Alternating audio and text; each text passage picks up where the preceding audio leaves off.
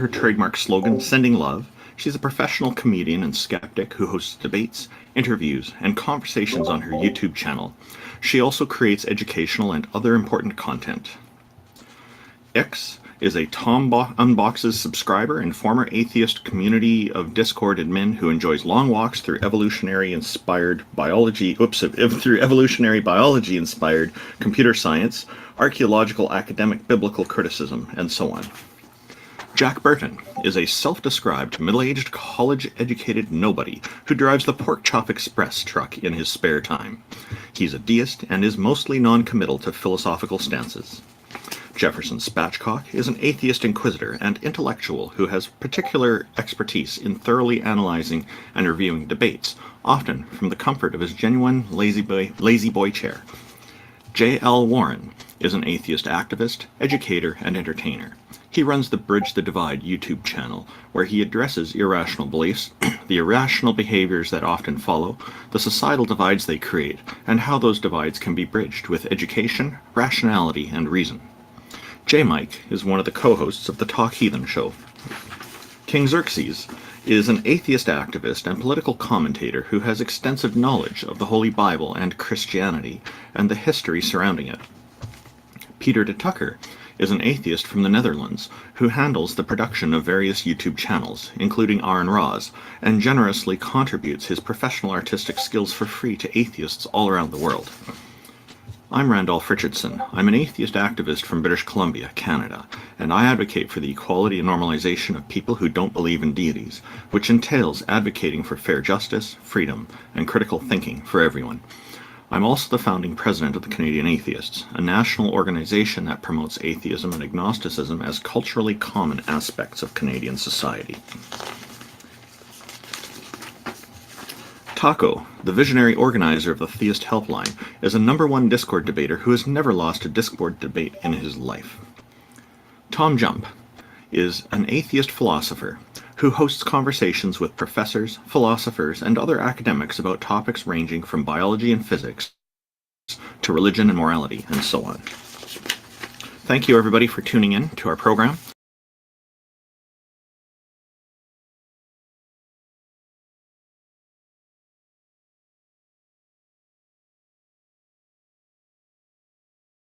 Sure, what's that? Because you are our awesome representative from the Great White North. And I do try. Yes. And I'm just really curious, being the president of Canadian Atheists up there, have you ever had by chance had a run-in with AIG Canada? No, is that Atheists in Genesis? They have a Canadian branch now? Yeah. So Answers in Genesis has a Canadian branch, and it's run by Calvin Smith. Genesis, they have a Canadian branch now? Yeah, kind of parades himself as kind of like the Ken Ham of the Great White North. So I've taken to calling him Canadian Bacon. I'm going to have to look him up. Thank you. That's going to be interesting. Maybe I can have a conversation with him one day. Oh, absolutely. So, but I think he's because he was a former youth. He's a former youth minister from Guelph, Ontario. He's former Creation Ministries International, one of the hosts of their video channel. Yeah, he hosts like 2 podcasts. He's doing like Great Conversations and like Basic something. I can't remember, but yeah, he's an executive director for Answers in Genesis Canada. So I'll definitely look him up. We'll talk about it in a private message. Maybe you can help me find him if I have some trouble locating him. Thank you very much. Yeah, no problem. You can check out my latest, when you get an opportunity, when you have some time, you can check out the latest video on my channel. I address him directly. So all the information about him is in there. But yeah, just because you both are up there. So the president of Canadian Atheists.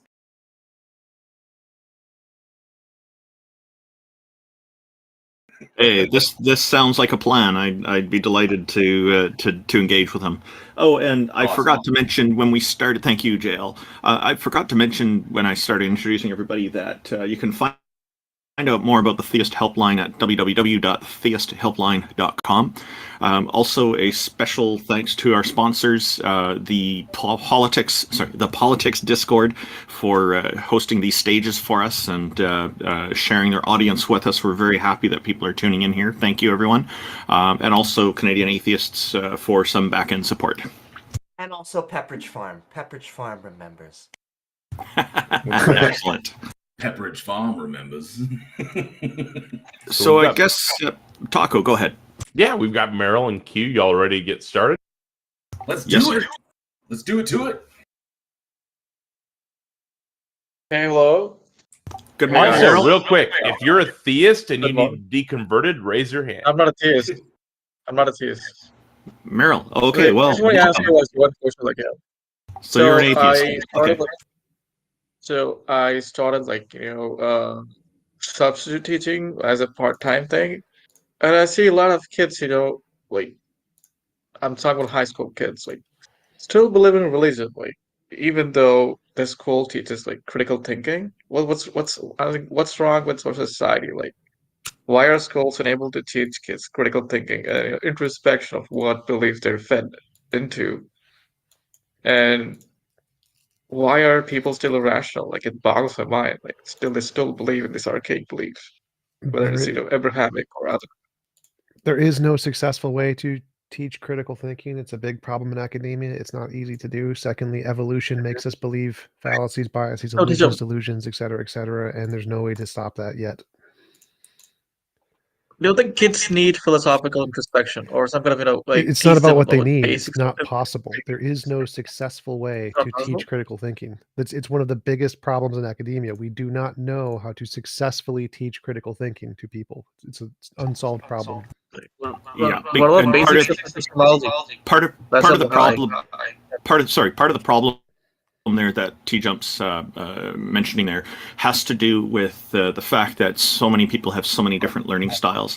I know here in Canada, we've been gradually adding more critical thinking components to education. I feel that what would be helpful as well, and we are noticing this with our own kids, that there is more emphasis on critical thinking being taught.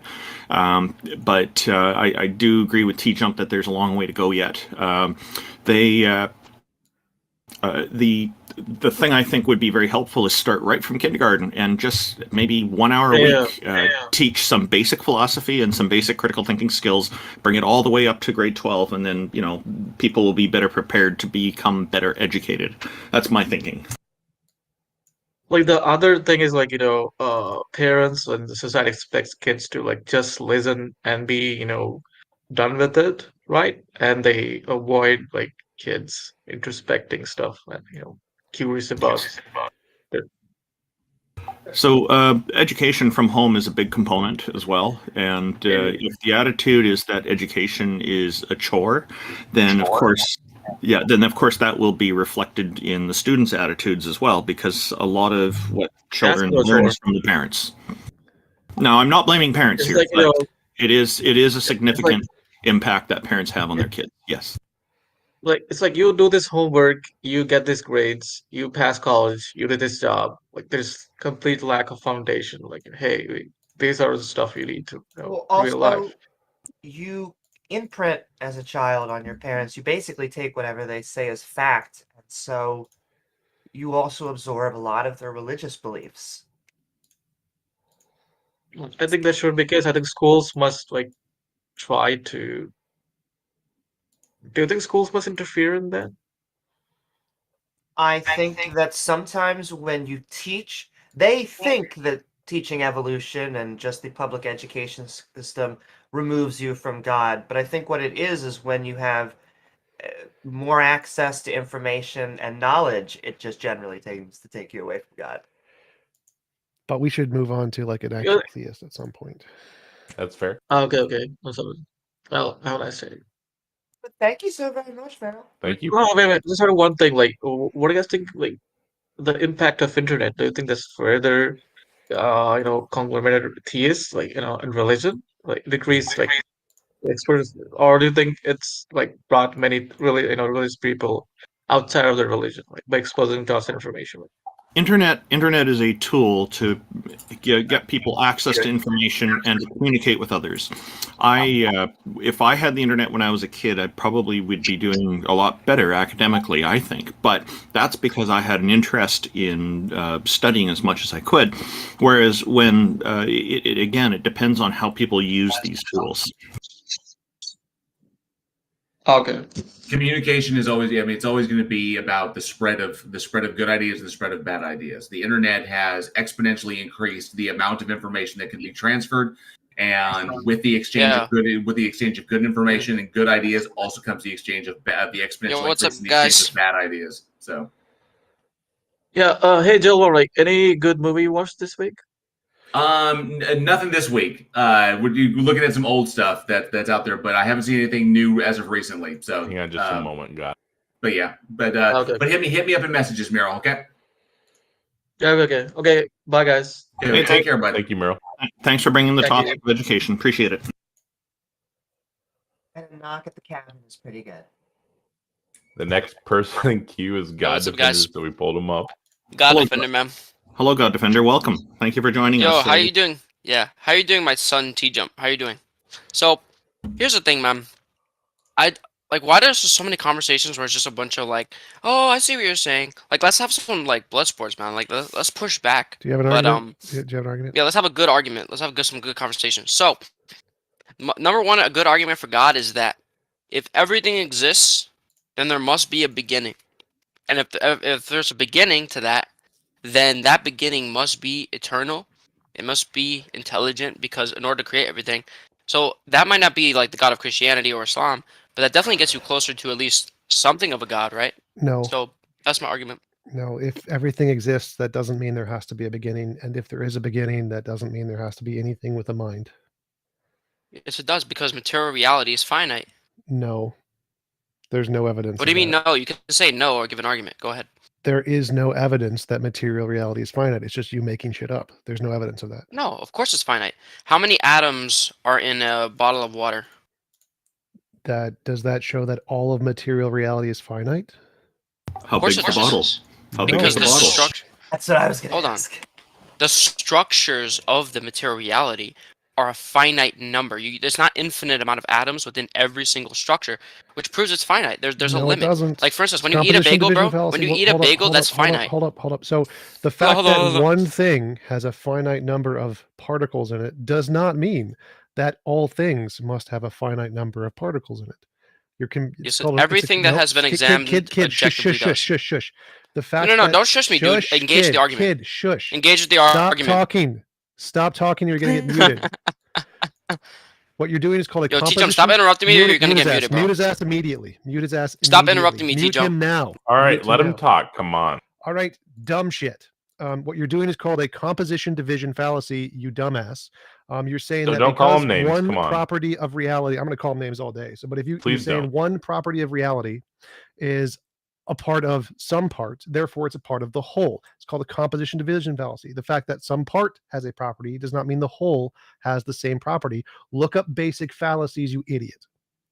Please don't call him names. If he interrupts me, I'm going to call him names. Yeah, sorry, Taco. He's just kind of sawing out right now. So let me explain my argument. Stop calling people names, because I think God Defender is. Can I explain my argument? For calling names, so we shouldn't do that ourselves either. You've got two strikes, no more name calling. Present your argument.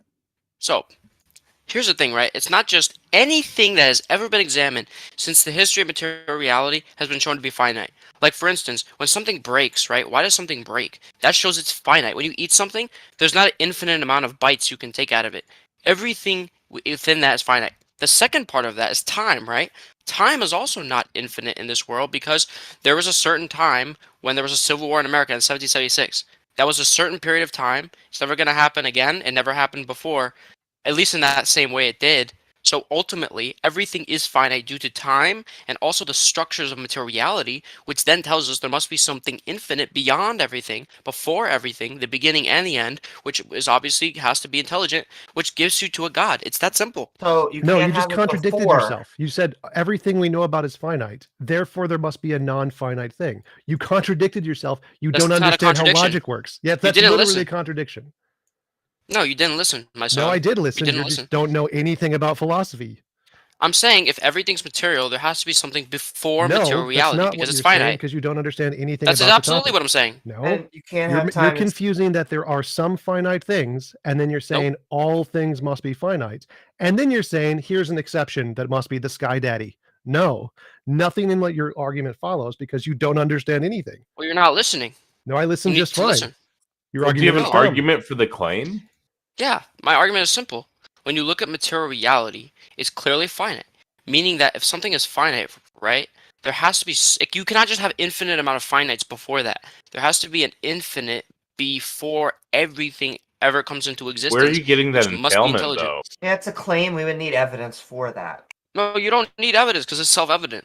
Because we can if something's so finite, we can also no. dismiss it because we don't have listen. evidence For instance, bro, when a baby's born, right, there has to be a father and a mother, right? So before that, there had to be a father and a mother. That's a finite thing, bro. That's a finite thing in time and space. But God Defender, there's no. So you have an infinite God. You need an infinite father, bro. God An Defender, infinite God. God Defender. There is no logical contradiction presented by an infinite regress of material states. Yes, there is. No, there isn't. That's what I'm getting at. An infinite regress. That's my whole argument. No, but there That's is what no. I'm But getting there at. is. But exactly, there is no logical contradiction entailed by an infinite regress of material states. Of course there is, because how do you have infinite finite? That makes no sense. Okay. What's the logical contradiction? If offspring because God, listen, because if there's an infinite, bro, why am I being interrupted by every single person on the panel, bro? But Can I that's respond to fair, what you that's just fair. said? One at a time. Am I allowed to respond, bro, or am I gonna get fucking piled by nerds, bro? Can I respond to that? So I made it very clear, right, that if there's an infinite amount of days before today, right, today would have never came. That simple fact means that you cannot have finite days before that day, because if it's infinitely going back, we would have never reached today, which means that there has to be a beginning to all of existence. There had to be a one point when time began. That means that before that, there had to be an existence where there was no time. Nope, and there had to false. be ultimately intelligence, which proves God, bro. That proves the existence of God, bro. That's demonstrably wrong. Defender, you're like straight up wrong, man. And instead of trying to pile on, I'm going to let TJump, because you're addressing him. TJump can explain to you exactly how you're wrong. You don't need to dick ride. How we know you're wrong. I don't need you to dick ride. TJump, go ahead. So that's provably wrong. Nobody in physics accepts that. The consensus in physics is that there can be an infinite regress. You're doing an assumption based on a particular model of physics called the A theory of time, where time is tensed, that the time in the present for it to exist would require the time previously before it. But that's not how time works in physics. This is something that theists have made up because they don't understand physics to try and include their God based off nothing. It's just something they've made up. So in actual physics, that's not how time is thought to work. Nobody thinks that's how time works. And so the fact that you assume that is not based on anything. It's just you making stuff up. Most physicists think time is not tensed like that, which means there would be no problem with an infinite series of past events, and you can still get to the present, just like I can count to 47, even though there's infinitely many numbers before that. How did I get to 47, even though there's infinitely many numbers? Well, there's another mechanism that can skip past the infinite numbers to get to the present moment. There could even be multiple present numbers. Hold on, let me respond to that, bro. So that was an appeal to authority. Oh, someone's echoing. No, it's that not. was an appeal to authority. What you just did, TJump. No, it's you said not. The experts, the physicists, the scientists. That's an appeal to authority, No, bro. it's not. If you want to appeal to scientists, I can appeal to God. I can just say it's in the Quran, bro. Hey, you made your I point. can just say TJump it's God. respond. No, Wait, nothing, I nothing can't said, make it a nothing I response? said there What? was an appeal to authority. What I said was, in physics, the people who are actual experts in the field, which is not fallacious, appeals to authority are only fallacious if they're not actual authority. So appealing to God would be appeal to not authority true. because there's no evidence there. It is true. Stanford Encyclopedia of Philosophy, fallacies, number 9. It is exactly true. You not knowing the philosophy is your problem. Nope. The experts in physics That's who not true. actually know how time works, they are the ones who are qualified to this. Nope. Say your made up model of time is a nothing. It has A no bunch of relevance to Stop experts talking doesn't and mean mute anything. him. Mute him. Stop talking.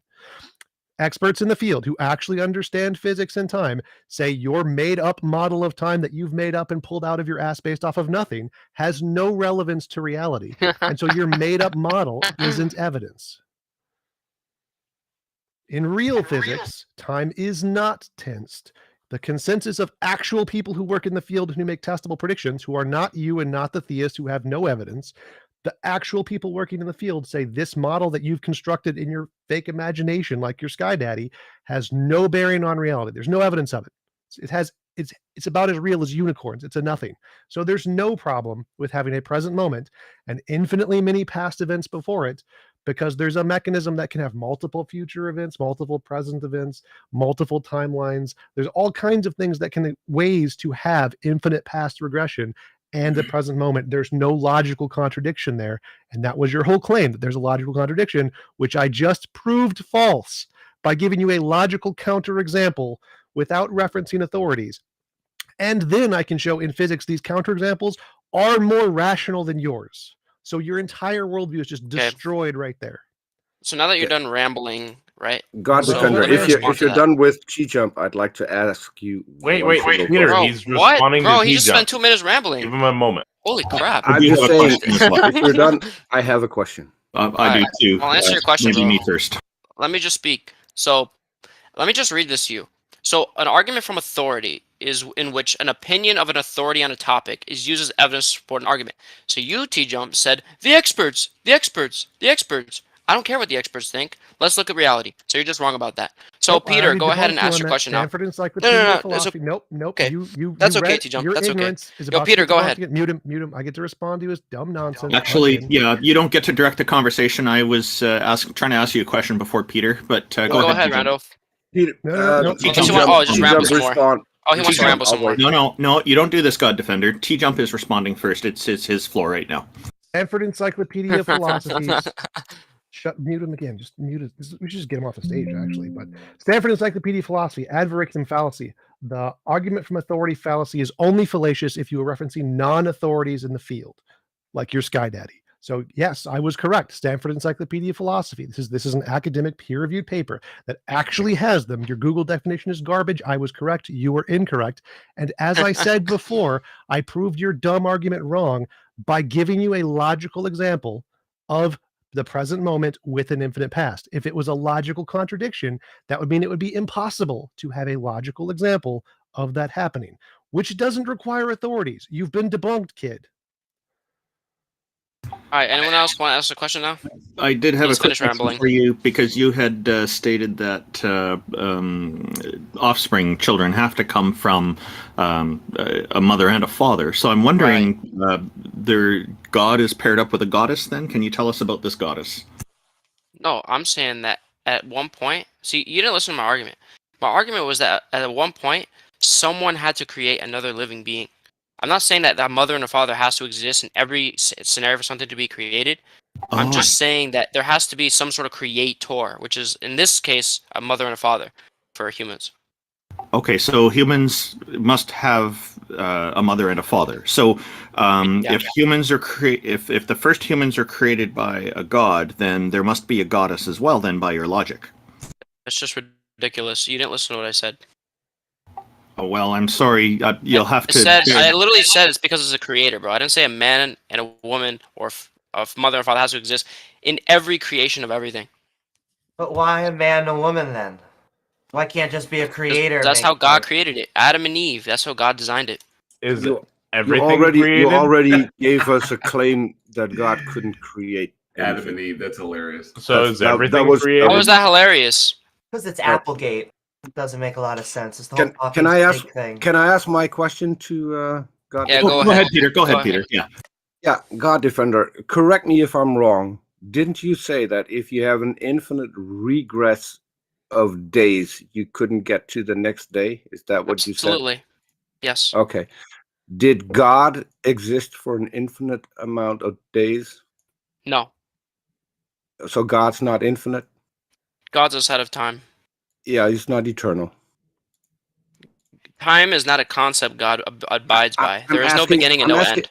I'm asking a simple question because you said one of the claims you made is that there has to be a cause that is eternal. This cause was God. Didn't you say that? Correct. Correct. Okay. So God is eternal. So if God is eternal, God has an infinite amount of regress in days, so he couldn't get to the day to create anything. You defeated yourself with completely wrong. With the attributes that Lower you your voice. yourself Lower your voice, gave Peter. to God and the limitations you said that eternal has. If so, you already defeated yourself. Thank you. He is correct, God Defender. You can't just you can't describe God as having no end, no beginning and no end. Okay, so do you want to speak for him or can I respond? No, Defender, you can't say that God has no beginning and no end, and then. Why are you interrupting me? Can I speak? Can we just get this guy off? Let him speak because he's going to come up with special pleadings. Let me just blah blah blah. So when you said the concept day, right? Don't interrupt me. Mute Peter, bro. Can you mute Peter? If they're not Warren. I'm being respectful. I haven't engaged in name calling. I haven't engaged in derailing you. So if you're going to do that to me, I'm going to do that back to you. Actually, I'd Just like say to. I would also like to hear the rest of what J.L. Warren had to say, because before God Defender interrupted him. It's a commentary like that. All you're doing, God Defender, is that when Peter Detector is pointing out that you're basically describing God as having no beginning and no end, the definition that's literally the definition of eternal, meaning that it's always existed and it will never not exist. That is eternal. But then when he says eternal, eternal has a temporal implication. But you're saying that God is outside of time, which means eternal doesn't apply. So there's a contradiction there that you're running into. It's like you're defining it as eternal, but you refuse to accept the implications of eternal, which is weird. And I'm kind of curious as to how the heck you reconcile that. Oh, and by the way, someone in my live chat would like you to know that a sentence doesn't need more than one bro. Yeah. Eternal is still a measurement of time, whether or not you like it. Peter, can I speak? Let him respond now, Peter. Yeah, go ahead. Finally, holy crap, bro. So, reality here is right. I'm being respectful. Can I speak, bro? Can I literally respond to anything? No, because if you're going to act I'm turning you down. Can you mute Peter? I'm going to interrupt. We need to get this Peter, guy. please. Can you mute Peter, bro? Respectful to you. You can be respectful to me. I'm not being respectful to you. Stop interrupting me. I told you could talk, and then don't start whining, because I don't do that when you talk. Come on, Peter. Give him a moment. Can I respond? Be decent. Be decent. Respond. Okay, so now that you're done, now that you're finished, right? So here's the reality, right? The concept of a day, right, is a finite time term you use. So you say God is bound by an infinite amount of days, but the term day is a finite time number. There's 24 hours in a day. God is not bound by days because days is a time concept. There's no time with God. There's no beginning and there's no end. It's very simple. One clarifying question: Are we talking about the Christian God? No, the Islamic God. The Islamic God. Like there's a difference. The Islamic God create, as far as I know, the Genesis in the Bible and the creation story in Islam are the same, correct? It's a little different, but like there's a general sort of similarities to it. And can I? So ask he created in 6 days, was not bound by days. Explain. Well, those 6 days were within the finite time period when he created the world. If he's not bound by them, then how can he create in days? Right. Well, he didn't create the world in his realm.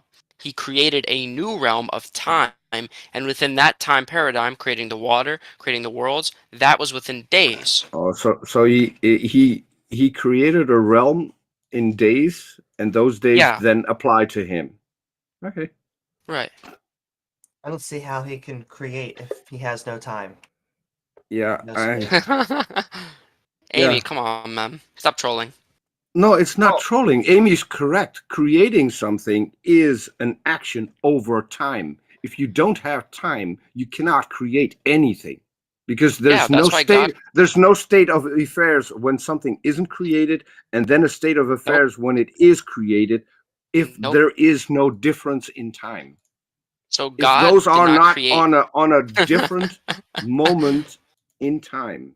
So God created, right, time itself, and within that time there was days. But in his realm of no time, there was nothing passed. As far as God's concerned, no time passed in his mind, but time did pass in the world. If no time has passed in his mind, he hasn't created it passed in the world. Because it passed in the world, bro. Peter, the real question. I'm not done. Peter, hold on. Peter, I will let you get to it. Peter, fighting with themselves. Peter, I will let you get to it. The real question is that if God is outside of time, Peter, if God is outside of time, and time does not apply to God, please let me finish. Peter, I did not interrupt you. I'm Peter. I did not interrupt you, so please do not interrupt me. Guys, one at a time. Come on. For 2 seconds. For 2 seconds, dude. I'm talking to this guy. You can talk when I'm done. Okay? Peter, this is how the stage works. No. We wait for each. Peter, you're okay. One at a time. What's going on, bro? One at a time. Come on. There is no time for God. Then explain to me how it works when there was a state of affairs when God hadn't created anything yet, and the state of affairs when God had created. Are those different moments in time? Can you repeat that? there was a moment when God hadn't created everything yet, and then there Right. was a moment when God had created everything. Wrong. Are those to God two different moments in time, or was everything already created for an eternity for God, or wasn't anything created for an eternity for God? Because Let me respond those to that. things are mutually exclusive. Okay, so you just brought up another term. First you used day, now you're No, using moment. Was there a no, certain I moment? said Again, let me time. finish. Let me speak. Okay. Moment, again, is another concept within our material time reality. God is outside of that material reality. Me and you cannot understand God being eternal. It doesn't make sense in our 3-pound brains. I But the can. reality is that this is how the world works. And No, no, God no. created the world, and that was 6 days. But it was without of that. So you know what you're talking about, Peter. I You need to didn't. stop rambling and give an You argument. misunderstood. You misunderstood. I'll try to Okay, what do did I this again. misunderstand? I'll try to do this again. In Yeah, try God's it again. existence, was there a state of affairs when only God existed and nothing else existed? Nope. No. The time of a So, moment doesn't exist. There's no such thing as a moment. hold on. So, for God, our universe has always existed. No, the universe is finite and it was created by God. It was created by God. So there was, Yeah. for God, there has been two instances where the universe wasn't created and then the universe was created. Am I correct? There was a moment when Which of time. the two is eternal? The universe is not eternal. No, I'm not talking about the universe. Listen closely. For your God, there was a moment where there was only God. And then there was a moment when there was God and the universe he created. Am I correct? Yes, at one time, timing came Correct. into Okay, being. stop. Correct. Listen, let's not derail. So, which of the two is eternal? The universe not being created by God or the universe being created by God? If both are eternal, then we have a problem. If both are not eternal but temporal, then God is bound by time. No, God is not bound by Yes. time. So explain to me how there can be two instances where God hasn't created and God has created without using time. There's no way to comprehend that. So if you're making a claim based on something that you can't explain nor comprehend, how do you know that your Of claim is course. correct? How do you know I'll that tell your you claim why. is correct? I'll tell you why. So I cannot, as a human being, understand or comprehend God. And it's not just time. Every aspect of God, his intelligence, his perfectness, his moralness, I cannot comprehend that as a human being. I'll be honest with Okay, that. I can't. I accept that. But I let me accept that. finish. But let's stick to this one Let me thing. finish. Peter, let me finish. Yeah, okay. And this is the second reality, which is that even though I can't comprehend these things, I can still recognize the evidences and the proofs that there is something that we know as Allah. So this is the reality. Even if I can't understand God, I can still reach the material reality with the evidence to know that God is true. You have no evidence for God. That's one. That's a different What I'm conversation, though. asking We're you, talking about one argument. you're now shifting the goalpost. I asked you to explain to me a specific claim that you made, not God, not a book. You made the claim that there are two different states of affairs, and apparently, according to you, those two states of affairs are not the same for eternity. They don't coexist. So, what is used to get from state A to state B, if not time? Okay. So now you've used a third word. So now you've No, used day. I'm still Let on me the same speak. topic. I'm Hold trying to on. explain Hold this on. to you. Hold on. Try not to sway out. So you used another word here, right? You used day, then you used moment. Now you're using the word affair. All of these terms are within Because time and material reality. God is outside of time and material reality. It's a very okay, simple concept to understand. Even a 3-year-old okay, can understand this. okay. If a 3-year-old can understand, explain to me how the state of affairs of God having not created the universe yet and God having created the universe, how those two can exist if not with a difference in time. Okay, so there was no specific time moment where God created the universe because time itself is not something God abides by. There was only a That's not moment, my as far as we question. understand, when time was created. How is it you cannot understand my question? Because Your question's irrational. I keep rephrasing my question. You don't seem to understand it because you keep answering a different question. It's an irrational question. No, it's not. It is not. It is two different states of affairs. They can't be happening they can't be true at the same time. So there You keep is using the no word time, though. God's not bound by time, we're though. using the same word. Okay, Peter, do you mind if I at try to the rephrase same it for you? instance. Yeah, go ahead, TJ. So- Yeah, Maybe you try can. helping him out. He's struggling here, TJump. Did the Go ahead. universe always exist with God? No, So there was a point where there was no universe but God.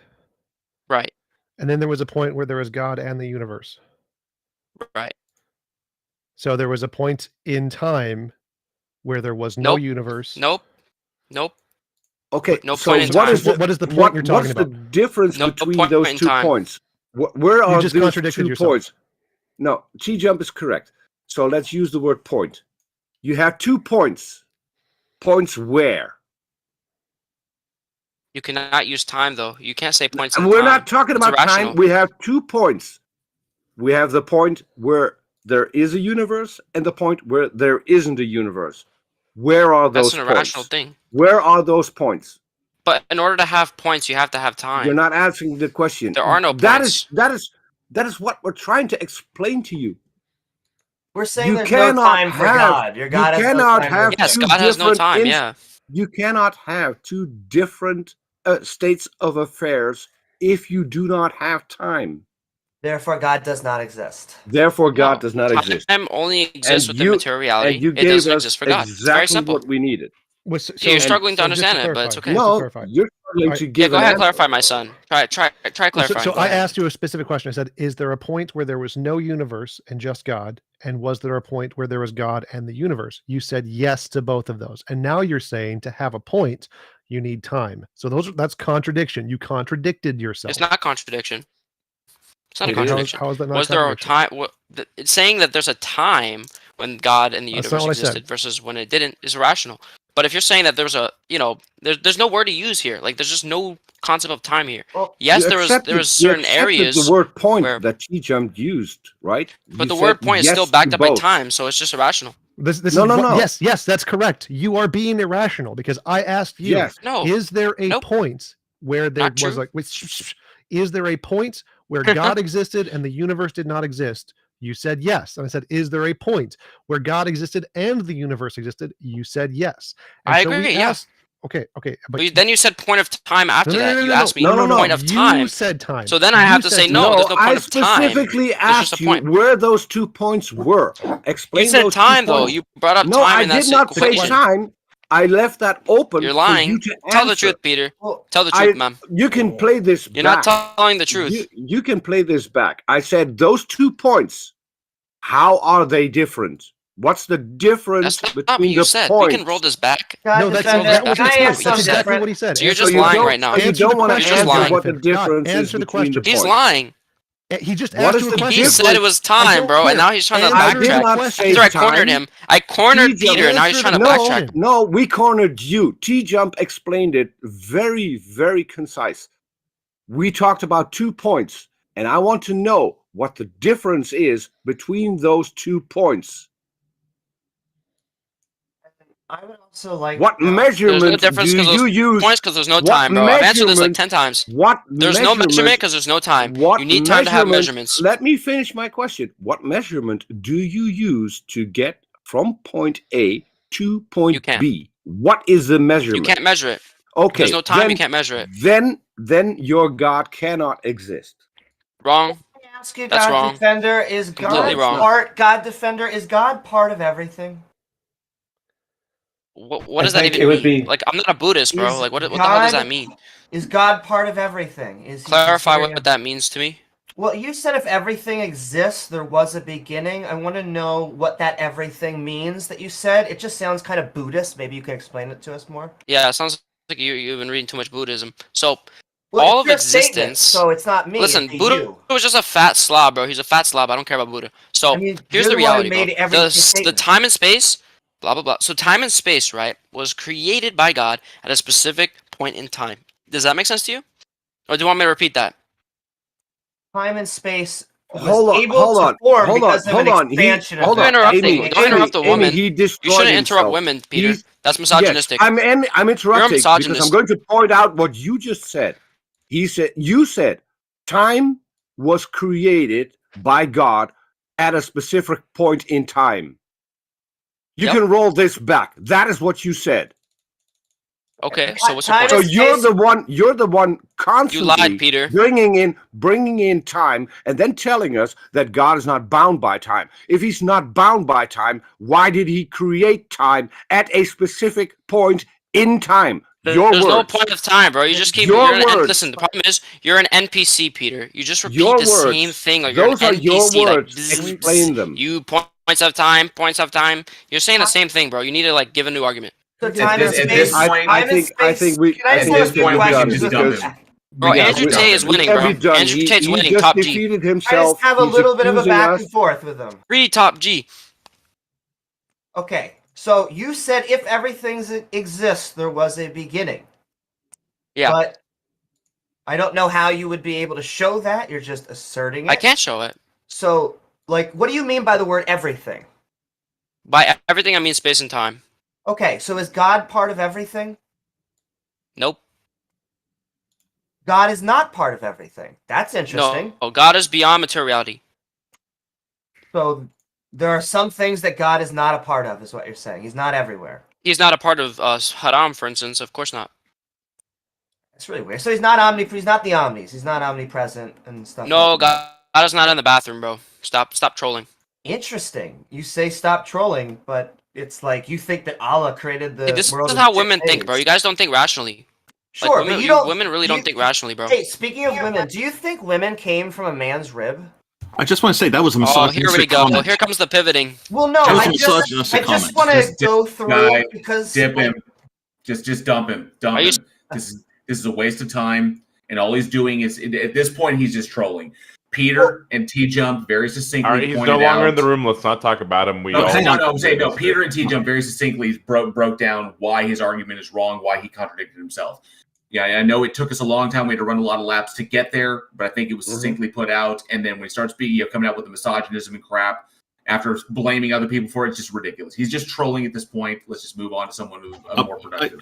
And I just want to point out to anybody who's wondering why he was removed, he's, first of all, accusing people here of being misogynistic by interrupting, and then, by them interrupting, and then he turns around and makes a misogynistic statement himself, so that about women not being able to think rationally, which is all complete nonsense. That is misogyny, and this is the kind of stuff that will get you kicked off our stage, as what happened to him. Welcome, Yep. Catbot. Welcome to our firestorm. welcome. They're Panin and Theist. They have to reboot real quick. Well, I just want to say while they're doing that, go over his claims very quickly. Everything exists. There was a beginning. That is an assertion without evidence. Time and space, as far as we can tell, came from the expansion event at the Big Bang, and they are uniquely tied together. You can't have space without time or time without space.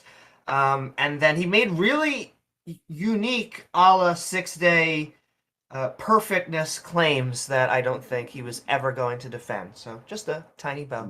What did it for me is that he said that at a specific point in time, Allah heard you. created time and space and matter. And then he said he's not bound by time. He was the only one constantly wanting to bring up time when we did everything we had in our power to explain the problem to him not using time. He's the only one who brought it back to time every single time. Hello, Catbot. Welcome to our firestorm. Comments real quick. So if people are being clearly disrespectful like he was, we should absolutely be able to insult them or kick them off the stage. Those should be the only two options. There's no, we have to be polite to people who are clearly being disrespectful. Either kick them off the stage or I get to insult them. I wouldn't. I want to address this. I don't think that we should insult them. I think that one of the moderators should just mute him and then let us finish our point, and then he can come back. I don't think insulting helps. I'll be more heavy-handed with the mute. Please don't call people names. Yeah, that's the good resolution. Let's get on to our guest here who's been waiting patiently. Welcome, Cantbot. Hey, you guys can hear me? Yeah, it looks like it's yes, sir, we through. can. Yeah, I actually wanted to bring up an argument one of my friends brought up to TJump the other week in this, like, what's the argument? On here. Basically, it was Fleur. And so you guys had a bit of a disagreement on the first premise of the argument, which was that all sublations are dialectically necessary. And you kind of got pinned down on that premise when he was arguing for it. So basically, like a sublation, what was that? It's philosophical gibberish. It's not gibberish. So yeah, I'll explain. Sorry, what's the argument? So sublation is a function of absolute negation, which is negation of negation, and so it's canceling and uplifting in a sense. And so the example that Fleur gave you, which I'm giving you again because I don't think you remember, is that, like, let's say we have red and blue, and then we combine them and get purple. In that way, like, both red and blue are canceled, but they're preserved. Okay, I don't care about any of the gibberish. So give me an argument. No philosophical gibberish. Go. It's not gibberish. It is This gibberish. is the premise. I This is don't the care. first I'm not premise. interested Yeah, in this is your the first philosophical premise that you were arguing with Give Fleur me an argument with and no you got philosophical pinned down gibberish. on it last time. No, I It's just not can't. gibberish. Sorry. I Can you just explain to you the term? Cantbot? Yeah, so I just explained to you what a sublation is again for the second time.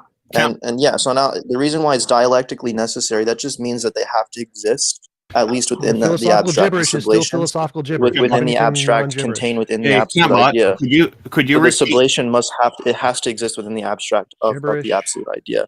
No, I'm trying to show you. This is where you got pinned down last time. That's why you keep just saying gibberish. That's all I need to say. Yeah. Well, this is where you got pinned down because you said TJump. This is what you said last time. Stop interrupting me. Well, there's a logically possible world. Stop speaking now. Stop speaking now. Can you let me Stop speak? speaking You're gonna now. keep cutting me off. Stop speaking now. Everything you're saying is philosophical gibberish. The Hegelian nonsense has never been a valid argument. Unless you can translate it into common English, then it's done. Your argument is gibberish. Done.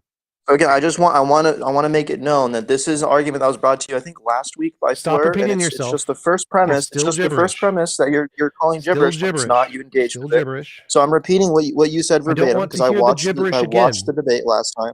Unless you can convert it to meaningful English, it's gibberish. Are you going to keep cutting me off? Convert it to meaningful English. Yeah. Go for it. So you said this is what you said verbatim. You said there is a logically possible world. Argument in meaningful Oh my English. God, dude. Cantbot, please no, this is you not. You said there's a logically possible world where red and blue don't make purple. Excuse me, Cantbot. That's what you said, right? Hey, man, stop railroading. Come on. Cantbot, this is not really the appropriate forum to take to task somebody's response on their own video. This is not about doing response videos of TJump or whoever. I am curious though, because I didn't quite understand what your question was that you're asking. Like, sublations are a what? I didn't get the what part. Maybe you can just clarify what you're trying to bring up this argument and we can address it here. No, I wasn't asking a question. That was just the first premise of the argument, that all sublations are dialectically necessary. It's an argument for panentheism, which obviously is going to commit us to, for this argument, it's going to require that we accept idealism. And so that's just the first premise. To define what a sublimation is. Or a sublation, a sublation is... There you go. I don't even know what you're saying. Yeah, sublating is when you take like two opposites that look contradictory in their immediate nature, and you synthesize them through an internal synthesis. And it's a necessary synthesis in terms of dialectic, which is why I said that all sublations are dialectically necessary and not a reflection. So basically, sublation creates these total systems of integration where at first, like in their immediacy, all the contradictions through a conceptual analysis have like their true limits, but you don't get to see that. And then when you sublate them, you bring them like to this like sort of realm of clarity where you see the necessary logic between them. So when you sublate something, you're truly like understanding like the true relationships and the necessary logic between these like contradictory things. And that's just like when sublation creates something that transcends the limit and allows the two abstractions to move freely, but keeping the recognition of its own limited nature at the same time. So that's what that is. It's a quick poll. How many people thinks that sounds like gibberish. Well, it's just Sounds like interesting you're not gibberish. letting me point out how you got cornered because you said that Well, no, my basically argument, there's a hold on. logically My argument was possible that was world. gibberish. That's my Yeah, argument. I gave you the argument already. I mean, I gave you the premise. Hold up. People in the chat, was that doesn't matter. gibberish? Randolph, not gibberish. Did that sound like gibberish to you? Did that make any coherent sense at all? I always thought that the Alfhaven thing was kind of goofy just from that start. Just I know what he's talking about. The whole concept that Alfhaven has multiple meanings that respect to negate and to also preserve, but it's always come off as kind of goofiness. So, Tom, do you think there's a logically possible world where red and blue don't make purple? Yes, there is. Yeah. Yes. So just because you can conceive it doesn't mean it's logically possible, right? Like I can conceive of a That's literally possibility. what logically possible means. Oh, okay. Well, I can conceive of a possibility where abstract objects can be like formulated or sensed by me in the concrete, but I can't conceive of myself seeing an abstract object. It doesn't follow analytically because an abstract object just it is insensible. No. So when you say there's a logically stop. No, I can imagine So when you say stop talking. I can imagine an abstract object being able to be sensed by sense experience, which means it is logically possible for abstract objects to be imagined or sensed by sense experience. So yes, I can imagine that. It is logically possible. Yeah, so when you say there's a logically possible world where you can sense an abstract object, at that point it's not an abstract object because you're violating a predicate of an abstract. Shush. You're violating a predicate of an abstract object. If it exists in the abstract, it doesn't exist in the concrete. It can't be sensible.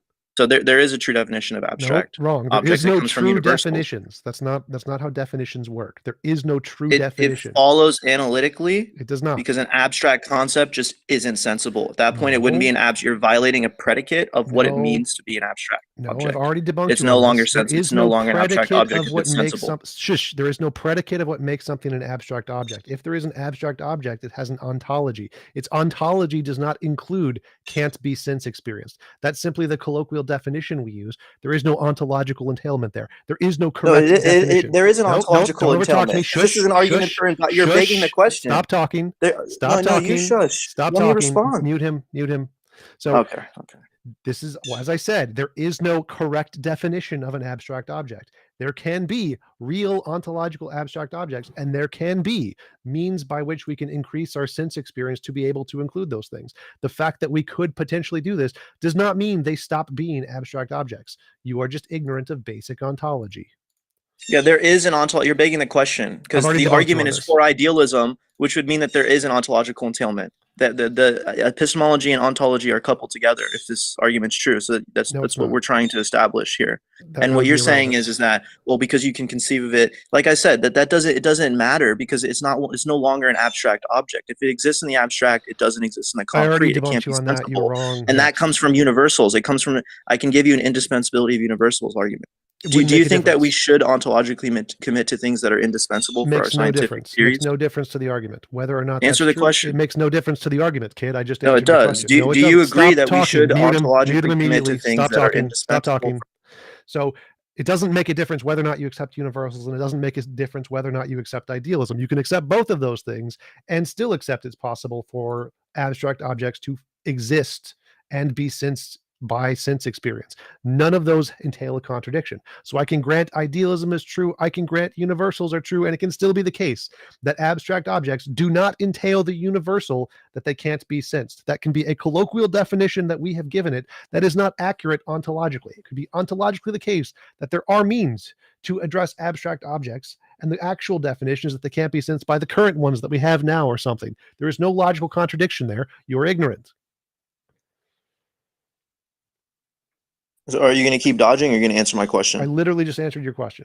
No, you didn't. My question is, do you agree that we should ontologically commit to things that are indispensable? That's irrelevant to the argument about abstract. It's a yes or no. I'm not going to let you dodge.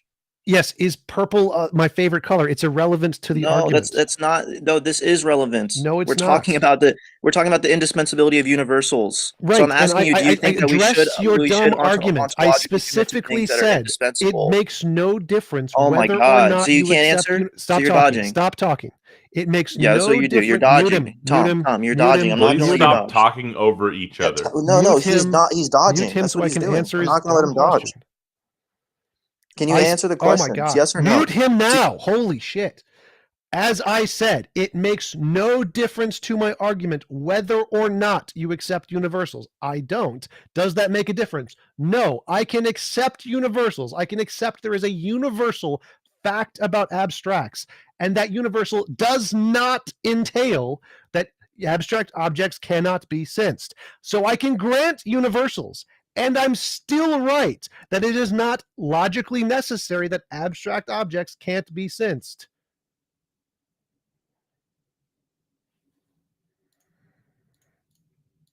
Can we just move on? This guy's a waste of time. Oh, okay. Thank you for coming up, Cantbot. The big thing we run into is I recognize that the very first two people we had on the stage were people who were directly coming out to try and deliberately attack TJump, because they're not interested in like having a conversation about a particular thing. They want to revisit previous stuff or previous grievances. They just be like, they don't want to present evidence. They don't want to present sound argumentation. They literally just want to be like, TJump is wrong, and I have this grudge that I need to prove that he's wrong. And that's what we run into these for the first two guests here. I think it means that TJump's really getting to them. Yeah. It's nothing against TJump. It's like I see that's where they're going for. Is that it's like bam. It's like we're gonna target him. So without actually engaging with what the topic of the friggin' stage is. The only thing I need to add to that, the only thing I think I should add to that is congratulations to TJump for getting through to people. Version 2, really? There's a number 3 in queue. Okay, God Defender V2. Hello, welcome. How are you? That's a pleasant Your microphone surprise. seems to be not working. Pleasant surprise. You might try exiting out. Oh, my apologies. There you My go. apologies. Can you guys hear me now? Yes, we can. You there sound we like go. the original God Defender. There we go. There we go. All right. So first of all, you guys can't keep removing people because you get proven wrong, but that's fine. That's fine. We're gonna move on. No. I just clarified earlier that the reason we removed God Defender before is because he made misogynistic statements. Oh, okay. So you guys removed 2 people at the same, Oh my God! Get over the meta. It's cool. Let's go. No, Let's just kick him out. Let's go, Move on let's- to somebody We serious. no. What do you mean? Just We do sell Bye-bye. tiniest violins if you'd like to go on Amazon. And speaking of violins, the reason this person was removed is because they continued to stay off topic. So let's talk to our next guest. What were these 2 people removed on a different point in time for God? Tippy top. I invited you up.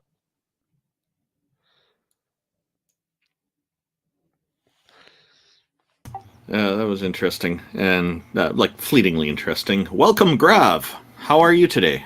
I'm doing great. Thank you for having me. Say, I was gone for just 30 seconds. What did the previous guy say? He got kicked out pretty fast.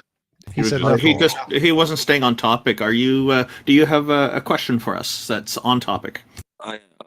First of all, just a clarification. What is a guy called who believes in God but doesn't like God?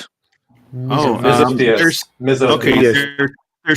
two characteristics there. One is male theist because you specified guy. The other one is a mesotheist. Somebody who a meso is a prefix indicating hatred. So they're a theist and a mesotheist. Oh, okay. So that's what I am, I guess. Anyway. Okay. And just want to clarify, you guys know that time is not a real thing, right? What? It's literally a physical thing. No, time is not it is physical, yes, but it's not like the concept of time is made up in our brains. You know that, right? Like, for example, if we were to take a steel ball, melt it, but then return it perfectly with all the atoms arranged in the same way as it was previously. Too much information right now. So time is literally a real physical thing that actually exists. It is a physical process in reality. It has nothing to do with our imagination. It would exist before we ever imagined it. It is an actual thing. No, as a concept. That's what I'm saying. Graph, quite easy. Do you have a watch or a clock? Again, what we observe That's in a yes or no. That's a yes, Graph. That's a yes or no question. Do you have a watch or a clock?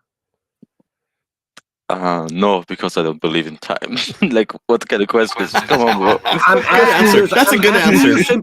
I'm asking you a simple question.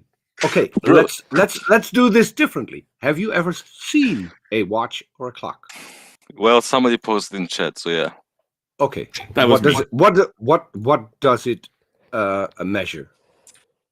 It measures a tick in the passage of processing. time.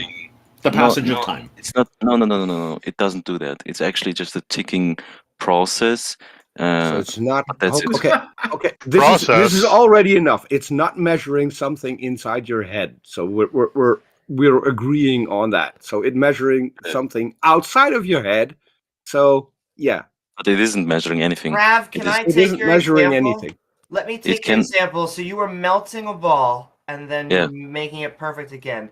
But it's not an isolated event. So somewhere on Earth, while you're doing this, the universe is expanding, the Earth is rotating, other things are going on, and at each moment when the ball was original, that is a time and a space.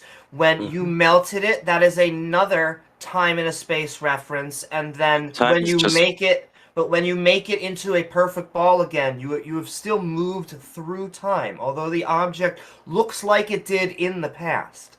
I have a question. Time is just the observation. I have a question okay. for you. How much time do you need to line out your position to present us a god?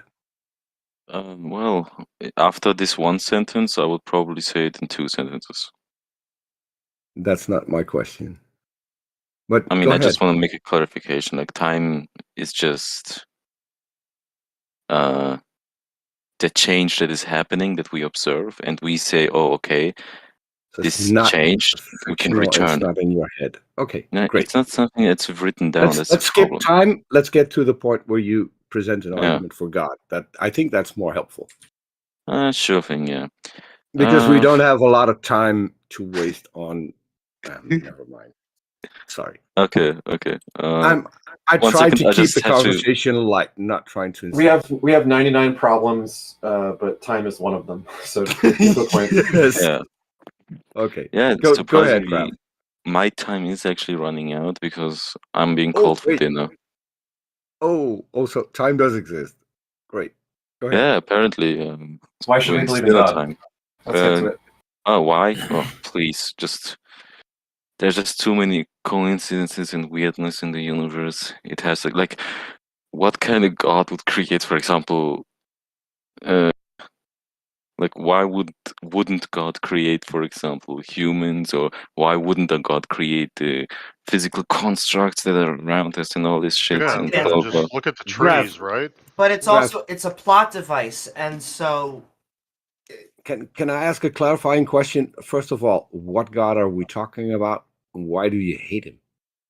I think I do believe personally in this monotheistic God, and I do not like him because he made me fall in love with a woman that is impossible to have for me.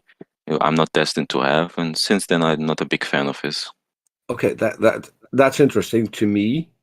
So, and you don't have to give away privacy details. Why can't you be with this woman? Too much. Literally 10,000 miles. No reciprocation of feelings. The fact that I'm 99% asexual and aromantic, and all the wrong things. What makes you think that the unfairness or the absurdity of your own situation is evidence of a God that is cruel, and not just evidence that the universe is just the way that it is without a purpose behind it and someone intentionally making it that way? Yeah. I mean, the reasons as to why it's so bad for me right now and the reasons why I believe in God are two different, but there are just too many things that lined up that just...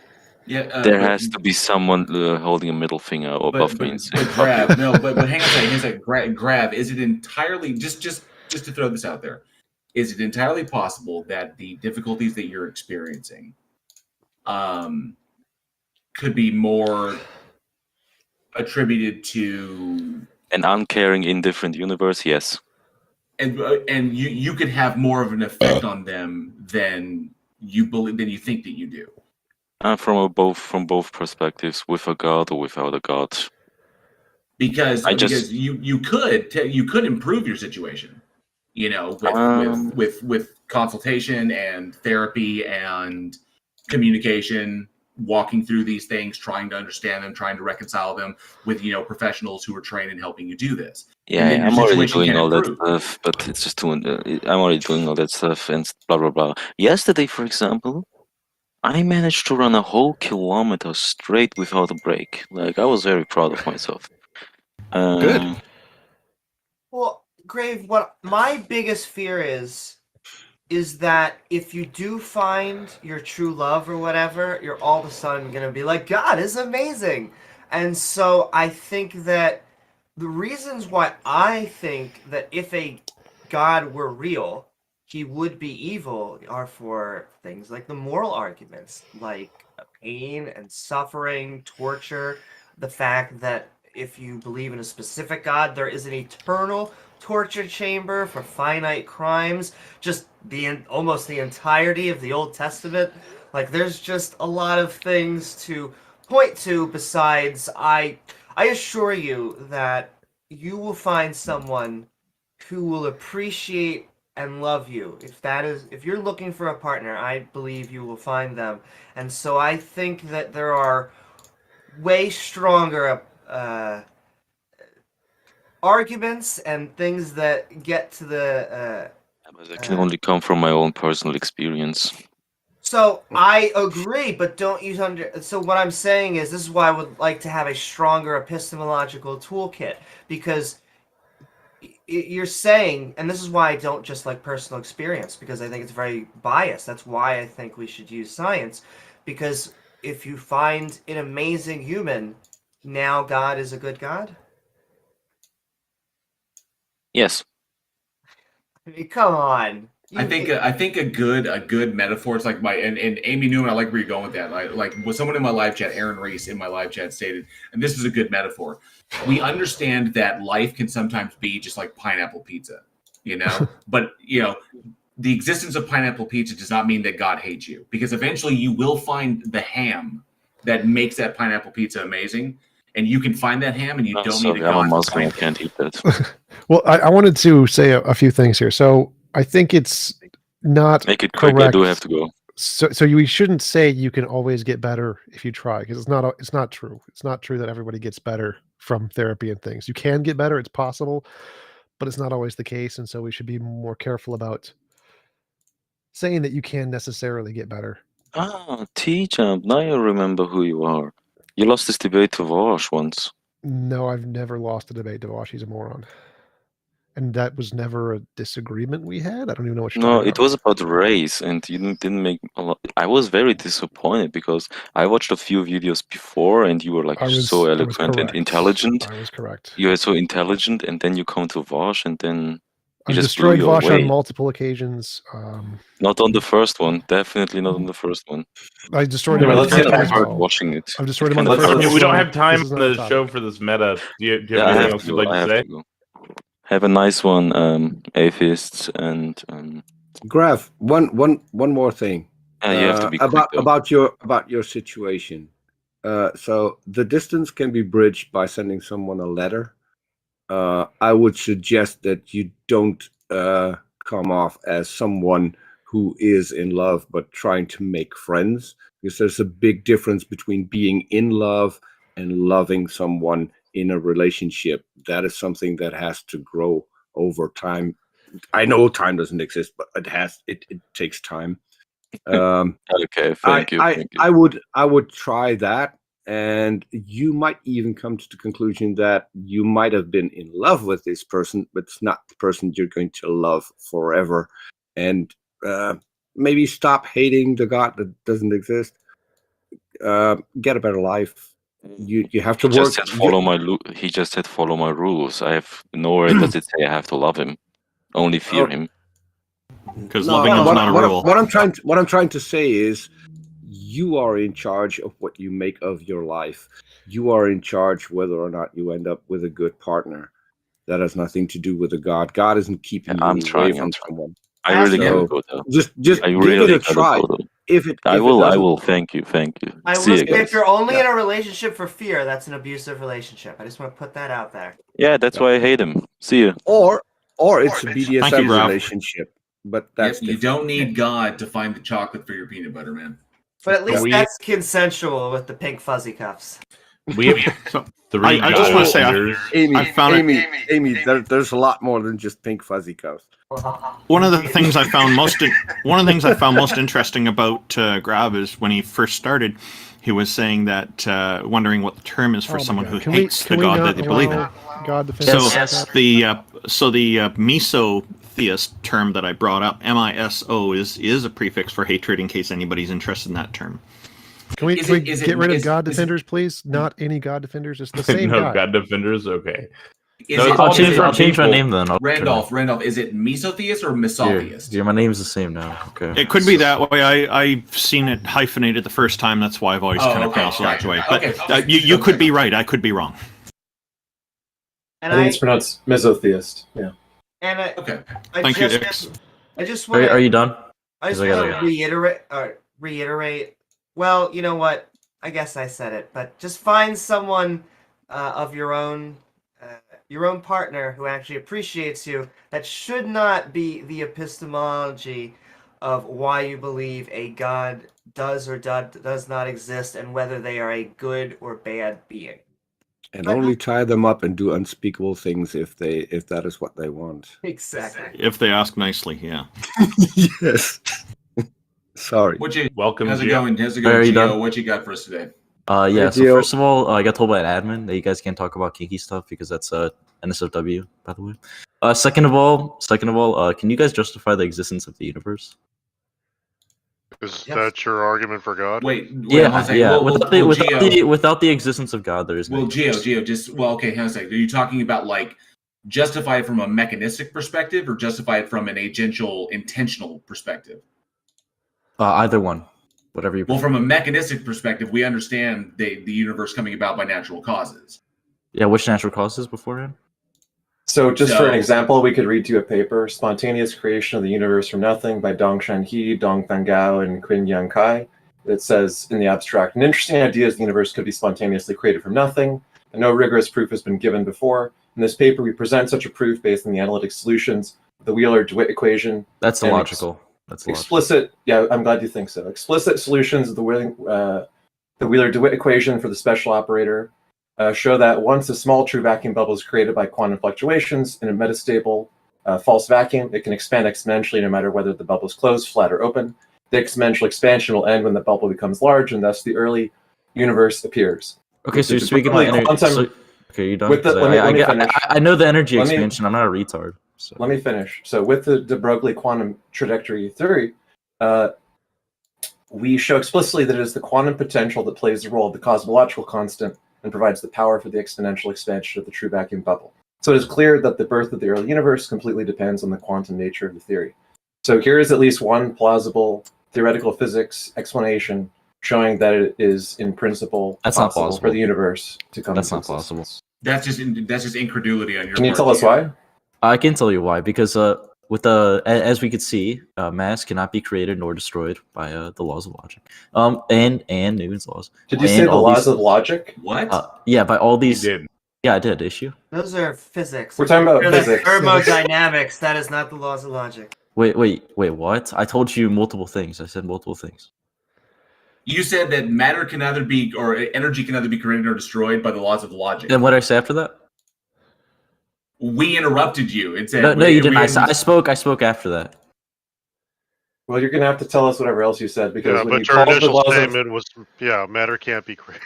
Right. When you called wait. Do you think matter can be created nor destroyed? No. Do you think matter can be created? That's what this is. You're asserting that matter can be created. You believe in a creator. Yeah, I'm lost. I'm a little lost right now. No one cares, TJump, bro. You're lost in your diet plan, bro. That's what you're lost. Oh, she's angry. If matter can't be created or destroyed, that means it's always been there because it exists. That would justify. That's a presupposition, but you in an atheistic world, you cannot. Yo, shut up, Stop talking, woman. Stop talking. So if you agree that matter can't be created or destroyed, if we grant the laws of logic, genius, then guess what? That justifies the existence of the universe, and it couldn't have been created. Exactly. Yes, it can. Not if you grant. So the no, it laws. can be. Okay. Nuh-uh.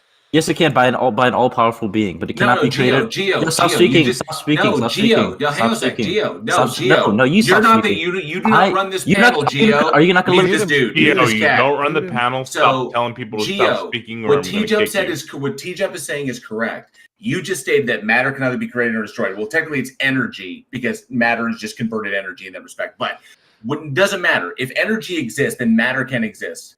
So if energy cannot be created or destroyed, then energy has always been there because energy exists. Energy has always been there. So we don't need the God because the energy is always there. Sorry, that's the logical Hear me now. entailment of that position.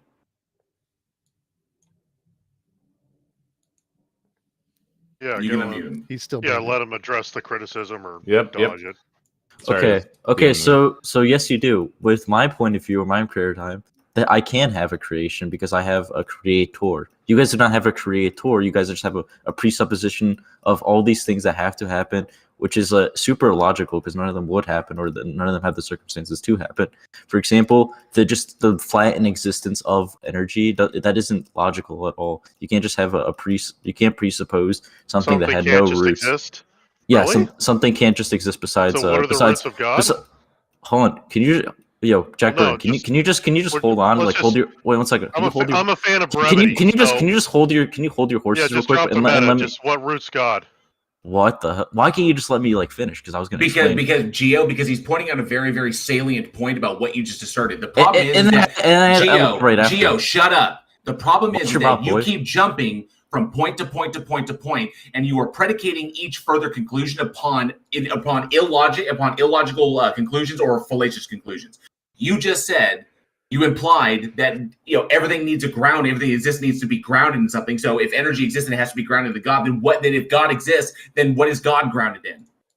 God is grounded in existence. He eternally exists. He is God. He literally is he's part of everything, in my opinion. I know a lot of other people are going to disagree with that, but False God, predicate of existence is the overarching what? Entity can that you define what worship? God means? Can you define? Well, it's your God, so you go ahead and define it. No. What do you think God is? No. He's an all powerful. We're doing He's an all powerful being. critiques, yeah. He is not All-powerful, limited. He's okay. not limited by anything besides logic. I think He's God limited is by logic, imaginary. so logic is an overarching constraint on God. Not a constraint. He operates within it. He operates within it. That would be God an is overarching God constraint is of yeah. God. I guess so. Sure, but God isn't Okay, illogical. so why don't you worship logic since logic overpowers God? Because logic cannot manifest things into reality. But God can. Yes. So God can circumvent the laws of logic, which he's operating under. Wait, God, but they're not mutual. God, I don't know why I use the term I overpowering. agree, they are not mutual. One's doing one thing while the laws of logic are doing the other. Yeah, he operates by it. Logic doesn't do anything. You operate by logic. Well, you just said God can make something out of nothing. He can make universes, so... Yeah.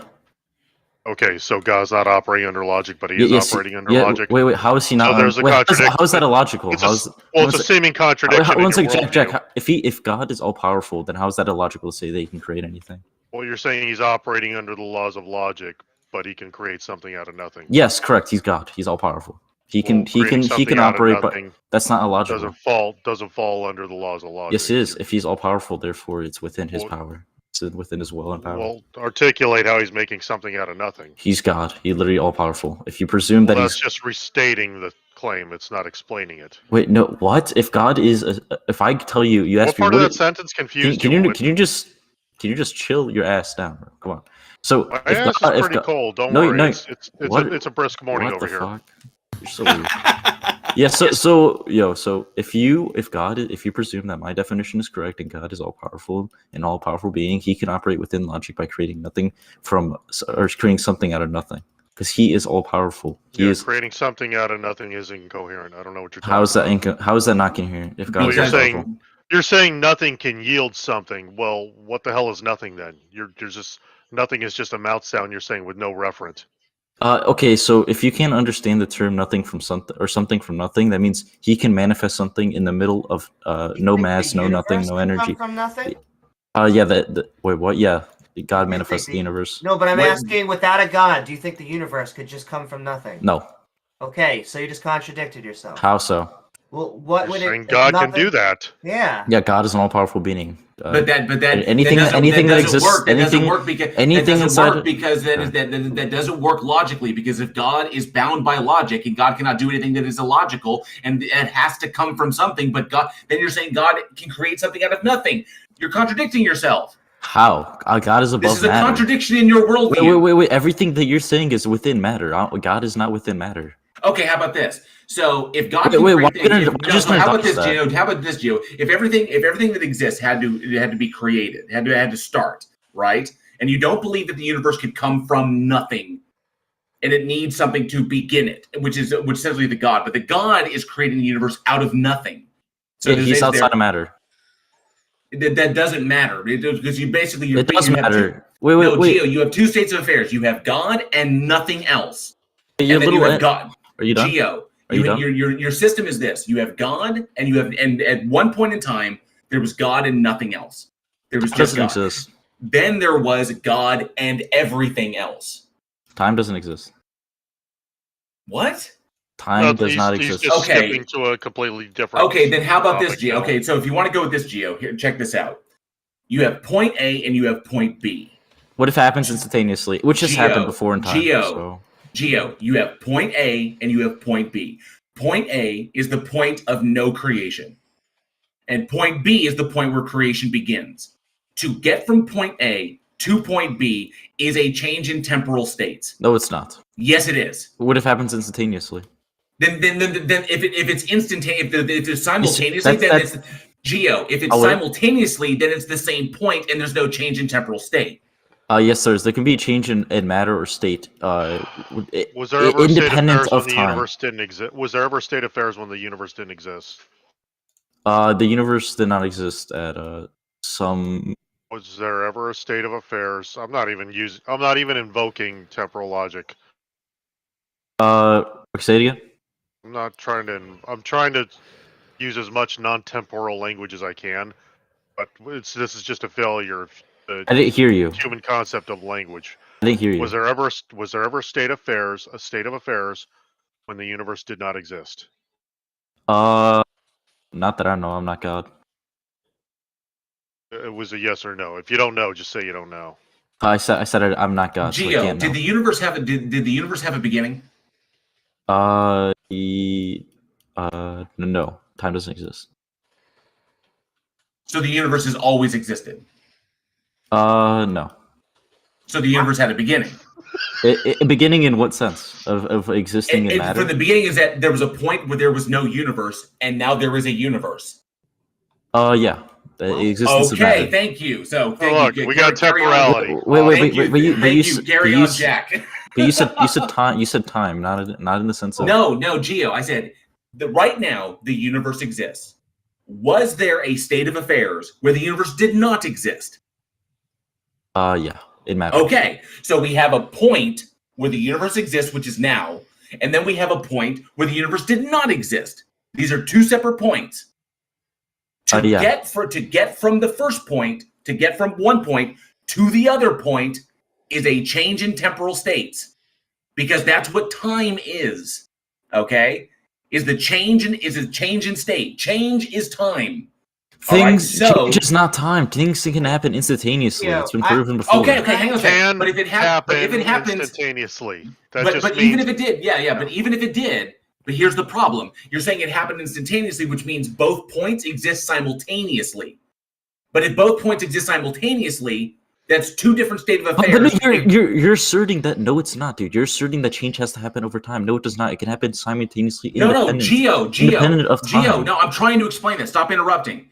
If two different states exist simultaneously at the exact same time, then they are indistinguishable, which means that you have two different states that are contradictory, where something exists, something does not exist, existing simultaneously at the same time. In fact, that is a No, lot. it's not. Yes, it is. No, it's not. Dude, you keep saying that. No, shut up, Amy. Lawrence, Shut up. I'm speaking to him. No, please actually let me This talk. is a one-on-one. Okay, fine, I'll let you speak. No, it wasn't a one-on-one, but okay, there you go. So the reason that the Big Bang is an expansion event was because at a certain point, all of space and time was at a single thing. And without space, you cannot have time. They are intrinsically connected.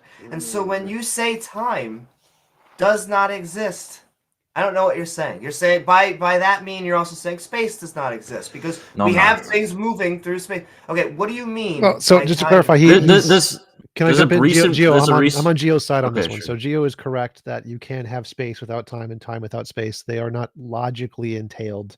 It happens to be that our space-time are the same thing, relatively speaking, but it doesn't mean that they're necessarily the same thing. There could be other fields that have one and not the other. And so you can, in physics, have change without time. That's totally fine. It's a recent thing. I agree with that, and there's still debate between whether it's not a debate the anymore. A or B time theory of that. I'm talking about something else. But what I'm trying to get to is this physical universe that we have and that we observe right now. Space and time are linked, and so I want to know. Okay, what do you mean by time? When you say time doesn't exist, what do you mean? Time. Okay, well, I mean, I mean that when I say time doesn't exist, I mean things can happen irrespective of time. You mean just quantum fluctuations, things popping in and out? No, things happening instantaneously. Like for example, when something changing the state of matter without going through the stage of changing. I mean, without the 1 second. Like if I were to point at a graph, it'd be going from say X minutes to X minutes. It would just do instantaneously at the same time. What say argument was ice this becoming relevant water. They asked me for an example. I don't know what it's relevant to. The problem is I think he's using instantaneous wrong. The problem is that he's already conceded that there's a state of affairs in which the universe does not exist, and then there's a state of affairs in which the universe does exist. Yeah, which happened at the same time. Then you're trying to marry these things by they occurred simultaneously, which means that the infinite regress of the universe not existing, because in your worldview, God is eternal, and God is outside of time, and it has no beginning, no end, which effectively is eternal. And there's this infinite regress of this God existing, and in which there is no time, and then all of a sudden there's this universe exists. These two state of affairs, okay? And then you're saying that they both exist simultaneously amongst each other when you're trying to invoke this instantaneous thing. Well, what do you mean? Like, it doesn't matter. It's like there's a point where creation occurs in your world. And that's not the beginning of time. Okay, so time existed before the universe existed. No, time is irrespective. It doesn't matter. Again, what argument? What's like the core argument that we were getting back to? I'm lost.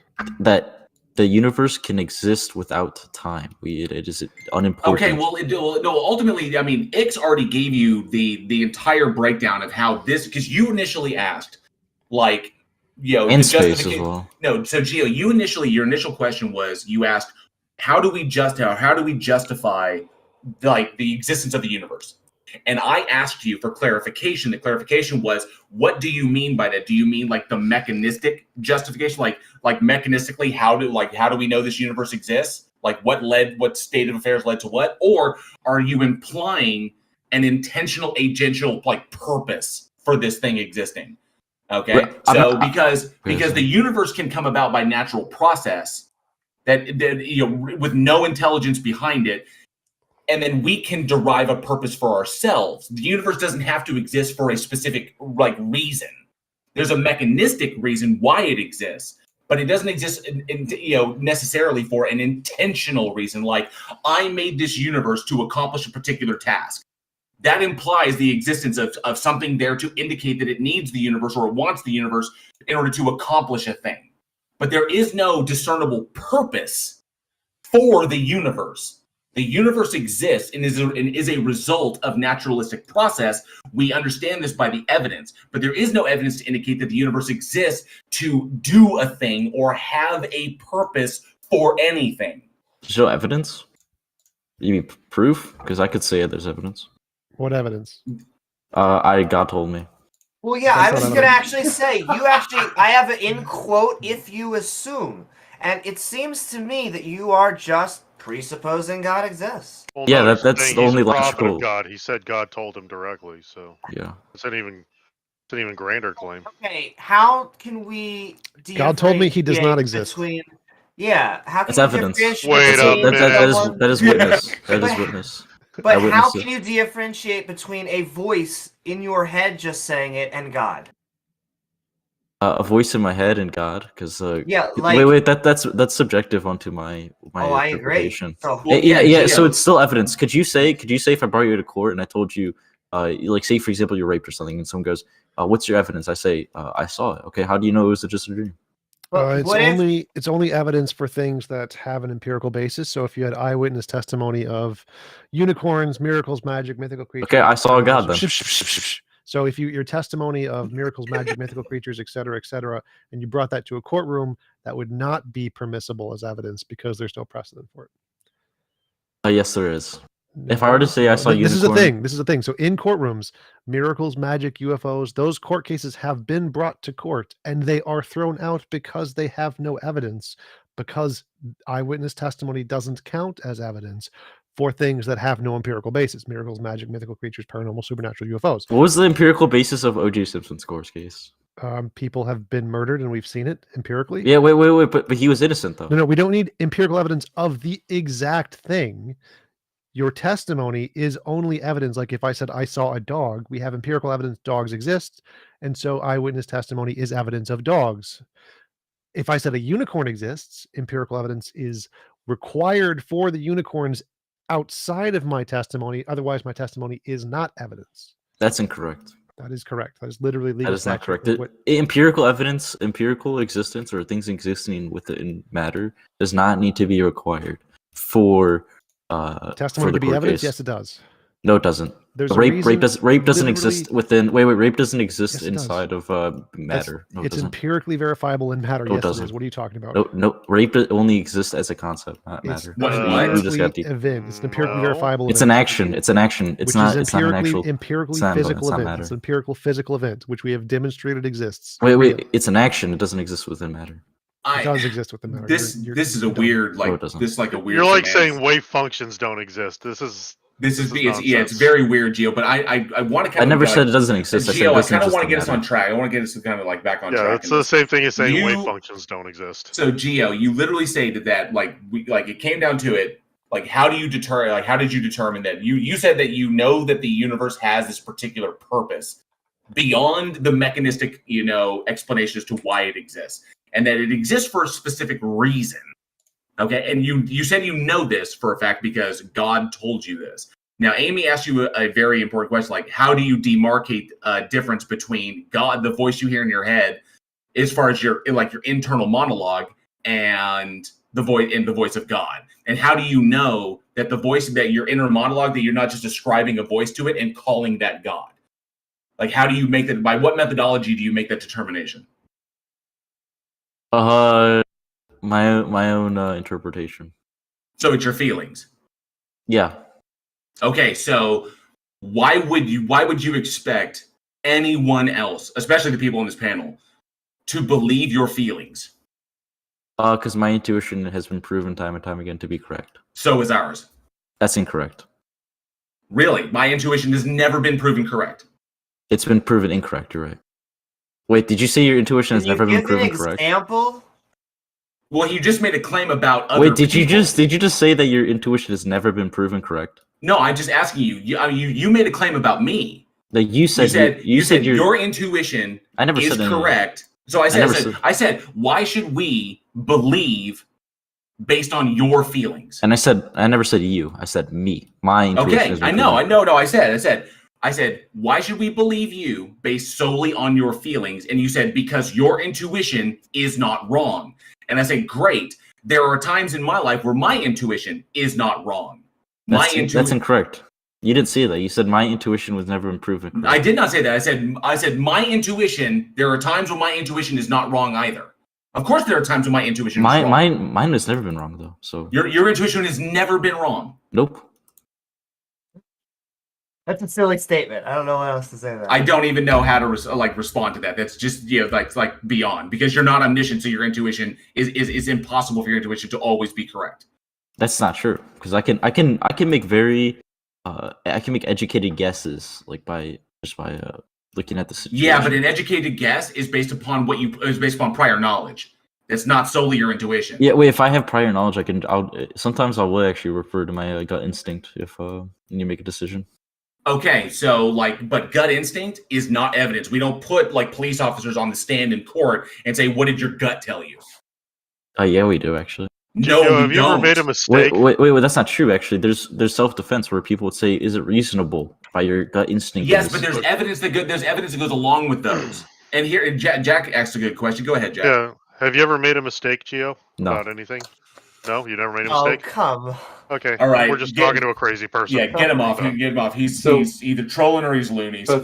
But before we end, I just wanted to conclude, because if anyone was curious about the physics paper I was reading from, I can explain in just the briefest what it was talking about and read just the last paragraph, because it answers the question of how does time and space come out of this physical theory.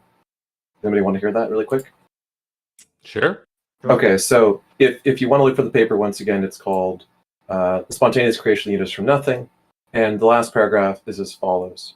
So he says, the authors say, in summary, we present a mathematical proof the universe can be spontaneously created from nothing. When a small true vacuum bubble is created by quantum fluctuations of the metastable false vacuum, it can expand exponentially. Thus we can, and there's some math, but thus we can conclude that the birth of the early universe is completely determined by the quantum mechanism. One may ask, and this is the question that anyone who's hearing this for the first time would ask, when and how space, time, and matter appear in the early universe from nothing? With the exponential expansion of the bubble, it is doubtless that space and time will emerge. Due to Heisenberg's uncertainty principle, which if anybody's not familiar, says basically that the more certainty you have over the energy of a particle, the less certainty you have over its position. In other words, it becomes very unstable in its position, and vice versa. If you know more about where it is, then you have less information about its energy. Okay. So the Heisenberg uncertainty principle predicts that there will be virtual particles, and we can measure them in various things like the Casimir effect, and pretty much all of the physical forces now are thought to be explained by the interaction of virtual particles that mediate between the particles that are stable. And these virtual particles creating and destroying themselves will annihilate soon after their birth, normally in pairs. But, and here's the magic part of the theory, two virtual particles from a pair could be separated immediately after or immediately before they are annihilated due to an exponentially expanding bubble in between them. Therefore, there would be a large amount of real particles created as vacuum bubbles expand exponentially. The virtual particles are unable to annihilate because they're separated by the expansion of space-time, and you get a universe of permanent particles as a result. So that's the theory. It actually kind of makes sense. And if you want to learn more about the theory and what's behind it, look up Heisenberg's uncertainty principle and the Casimir effect and how virtual particles are thought to explain most of quantum mechanics and particle interactions. And this theory is explaining that, and these virtual particles are observable in things like the vacuum pressure between two plates when they're pressed together being different than the vacuum pressure with a plate that has space on either side, because the amount of virtual particles pressing on the plate differs, and we can measure that. And so it's actually a pretty fascinating and plausible explanation. That's interesting. Yeah. I did want to say this, and going back to what Jack said, is like if his expectation was that he was going to convince any one of us, he was mistaken. Well, here's a weird thing. If someone if someone read this paper out to me and I had never heard of it before, I would have asked questions. I wouldn't have just said no because blah, like out of hand. I would have said, "Can you explain that in more detail?" Right? But Right. I don't know. He didn't really seem interested in hearing the answer to his question. He seemed interested in dismissing it and trying to move on. Well, yeah, that's why he just gave you the nuh-uh. That's why he's like, no, that's illogical. He didn't. I don't even think he understood half of it, and that's why he just read that's illogical because he didn't immediately get it. So, but this stuff is super hard to understand. Yeah, but riffing off of what he said that he's never made a mistake. Well, maybe this is his first one in his entire life. He thought that he was going to convince someone on this panel that he was right, and he was mistaken. So, there you go, bud. There's your first mistake. Enjoy it. Hello, Theorist 92. Welcome. Thank you for joining us. Thanks for having me. By the way, I just want to say, science was invented by Christians. I don't know if you know, and Muslims too. So that's who you have to thank for that gay little paper of yours, buddy. Anyways, The Roman Oh, you know Empire what? had no science. There were no other cultures that had science. I need to. I'm gonna. no, there were pagans. They Somebody- were religious though. They Yeah, believed in God. yeah, theorist. Oftentimes, people create the tools of their own destruction. So there was somebody on Clubhouse last week who said, read the pre-Socratics." But you should.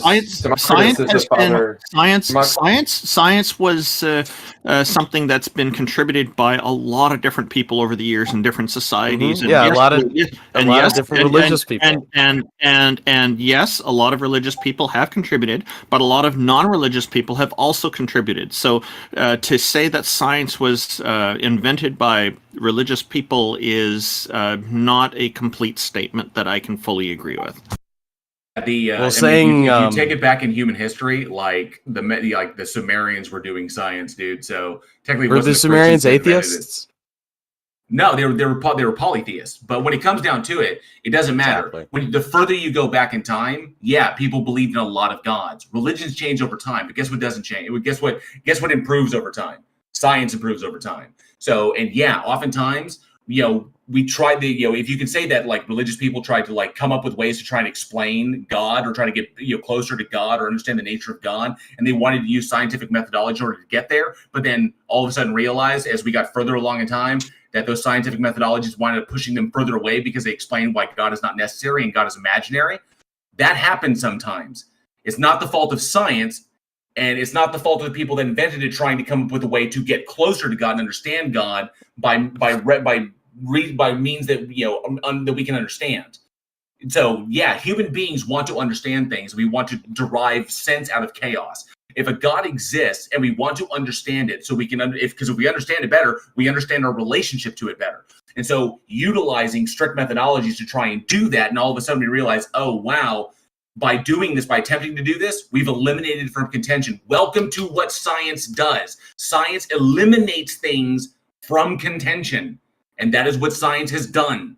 So yeah, it may have started from a place of religiosity. We're like, hey, maybe we can do this so we can understand our role in this whole thing better. Oh, wait a minute. The further we get, we realize, it was all made up. Another thing that helped is that over the course of religion, people were forced to donate stuff or money to their religion, which gave religion the sole opportunity to start schools and to start science in a decent way. That has nothing to do with whether or not a God exists. That's a human construct that makes you pay for your God, and then humans distribute the money. God doesn't. Yeah. Yeah, I'd like to. Yeah. Did you have one, theorist? Yes, I do. Go Do ahead. you gentlemen and ladies, I don't know. No, do you guys know of the philosopher Norbert Wiener? No, what's the argument? The argument. Did he invent the mobile? Sorry. No, the mobile was invented by some other. What was the argument? What's You're thinking of the Oscar Mayer Wienermobile. Get to the argument. I was thinking of the Wienermobile. Did he invent the hot dog? Oh my God! Get to the argument. You need to chillax, buddy. All right. I'm not gonna be able to talk to someone who's angry. Stop speaking, or we're gonna mute you, or just get to the argument. Wasn't he a mathematician, by the way? Oh my God! Can we stop with all was. the irrelevant stuff, please? Oh my God! The argument is that if systems exist, God has to exist. No, they don't. Why? Problem solved. What? That's not even logical. That's not even entailed. Why? I want to know why. Just why? Well, it's because all systems are open. That's not a and the why. universe that's, is a that's system. That's restating a claim. No, that's incorrect. The universe is not an open system. Yeah, explain why it has to. Why? It's a brute fact. No, the universe is not an open system. The Earth is an open system, but the universe in and of itself is an isolated system. No, it's an open system. No, it's not. Where's the energy coming into the universe? From God. Okay. Can you demonstrate that, please? I think an a priori deduction No. is all I'm that's asking needed. you to demonstrate it. So his You made a feelings. claim. You made a claim. In order to make a claim, Yeah, you need I to know. demonstrate that your claim is true. So, can you please demonstrate yeah. God providing energy into Yeah, I think the an a universe? priori reduction is sufficient to prove it. No, I want a demonstration. Can you demonstrate where or how God puts energy into the universe to back up your I think the James Webb Telescope provides images of this process. What? I'll try to It find does. them. It doesn't. And I'm still asking you. I to just demonstrate. provided the empirical evidence. No. You provided videos that you misinterpret. That has nothing to do with what I asked. I asked you to demonstrate. What do you think the sun is, buddy? A gas ball? A Yes. gas giant. A gas giant. That's reductive. Let me ask you this: is a human mind just a clump of brain cells? No, it isn't. No, Yeah, the sun is a clump of physics reactions, and that is how we. Everything's a clump of physics theorists. reactions. I think this is a better way to look That's at this. reductive. So I think it's a better way to look at this. How about this? It's reductive. So we have the Yeah. universe. The universe itself, it is a closed system, or you could describe it as an isolated system as well. But the universe is a closed system. Energy doesn't come into it. No, it isn't. How about this? No. How about this? You're claiming that God puts energy in the universe, and the energy goes out. So the universe is an open system. That's what you're claiming, right? Yeah. Why does the evidence indicate that it's a closed system? Oh yeah. Have you ever? I'll give an analogy if that's okay. Have you ever had? I'd like to know why the evidence indicates the opposite. Yeah, I'm still waiting for a demonstration because rephrasing. Can you demonstrate that the laws of physics apply to the entire universe? Making a new you can't. claim, You can't do making that, a new claim like saying what the sun is doesn't give me a demonstration of how God would put energy into the sun. So demonstrate how God puts energy into the universe. That was my question. Yeah, I'm trying. That you tried to keep derailing and deflecting from. No. So start demonstrating. Theorist, we can determine the difference between an open system. Theorist, we can determine the difference with evidence, the difference between an open system and a closed system. There's evidence that demarcates the two. The Earth is an open system because energy comes in from the sun, and then energy leaves the Earth through radiative cooling. Okay, but the universe in and of itself is defined as a closed system because energy doesn't come into the universe; energy is spreading out.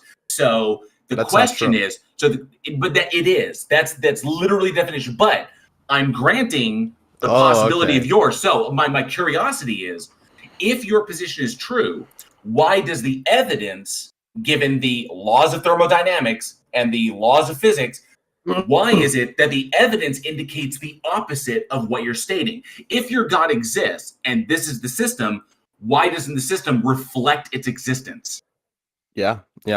The answer is, well, there's two ways to prove it: anthropologically or via physics. And I presume you would prefer physics because you dispute the innate knowledge of the human subject. No, I just want to know that why does the evidence indicate closed when you say it exists and therefore it exists and puts energy in, therefore it is open, but that would be a demonstrable effect. We would be able to tell the universe was an open system, that the energy was coming from somewhere. It doesn't mean it doesn't entail that we would know where it was coming from, but at least then you'd have an argument because we'd say energy's coming from somewhere, but we don't know.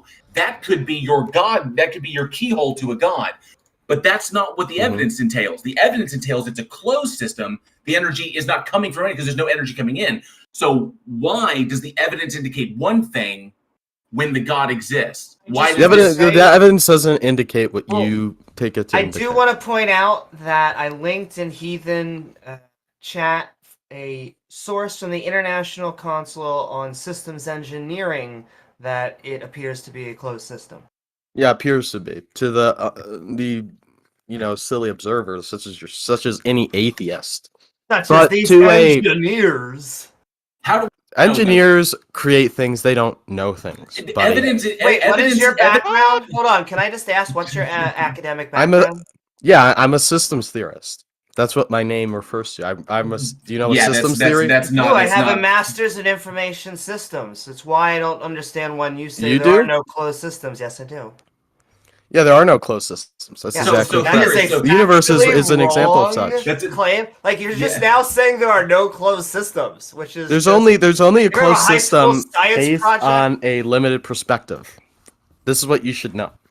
The universe is evidently not a closed system because if it was, eventually everything would become cold and everyone would die. Okay, but that's awesome. not How about happening. this? How about this theory? Well, yeah, that's actually the model. Eventually, we speed where we grow. Oh yeah, in like a Theorist. incredible amount of Theorist. years. That's actually the model. We Unprovable. eventually we progress towards thermal equilibrium, I know. and there no more work can be done, and eventually matter can no longer sustain. So matter is swallowed up by black holes. Black holes evaporate, and then that's it. So, but here's Which what doesn't make sense.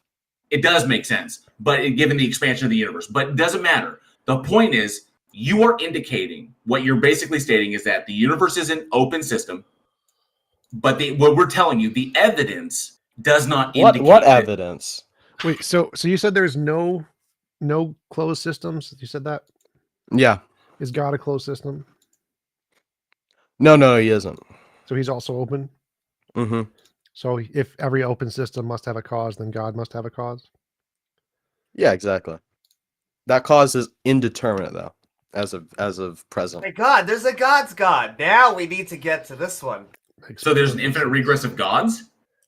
That could be the case. I'm not sure. Okay, All I so can it's say is unknown. It's unknown to me. Okay, that seems like a rabbit hole, but I just got to ask. Given so you're claiming this. So we know what the difference between an open system and a closed system is. You're saying closed systems don't exist.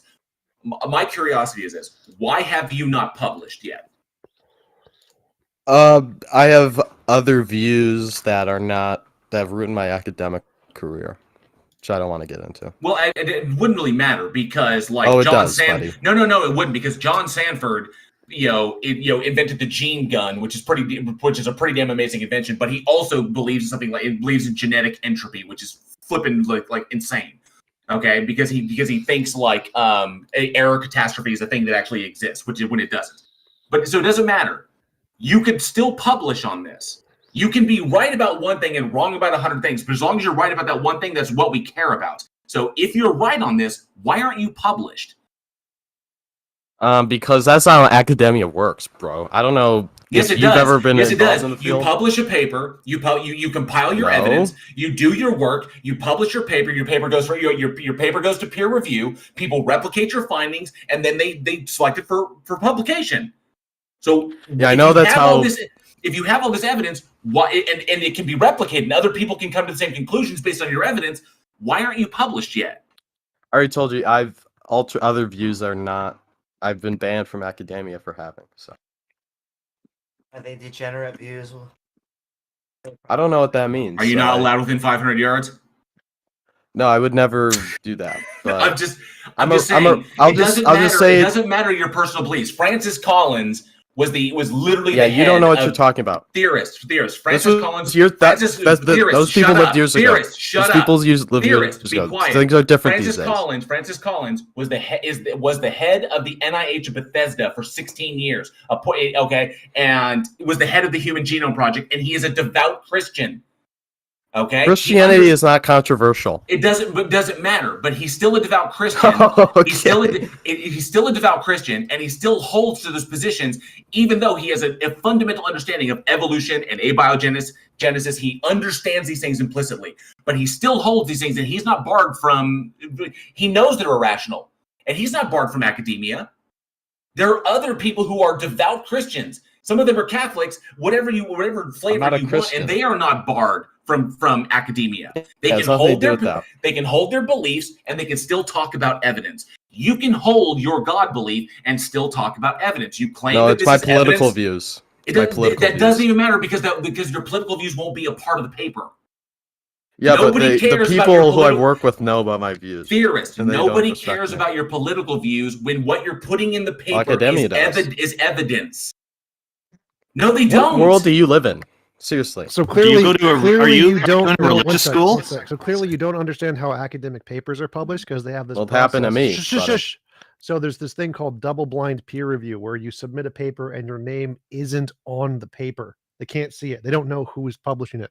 So if you're here we being go. banned from academia because of your political views, you may not be getting jobs, but you can still publish papers, or you just don't understand how it works, how the process works. Yeah, you don't know. Yeah. The and theorist, there's someone a in my live chat brings up there are people who are on death row.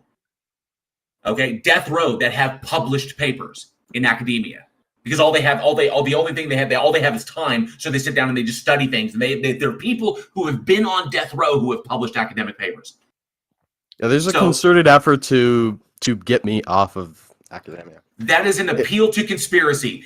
TJump No, it's a fact. I have evidence. There's litigation ongoing about it. TJump just brought up a beautiful example: double-blind peer review, where the people who are reviewing your paper and replicating. You're speaking of something you have no knowledge on. Theorist. My specific situation, you don't know why. Listen. As I said, there's a concerted effort to not have me publish anything because of my political views. No, there isn't. How would you know? Because how would you know? There are journals called academic journals, and they are double-blind peer It's not a review journals. response? Shush. Where every single paper submitted has no name on it, which means they can't make an active effort to hide you because your name can't be on the paper when you submit it. So no, they are not making a concerted effort because they can't make a concerted effort. They are, and they can. I just you're wrong. You're demonstrably Can I wrong. opt the possibility why people don't allow you in academia? Because about 15 to 20 minutes ago, I asked you to demonstrate how God is putting energy into the universe. All you have done so far is deflect and derail, and you've never addressed the question. If you're going to write a scientific paper saying God puts energy into the universe, and then in your paper you're not going to demonstrate how God does that, you're probably going to be thrown out. Or even That's how not, again, I said it's specifically because of my political views. There are people in academia who hold to my views. I don't care. A specific question, and I asked you to demonstrate your claim. And I did. And you didn't. Theorist. No, you didn't. No, you didn't. Because you didn't even try. You didn't indicate how you can demonstrate that God was putting putting energy into the universe, and you didn't indicate how we can even possibly measure that. The whole point is, I don't care if you are a raging anti-Semitic neo-Nazi. Okay, if you know something true about the universe, then that needs to be published because that truth about the universe will help us to better understand both the universe and our place in it. That's the point. I don't agree. You can literally publish without sticking your name to it so that the people who are doing the peer review have no idea who they're peer reviewing. The reason they do that, listen. Theorist, stop. The reason they do this is because sometimes names can carry bias with them. And if somebody in the peer review knows who the person is or knows something about them, that can influence their decision. So they remove all the person's identity from it and say, here is the data, here's the conclusion, run with it. And so the peer review is done with no knowledge of who you are. And if it is sound and survives peer review, then you can get published. And given that there are safety mechanisms in place to protect people's names and identities and reputations through the process of peer review, you are safe from this. So you could literally do this under a pseudonym. No, the people have developed algorithms and AIs to detect the way I write. Okay, how about this, Theorist? How about this? This is not a joke. Theorist, first of all, I want to no, I'm not finished, Mr. Warren. Mute him. Mute me because you interrupted me. Taco, mute him. No. You can just bounce him. I just wanted to thank Mr. Kaczynski for calling our show. Yeah, so I was getting a little wild. Here's what's wild. He could literally give the information, everything he has, to someone else. And they can run it. Someone who is more like academically acceptable. So he can literally, and he'll still get credit. He's just giving it to another person to do all the submissions. He can do a partnership on that. GL, it's not even necessary. I mean, we all know Oppenheimer was a Nazi. Guess who the Americans hired to have them made an atomic bomb? if your science is correct and people can use it, you will get hired, no matter what your political views are. Yeah. There's always groups out there that'll do it. It sounds like excuses not to publish. So, They've made algorithms. They've made AIs that can search a paper with no name on it and identify him. In fact, it's called the Terminator. It's like because the AI has been designed to detect my particular style of writing. It's like, give me a break, dude. Come on. And further down the conspiracy rabbit hole we go. What's up, El Whale? Just a sec. We've got a comment in our live text chat from Beamsy saying this person was allowed to publish. David Irving was once treated with great respect for his historical tomes on World War II and Nazi Germany, but in recent years, the writer has become known as the world's most prominent Holocaust denier. Yeah, so there's people. The whole idea with science and peer review is that it's impartial to who's publishing. It's interested completely in the ideas. And he's probably not the only one. There are probably tons of people with similar backgrounds still publishing in science. Thank you, Beamsy, for that. And hello, L Whale-038. Welcome and thank you for joining us. How you doing, Richard? I'm Randolph, but I'm doing great. And how are you, sir? Well, isn't it Randolph Richards, or is it just Richard Randolph? Randolph? No, he's Richard's Richard's son. Richard was his dad. Okay, well, I know you're the Canadian. I made the same mistake. I thought his name was Richard as well. So. You're close enough. That's fine. What can we do for you today? Oh, I love all you guys as speakers. I usually hear you guys every Sunday, but I got a random question for all of you. Sure, go for it. Shoot. All right, I don't want to say question. I'm going to go for it. He can shoot. Okay. Okay, let's say that you guys are in a hypothetical universe, and you guys know for a fact that invisible lizard people jizz in your Krispy Kreme donuts every day. Now, how do you prove this to the rest of the world when they're invisible lizard people? You don't. I can give you an example. So in my country, shawarma is pretty popular, and the most used condiment on it is called shawarma sauce. And so the most popular shawarma business in the center of my country got investigated, and there were 24 different specimens of semen found in said sauce. So where they came from, we do not know, but we did find the evidence for the semen, and then it doesn't really matter where it came from, the guy where it came from. It matters that we can figure out that it's there and then close down the business, which we have. Well, I think the way I use in the hypothetical, we can not even say that. Let's just say like estrogen or mind control stuff. Well, I'm trying to focus on the invisible lizard people that you believe in, and that sounds absolutely crazy. What I'm saying is, if we have the semen, then we can figure out where the semen is, and we can detect it. We can identify it. We can even extract DNA from it. So that is what happened. If people want to Google it, it happened in the city of Apeldoorn in the Netherlands. I don't think that's what he's asking. But okay, I will go with this. But let's say like once it reaches our atmosphere and touches oxygen, it just turns into pure glucose. What I'm saying is, if you have the semen and you have the DNA, then you can get to something. El Whale, you said we know. You said we know that this happens, and you asked how do we maybe believe? What? Maybe believe. Stop. Okay, so we believe that this happens, and do we have any evidence or reason that we believe this happens? No, but when you try to confirm it, you can prove it almost like every time. But then when you try to bring in scientific data, wait. So because you've seen it. One sec. So we've seen it. So if we have some evidence that convinces us of this evidence we could then show to other people, right? In fact, I would say, just like the last person we were talking to, how do we differentiate this from a hallucination? That's a good question. You see, and that's a point I was trying to get at as well, is how do you differentiate between a hallucination, a belief, and an idea? And then how do you explain this to maybe a theist or an atheist, is what I was trying to get at. Well, was it revelatory or was it completely intuitive on your part to come up with invisible lizard jizz? And that's a sentence I never thought I'd ever say in my life, but Well, this isn't my argument, but since I just heard it, I thought it would be great for this discussion. We don't even have to say that. We could say like estrogen mind control juices. Yeah, it doesn't matter. I'm It doesn't fine, matter. I'm It fine with literally invisible anything. It lizard applies jizz. to literally anything. Evidence is novel, testable predictions. So if you think there is something, no matter what it is, and you want to try to indicate that that thing is true, you have to make novel, testable predictions to confirm it, and that applies to everything. Doesn't matter what the thing is. What if it's something that's untestable and you have just no see it evidence, and believe it? Then you have no Well, evidence.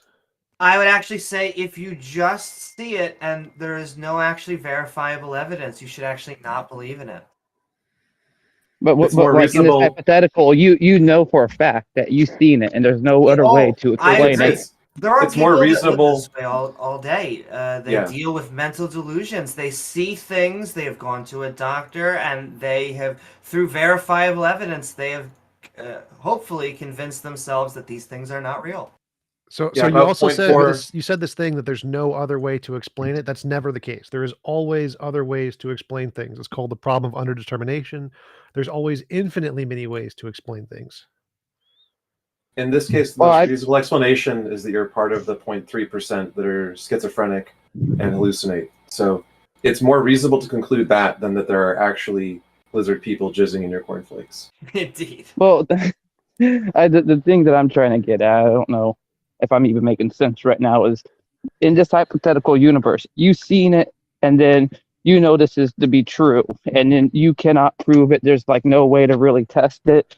So how do you then explain this without sounding like a crazy person? Like, So let's say that Whale, what you really could have asked was, instead of coming up with all these weird things and having Peter ruin shawarma for me forever, Sorry. you literally could Sorry. have just asked, how does a theist prove God to us? I'll also answer that. How do you come off not sounding like a crazy person? I mean, not to be too on the nose, but like, that's kind of what we're getting at. Yeah, God in and of itself. It's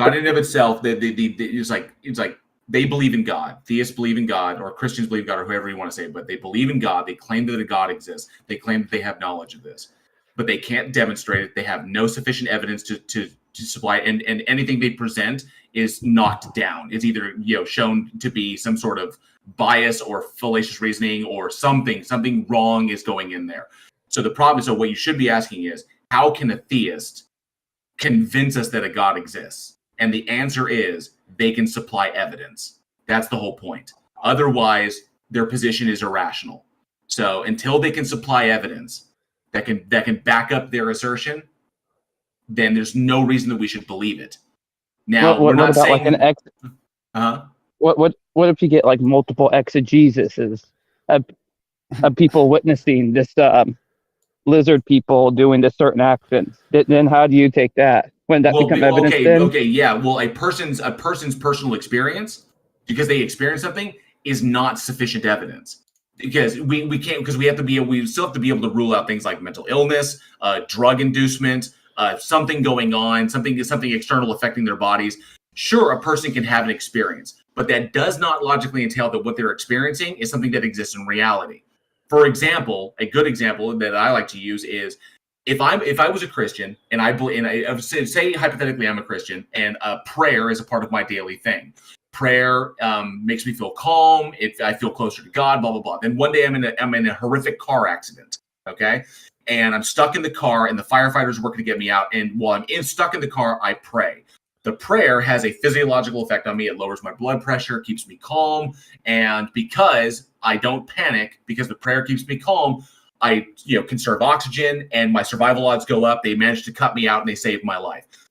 Because the prayer had a physiological response and saved my life, does that entail that God exists? The answer is no, it doesn't. It just means that I utilize something based upon a belief that has a physiological positive benefit, but that doesn't indicate that what I'm praying to, the kind of meditational foci that I'm praying to, exists in reality. Okay, it's just a concept. So the whole point is, do what? You've repeated the same point 4 times again. Anyway, Jill. I get what you're saying, but right. I still haven't worked out this hypothetical complete in my head. I heard the other day, and I just thought it'd be interesting to bring Yeah, up it's here. just like just because you believe a thing, Because just because you experience something, doesn't entail that it exists. So until the sufficient evidence is presented, there's no reason that we should believe it. So the question is, what you should be asking is, how can a theist, how can a theist present this to or make us believe this? And that's by presenting evidence.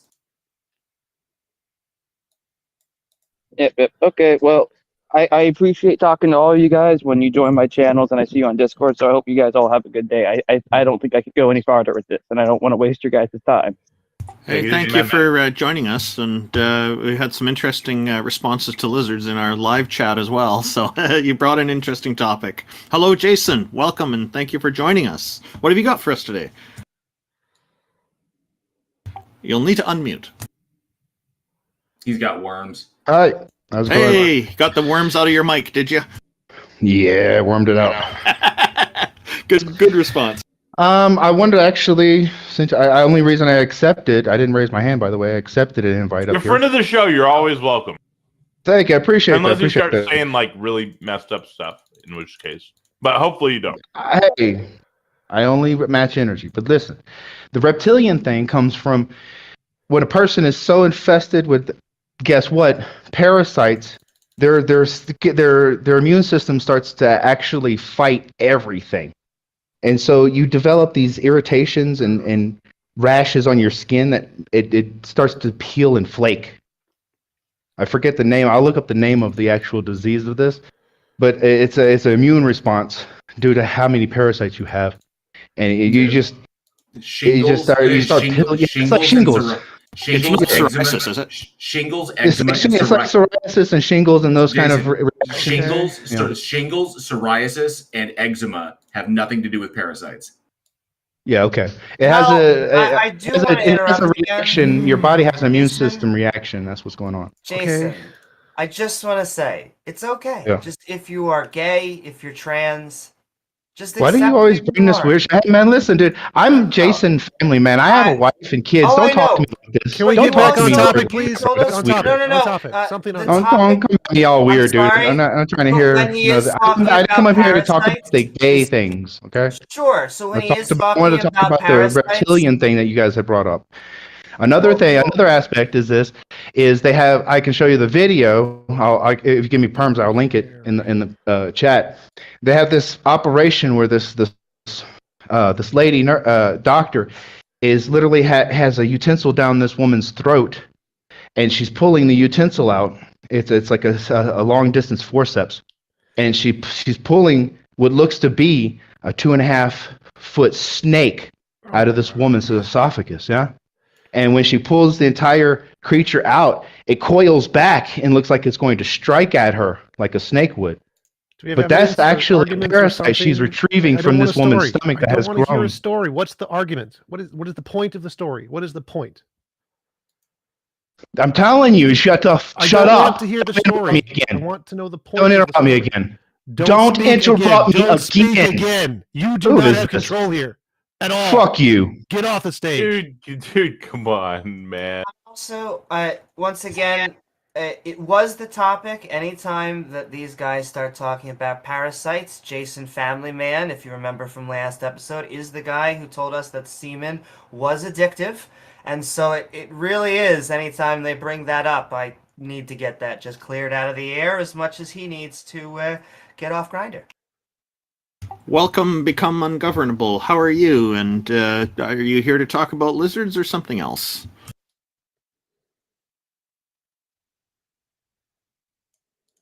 If you're speaking, we can't hear you. Hold on, it's working. It's working.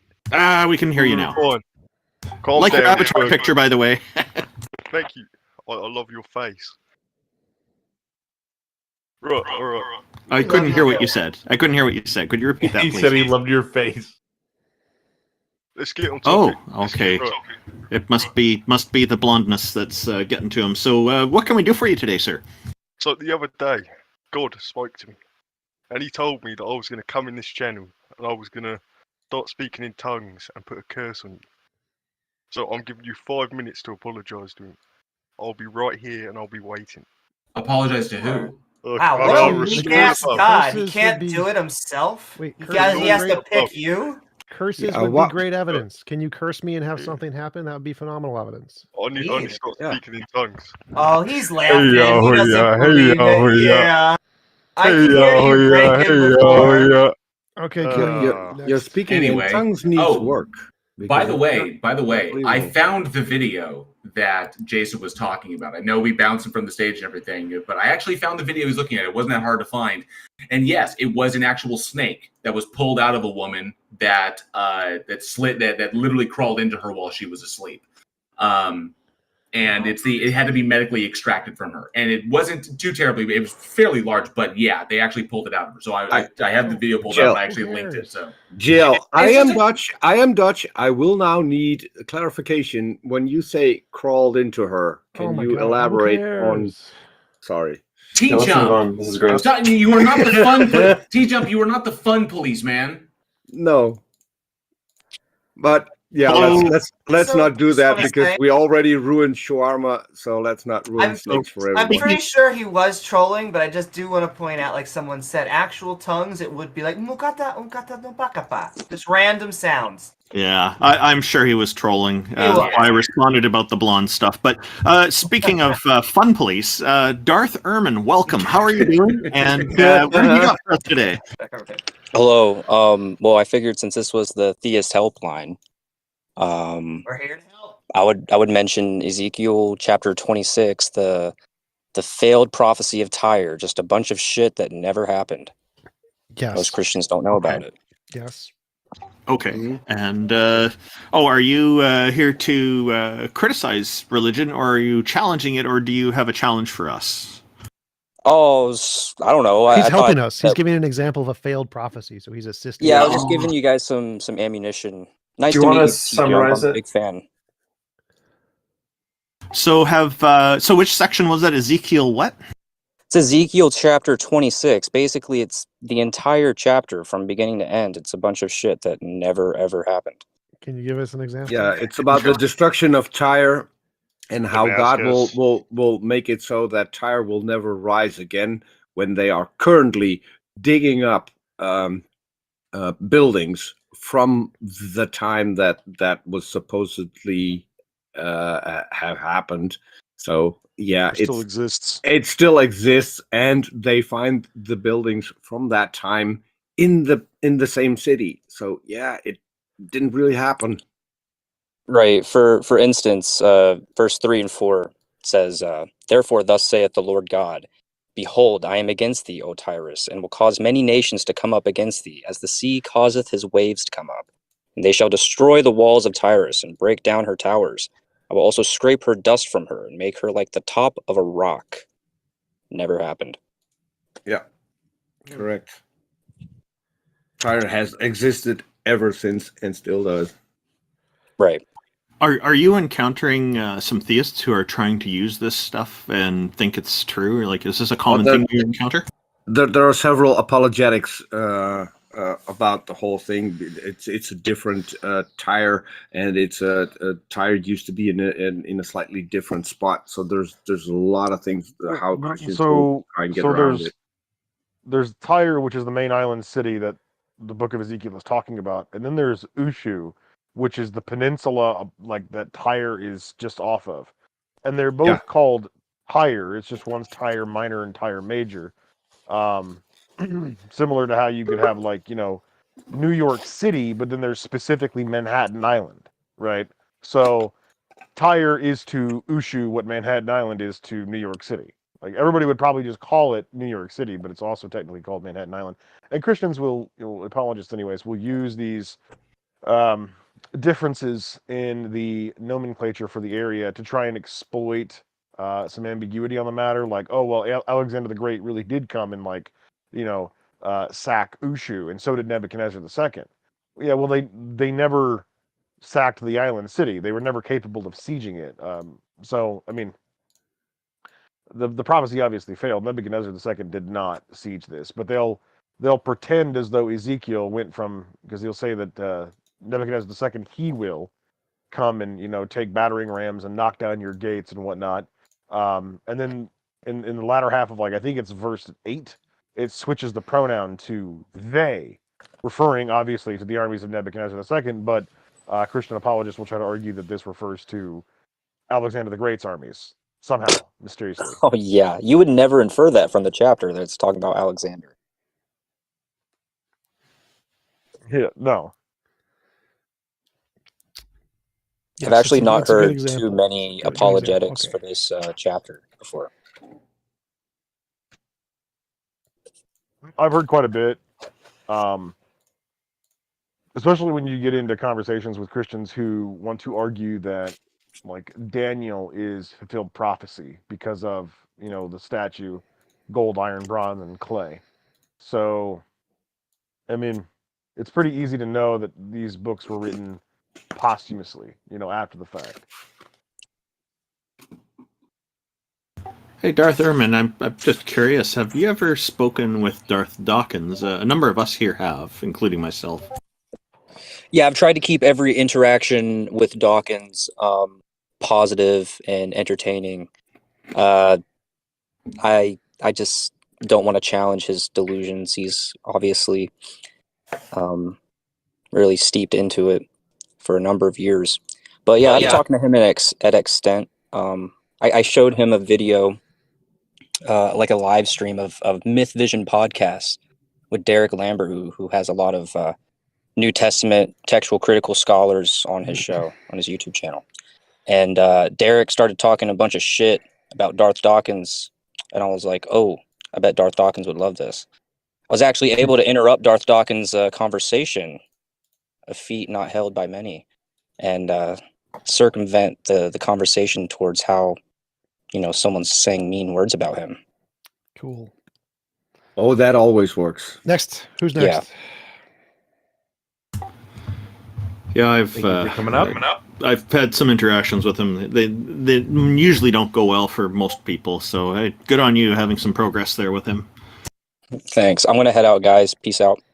Thanks for joining us and for bringing that to our attention. That is helpful information. Do you want to do a shout out about your Discord server for people who want to learn more about like biblical criticism and this type of stuff? He's Do already you out of here. want to give a but, shout out for him? Yeah, it's called the Bible Uncircumcised. It's called the Bible Circumcised, where Sorry, Bible Circumcised. we peel back the foreskin of the Bible to see what we can find. Hey, that sounds good because I'm I already like it. I already like it. Can you The post link is in my my bio. You can Okay, I'll check get out that there. posted in the chat for the YouTube as well. Thank you very much. I'm going to. So Oh, later hey, today, later today, I'm going to do a show with Aaron Ra. I'm going to tell him now that his Bible show is misnamed. This would have been a much better. Yeah, this name. was. Hello. So, Ermin, if you're still listening, go check out my latest video. I finally did a response to Inspiring Philosophy. So, Hello keep going, never to mind. Austin, the techno-againist. I hope I'm Againist. saying that right. Yeah, guidance, but I have a question. Againist, thank you.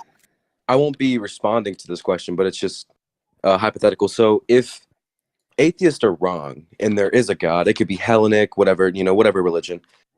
What would you do about that? Because even though you might prove a lot of people wrong in debates that God is wrong, not true, etc. I can answer that quite easily. I would do nothing about it because so far, and I turned 60 recently. Right. A God hasn't had any influence in my life whatsoever. So, but what's the purpose of denying a God? What's the purpose? No, of, hold on. I wasn't finished. So, if a God exists, then my circumstances wouldn't change a bit because he probably wouldn't interact with me anyway. So, it to me, it doesn't matter if a God exists or not. It doesn't change my life in any way, shape, or form. Right. Okay. I don't necessarily agree with Peter on that. question. I mean, depending on which God exists. I mean, it could be quite. Well, he left.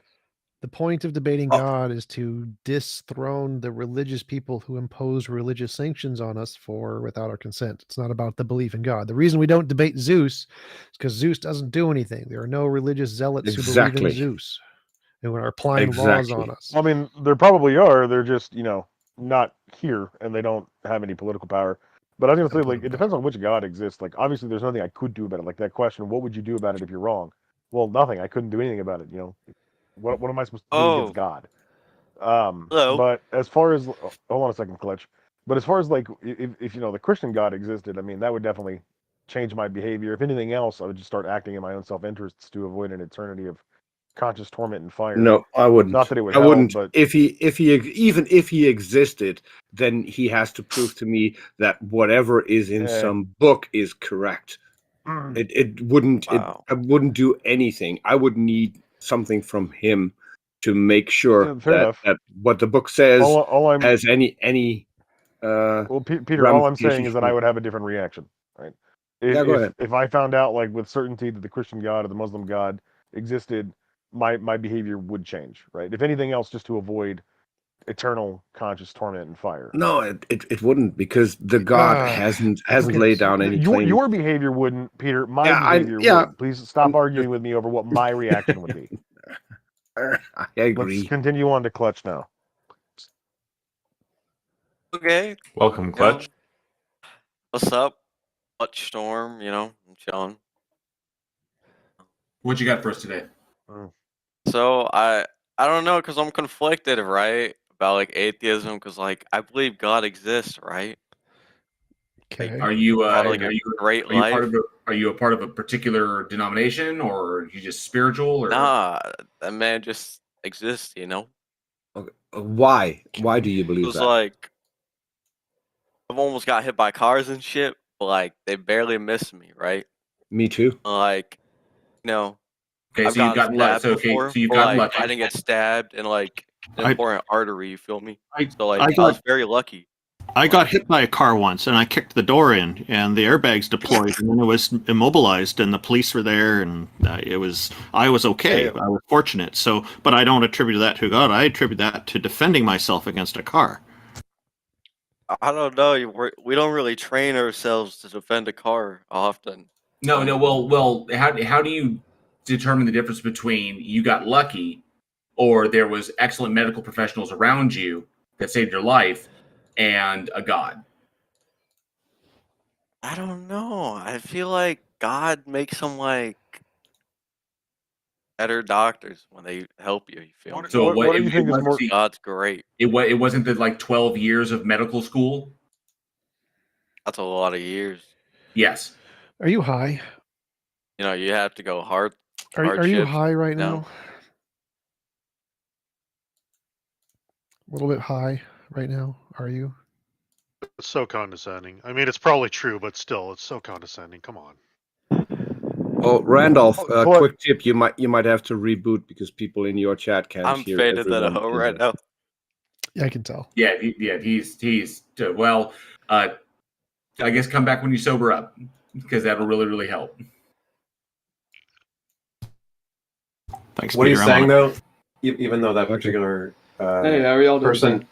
may have had trouble communicating it, is a very, very common thing you hear theists say about why they have faith when they can't like prove by evidence that God exists, but they'll say something similar, like something really important happened to me, and I'm so grateful to be alive, and I just know that God has a plan for me or protected me, et cetera, miracles are real because this unlikely thing happened.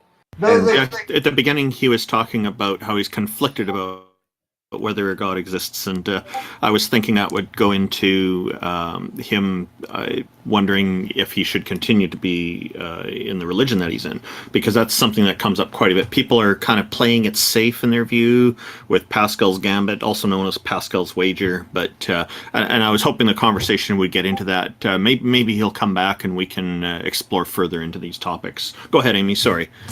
Just ignores. I agree with everything you said, man. It just ignores that. I lost my train of thought. I'm sorry. So Zatkins, how's it going? What do you got for us today, bud?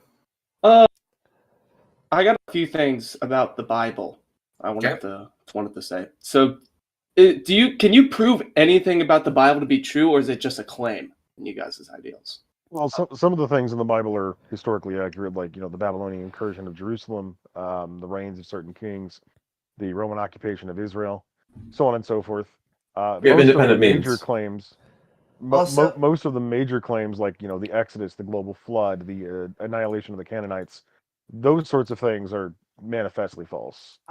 Yeah. This is from just a minute ago, but it just because you are lucky doesn't mean that the person next to you didn't get hit by a car, and so that means that it wouldn't be. I guess you are in God's plan, but they weren't in God's plan. I'm sorry. Back to the topic at hand, Xerxes. Yeah, it's I want to add to this. You can prove things in different books. That doesn't mean that the entire book is true. A frequently used analogy is that London exists, so therefore Harry Potter exists because King's Cross Station exists. You can even go there and visit platform 9 3/4. It's there. Or you can do the thing with Spider-Man. New York is a place Yeah. that exists. Spider-Man Yeah, is in New York, same thing. so therefore Spider-Man exists. So, but Xerxes is right. There are the Bible in and of itself is a kind of like biased a biased version of history from the Jewish perspective, from how they interpreted things. There are events that did occur that are historically accurate. There are things that are patently false. There are things that are metaphorical. There are things that are anecdotal. They can't really be supported because of people's interpretation. There's a lot of stuff in there. Now, as far as it goes, like the major claims, like the big claims, like the things that are patently false, like the flood and like 6-day creation and like the age of things. It's like obviously these things are like patently incorrect. So, where were you going with this? Well, I just wanted to ask, like, from y'all's perspective, like, what can be proven in the Bible and what can't be proven, because like I can use Jesus's like resurrection Well, as an with, example with history, so in history, there's nothing that's ever proven. History is determined based on what most probably happened. And when you have a bunch of extant corroborating documents, papyri, manuscripts that all testify to particular events, even if they're slightly conflicting on the nature of those events, we can at least understand that, yeah, the event probably happened. The exact course of that event is up for some debate. But we can rule certain things out, because if we're determining what happened in history based on what is the most probable case, well, then things like resurrections and miracles, they're always at the bottom of the list, because they are always the least likely explanation of any given instance, right? A miracle is by definition the least likely occurrence. If miracles happened all the time or they were a banality, we wouldn't call them miracles in the first place. So Jesus resurrecting is obviously the least likely explanation for the Gospels, but it is an explanation, and it is the one that Christians obviously believe. Like, I mean, it's requisite to believe in that to be a Christian. So, Anecdotes by did it themselves. happen? Well, Anecdotes by probably themselves. not. No. Yeah, anecdotes by themselves are pretty tough, or like really bad. But like historical anecdotes that entail like a break in the laws of reality, like a suspension in the laws of reality, then yeah, that would be pretty far at the bottom. Also, if you're let me I just don't say, wanna if you're interrupt. bringing up the resurrection of Jesus as like an example of an event that you think is hard to say didn't happen, which is a very, very common focus for a lot of Christians as their foundation of their belief, and that's a reasonable place to start. And I understand why you would be convinced about it. However, most of the arguments about this are bad. No, I believe that 500 Jesus resurrected. Sorry if I made that clear. Sorry, I was just asking if there's like a way to prove that y'all's viewpoints. Well, there's a Even if it pretty good book on happened- the subject. Yeah, it's called Doubting Jesus' Resurrection, and it goes into pretty good detail on all the kinds of claims people make and what kinds of actual plausibility they have, and it does a pretty good job of just demolishing all of them. Okay. Well, even if the resurrection happened, no, there would be no way to prove it, right? This is why, I mean, even in the Bible, you have certain passages where it says things like, blessed are you because you believe because you have seen. Blessed are those who believe without seeing, right? Because so the authors of this text knew that people were going to be skeptical or dubious of the claims, and so they incorporate these fail-safes in the doctrine that you are blessed for believing in it even without having any kind of evidence, right? Like, what is the path of salvation in the Bible? If you read Romans 10:9 or Romans 4:5, Ephesians 1:11, so on and so forth, it says outright, if you believe in your heart and confess with your mouth that Jesus is resurrected and is your Savior, then you will be saved. Right? It's all about what you're convinced of. It's not about what you can actually demonstrate is true. Yeah, and also you can't really even put Jesus's like part in that, because some people think Jesus died on the cross. Some people thought Jesus was like not even there. Some people thought another person was on the cross. Like you can't even prove where Jesus was in all this. Well, either.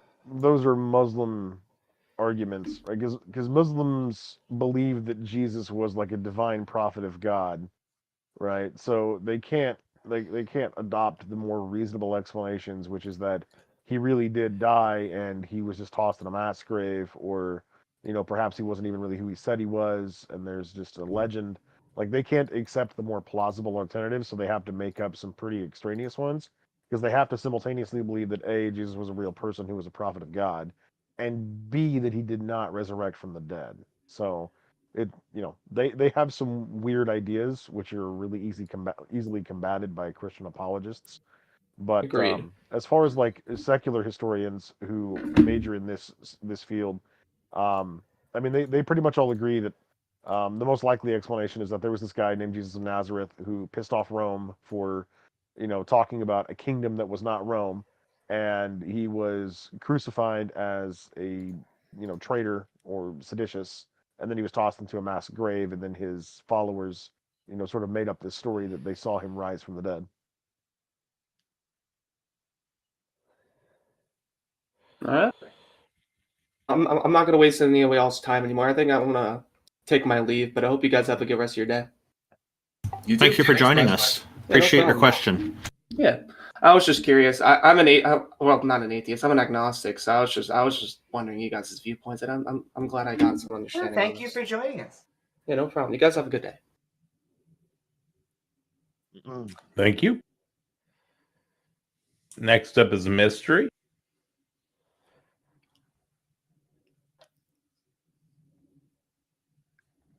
Who I think is a Muslim. Oh, hello. So I had to click accept. All right. Hello, Mystery. Welcome. Thank you for joining us. Thank you. I wanted to just ask what you guys mean when you say God. Like an omniscient, omnipresent creator of the universe. I always go with the definition of the person that I'm talking to, because that avoids straw manning people. So I don't have a set definition of a god. I usually ask the people that I'm talking to who believe in a god to define theirs. So then at least we can talk about the same concept. Yeah, and I typically use the word deity because it's a sex-neutral term for goddesses and gods. But yeah, generally there are some kind of supernatural characteristics about it, such as omniscience and omnipotence and omnipresence and whatnot. I guess the thing is, though, that if we talk broadly, then there's a lot of different definitions for God that can be like and goddess. Yeah, so there's a lot of different definitions. So I guess for you to believe, if we just say that a god is like an omnipresent force that had some kind of input in the creation of the universe, right? You guys obviously don't believe that God would exist or exists. An intentional input, yeah, that one I don't hold a belief in that for sure, and I think most people on the panel here don't. Can I ask, what is your criteria for proof? Like, what is the evidence that you would need in order to believe in that? Novel testable I predictions. don't know. What do you got? Just about to quote TJump. He's like, TJump, you want to take that? He's right. Novel testable I predictions. would say most of us like and prefer science and empirical evidence and what J.O. Warren and TJump were Science saying, isn't always right, is it? But we're also open to what you got. Science is just man's knowledge, right? That's what science means. It's the best. It is the only reliable source of knowledge that can differentiate imagination from we used to reality. think that the Earth was flat. Stop. Science is the best, most reliable, only way that can accurately differentiate imagination from reality. There isn't a better way. So everything else can be more wrong than science. Science is the least wrong of everything. Okay, but science is not always correct. Sure, but it's the least wrong of everything. And when you say like science, you mean like in what way? Like what would literally the method be of an investigation evidence? by which the method of investigation by which we come to conclusions regarding the natural world. The rigid and strict methodologies by which we determine the difference between what is real and what is imaginary. I guess I know what you're saying, but the thing is that if the concept of God is that he can't be physically manifested, does that mean that you won't believe in him? No, I mean, you if you're have going, if you're indirect going, observations. So, well, like, regardless, hold on a second, TJump. If you're going to define God in such a way that he shares all the same characteristics as a thing that doesn't exist at all, how am I supposed to distinguish between a thing that doesn't exist and a thing that has the characteristics of something that doesn't exist? Because you can observe the effect of something that exists in order to scientifically determine that it exists. It doesn't need to like physically manifest, Okay. right? Can you produce something, an effect that you believe is both positively indicative of and exclusively concordant with God as the explanation for it over any other What explanation? about Thomas Aquinas, the evidence, logic, About inference, scientific method? About Are the you kind of talking? the idea that things cannot go to infinite regress, that there had to be a beginning Well, to the he's first, wrong. you know, thing. He's wrong. Yeah, so first and foremost, he's just But that's a wrong. Secondly, scientific like, method, right? hold on, no. No, First no, and foremost, he's Aquinas just was wrong. not There's nothing using in the the scientific method. There's nothing in the scientific method that forbids infinite regress, right? The only problem with infinite regress is There that is. it's intuitively No, there's not. absurd to human beings. There is no logical contradiction or mathematical problem with There infinite is. regress. It There's is not. literally just intuitive. So Please identify the infinite. logical contradiction in Okay, infinite the regress. logical contradiction is that if everything requires if everything requires actuation from something else, then doesn't. the first thing. We don't know that Well, it it does. does. Scientifically, it does. Well, No, Because it doesn't. you don't. You don't. No, you don't. You everything don't get we to just can make claims observe. like that. Okay, well, Mystery. you're going I against science now. assure you. No, I'm not. I assure you, if you want to go down this sort of Kalam style route with asserting that everything requires some sort of antecedent deficient cause, you're going to get in trouble if you're going to start trying to incorporate God into that list because Okay, God can I ask? has an explanation. Hold on. Can you I'm not done. prove to me that Hold on. nothing Hold on. I'm not done. Okay. God as an explanation is always going to violate the rules that you use to get to him in the first place. So if I were to even just grant what you're saying, okay, infinite regress is impossible. Okay, whatever. All right. And everything needs a cause. Okay, all right, whatever. All right. Now we say, okay, so God is the thing that caused everything else, but he exists infinitely and he himself doesn't need a cause. So right out of the gate, we've already violated the very rules that we set forth to get to him. No, So you're you're jumping already ahead. creating a special pleading fallacy. No. It doesn't matter if I'm jumping ahead or not. We do not have a reliable method of arriving at God through reason that does not require that we create special pleading fallacies or exempt God in some way from the rules of inference that we use to get to him in the first place. Okay, Is can you Xerxes really quiet for anybody else? Can you? No, he's fine. Can you scientifically prove that there is something that exists that doesn't require a cause? What do you mean by cause? Something else to actuate it. Okay, so if we want to do this, like we say, like, okay, no, I'm not aware of anything, at least in my physical experience, that doesn't have an efficient and a material cause. Sure, but if you want to go that route, right, then I can just flip it back on you, and I can ask you, can you prove there's anything in reality that does not have an efficient and a material cause? Because if you believe in God, you would probably be believing in creation ex nihilo. But the point that I'm making is that according to science, right, everything that we can observe, everything that we can test, right, does require a cause according to logic and all of the properties. Right. Our observations tell us that science tells material us things. Okay, that's poorly worded, but things, physical objects, material objects have both a material and an efficient cause. Okay, the universe is a compository of physical objects, and you might say that the universe requires an efficient cause because everything else in the universe also requires an efficient cause.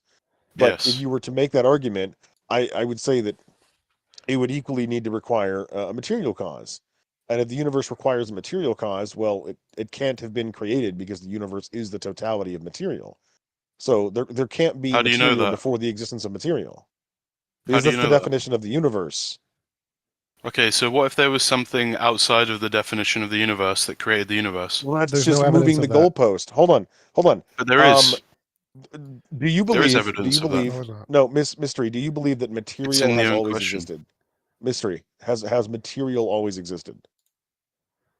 I can't prove if it has or hasn't, but Well, okay. Well, I know if it that all has, material hold on. requires a cause, so it can't go to infinite regress. So no. Okay. Well, if your answer is no, then there was a state of affairs wherein there was no material that existed. Okay. Yes. Meaning that when that state of affairs transitioned into a state of affairs wherein there was material, that state of affairs was devoid of a material cause. But everything Yes. we've ever observed tells us that anything that has an efficient cause has a material cause, and vice versa. So if you believe the universe has an efficient cause, you must use the same reasoning consistently to arrive at the conclusion that the universe No, requires because a I do material not believe cause. that God is material. Okay, Doesn't so then matter. you're just cherry picking. You are No. jettisoning out this particular aspect. You have no No. evidence that no, I stop define just God saying as no. immaterial. Okay, yeah, that's the problem. Okay, if Why? you believe that because we've ever observed has an efficient cause, that the universe therefore Can I has an try? efficient cause, then you have to equally believe that everything because everything we've ever observed has a material cause, that the universe also has a No, material because cause. we haven't If you observed don't, God. Can I try? hold on, no, hold on. So, mystery, have we ever observed anything in existence that does not have a material cause? No. So, using your same reasoning, if everything in existence has a material cause, then the universe itself must also have a material cause. Yeah, but we haven't observed God. Okay, it doesn't matter. So, It do you does. agree So can that I based try, on that line of please? reasoning, no, T-Jump, stop. You're Based explaining on this that line of badly. reasoning, do based on that line of reasoning, okay, please stop interrupting my train of thought, T-Jump. Please stop. Mystery, your claim is everything we've ever observed in the universe has an efficient cause, therefore the universe itself has an efficient cause, and you believe this to be God. Okay, but everything we've observed in the universe also has a material cause, right? Mm-hmm. And nothing that doesn't have a material cause has an efficient cause that we've ever observed. So if a thing has an efficient cause, it would follow that it also has a material cause. But you're cherry picking that reasoning and saying that the universe does not require an efficient cause. So if you No, I can do didn't say that, I that. can do that and say that the universe doesn't require any cause at all. No, I'm saying no. What I'm saying is, you guys said that you don't believe you believe that the way to prove God is through science because it's the best thing we have. According to That's, science, that's not what we're talking every, about right now, mystery. I know, Mystery, but that's not what we're talking about. you're Mystery, missing mystery, the point though. mystery, mystery. You're missing the Focus on point. the argument at hand. Okay. I'm You focusing made on the it, claim. You but now made you're the interrupting claim. me. Mystery. You I'm trying made to the claim respond. that it is reasonable to believe the universe has an efficient cause because everything in the universe has an efficient cause. But everything in the Right. universe also has a Because the material universe cause. is everything So in the universe. okay, so then it would follow that the universe would also have a material The cause. If this universe line of itself reasoning is is not an valid, entity. The universe is a collection of entities, mystery, right? mystery, mystery. Just answer the question. If this line of reasoning follows, right, does the universe also have a material cause? The universe is not an entity itself. Okay. It's a collection Premise of one, entities. hold on. Premise one, everything which begins to exist has a cause. Premise two, the universe began to exist. Conclusion, therefore, the universe is a cause. Do you agree with that? Say that again. Premise one, everything which begins to exist has a cause. Premise two, the universe Right. began to exist. Conclusion, therefore, the universe has a cause. Is that what you're arguing? Is that something you agree with? Yes. Okay. Essentially. Now, what if I modified that first premise to everything which begins to exist ex materia has a cause? The universe began to exist ex nihilo. Therefore, the universe has a cause. Is that a valid argument? Explain what you mean by ex nihilo and the other thing you said. Ex materia meaning coming from something other, like some other materials. Everything we've ever observed in the universe that begins to exist came from some pre-existing material. So you, Yeah. me, Correct. rocks, trees, guitars, all of that stuff is Yep. composed of material that was assembled into that object. But it didn't Yep. just pop into existence out of nothing. According Yeah. to Right. theism, God created the entire universe out of nothing. There was no thing for him to Right. affect or interact with, and he somehow facilitated the Yep. transition of existence for material objects. Okay, Yep. so theists believe in creatio ex nihilo, right, which is that the Right. universe came into existence out of nothing. This is not a process that we've ever observed. It's pure speculation. We Yeah. don't know the rules of this Can I process. please try But to it's All we know the rules of. but it's Hold on, logically hold on, inferred. hold on. All we know the rules of is ex materia causation. We know that things which have a material cause, or things that begin to exist, from material, require an efficient cause as well. This Okay. we can justify intuitively and observationally, but we Yeah. cannot justify that anything which begins to exist out of nothingness requires an efficient But cause. the So problem with lacking something that creates ex nihilo, right, is that there's an infinite regress of requirement of material. which isn't possible logically. If there is an infinite requirement, then nothing would exist. Mystery, you're not paying attention. Mystery, you're I not am paying attention. I'm responding No, to you're not. exactly what you just No, said. you're not. Yes, I am. If all we're going by are the rules of the inference that you have presented in this. Yeah, but you're this creating a conversation. system where there's No, an infinite Mystery, requirement. Ignore that for a minute. Just quit But that's my trying whole to point. skip ahead of yourself. It doesn't fucking matter. You don't understand the subject as nearly as well I as do you think understand you what do. you're saying. And what I'm trying to illustrate to you here is just a complete breakdown of the argument itself. The rules don't work. Even if you arrive at God, God himself is infinite. God himself is an infinite regress. He's a conscious thinking agent with an infinite series of past mental states. So you still arrive I at know an you're infinite adding regress more no matter what you properties do. to God, but we haven't even agreed on the first premise, which is that there is a requirement for something that creates without causation. Otherwise, there's an infinite There's not a requirement. requirement for that. There is. Can I please have a turn There now? literally is. Can you not making progress? May I please try to explain this? Go ahead, whatever. Okay, so all of the natural things in the world we see, they are all contingent. We all see them made. There's no infinites to them, right? Right. But what about things we don't know about? Could there be unknown parts of the material world we don't know about? Yes. And they could be infinite because we don't have any evidence for them, right? True. All right, and we don't have any evidence for God, right? He could be infinite. We don't have evidence of him either, right? I don't know what you mean by evidence. The same kind, like the evidence we see about the material world, we can see it and interact with it. We don't Yeah, have but God that. isn't material. Right. So So we don't have any of that for God, and we don't have any of that for the unknown material stuff, right? I don't know. I believe that we have evidence for God based on this premise No, that no, there I has don't to care. be Okay, some so kind of the original physical cause. stuff that we see. So we see the Okay, material we world. can't put God in a test tube. I don't care. Correct. I don't care. That's not what I'm saying. So the material stuff we see, all of the stuff we see, all of the evidence we have of the material world, whatever means we use to do that, we don't have any of that for God, right? We can't touch, hear, smell, see God. This is No. a yes or no question. We don't have any of the sensory stuff for material for God. Yes, we don't. Okay. So we have nothing of the sensory stuff that tells us anything about the unknown material stuff. We don't know anything about the unknown material stuff, and we don't know anything about God from this means, right? Right.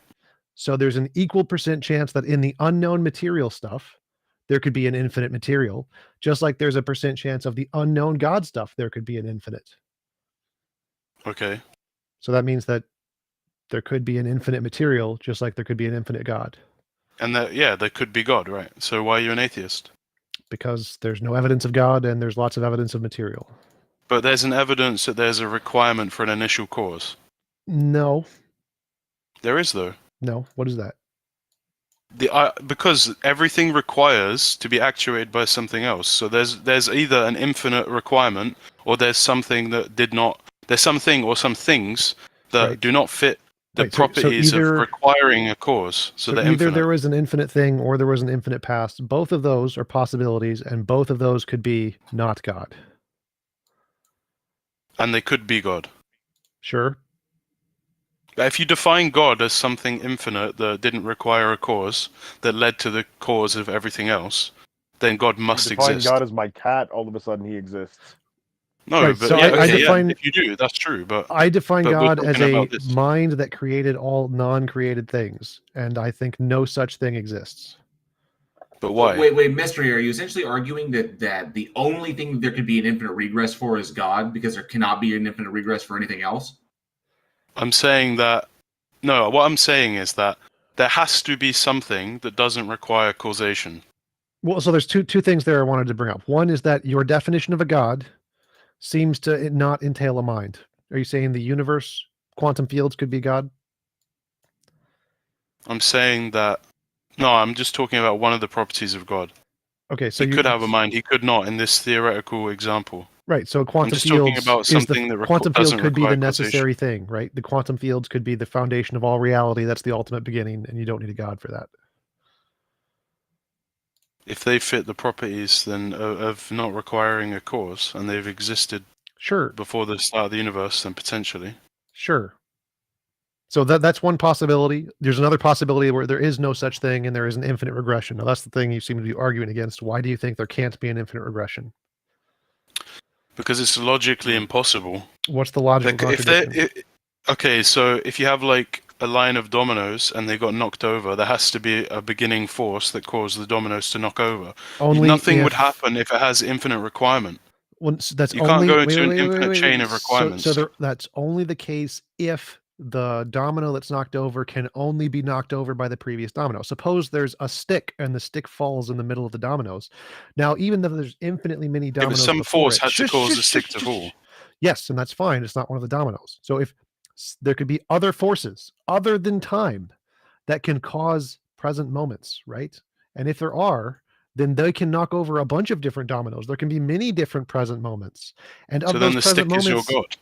no, because it doesn't have a mind, but it does Doesn't have exist. to. That's fine. So if you want to define God as just the foundational nature of reality, which is infinite past, you can do that. But I don't believe in infinite past. That's fine. It's not a Then you logical don't believe in contradiction. God. You can't prove that infinite past exists. I can prove So it's why do you not believe in- logically Mystery. impossible. So all I have to do is prove it's I- not either- logically impossible. Either you have an infinite series of past events, or you have an infinite God. Either way, you are stuck with infinity. Okay, so if there's a requirement for an initial cause that is infinite, doesn't that Mystery. that seems to indicate to me that there is a god? Okay, mystery. Let's break this down for a second. Let's say there's a state of affairs, okay, wherein the universe does not exist yet, and it's just God. God exists in this state of affairs. There's Mhm. nothing for him to interact with, nothing for him to affect. It's just him. Okay. Now let's also suppose that he has the magical powers to affect nothing at all and somehow generate an effect, ignoring Right. the obvious logical contradiction that causes. Okay. What facilitates God's action to transition those two states of affairs? It's that God has properties that nothing else has, right? Otherwise, so Well, the material world that we observe is only created Mystery, because of mystery, the powers mystery. that God possesses. God went from a state of affairs of no universe to a state of affairs of universe. Yeah. How? What did he do? He used his power. Okay. And why did he use his power? I don't know, but now we're going into the why question, which is a bit harder to talk about. Stop. Okay. Because he willed to. Hold on. So he willed to. So he made the choice to do this. Yeah. So there was a state of affairs prior to God making the choice to create the universe. Okay. What do you mean there was a state of affairs? There was a state of affairs when the universe did not exist. You believe the universe came into existence at some point. Okay. Yeah. So prior to that point, chronologically or causally, take your pick, there was a state of affairs when the universe didn't exist, and God acted upon nothingness to facilitate a transition. So it went from no universe to universe, and the reason why is because God chose for this to be the case. Yeah. All right. So at what point did he desire to make that choice? I don't know. We can't even estimate that. Regardless of the case, you have now trapped yourself into another infinite regress because God now has an infinite series of mental thoughts leading up to the choice to create the universe. Yeah, but God is the only thing. The whole what I define God as is something that doesn't require anything else, right? I'm not talking about whether God needed a cause. Stop trying to predict. Why are you where my saying that argument God is has going an and listen infinite to it. regress?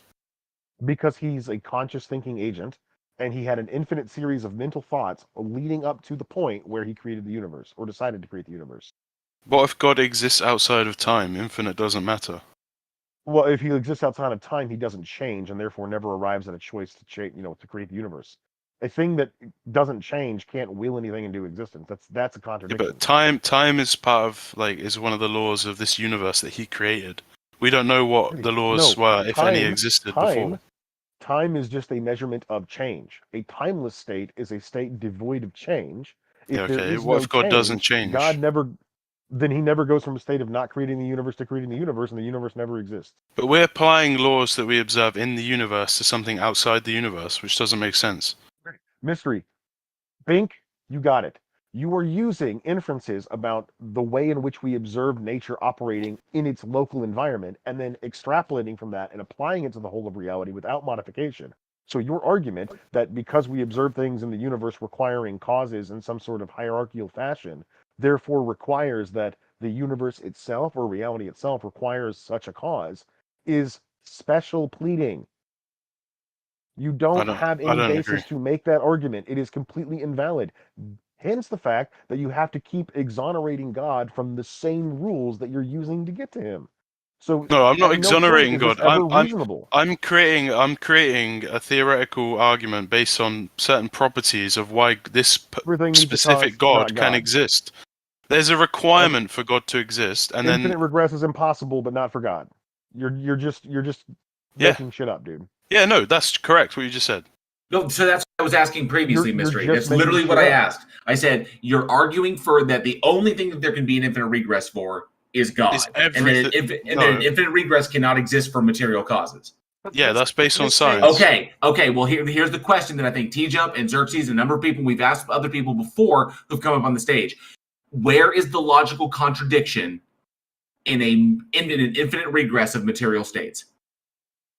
Everything requires a cause, right? So if everything requires a cause, what was the first thing, and how did it get created? It also means Mystery, God that would very require a question- cause. That very question is But incoherent. God, that's the whole explanation. The explanation is, if everything requires a cause, either we have an infinite requirement, which is not logical, or there was something at the beginning that didn't require. No, mystery. It's illogical. I'm going to answer your question. Mystery. You It's just illogical glossed over because it. it's You just glossed impossible. over it. You just glossed over it.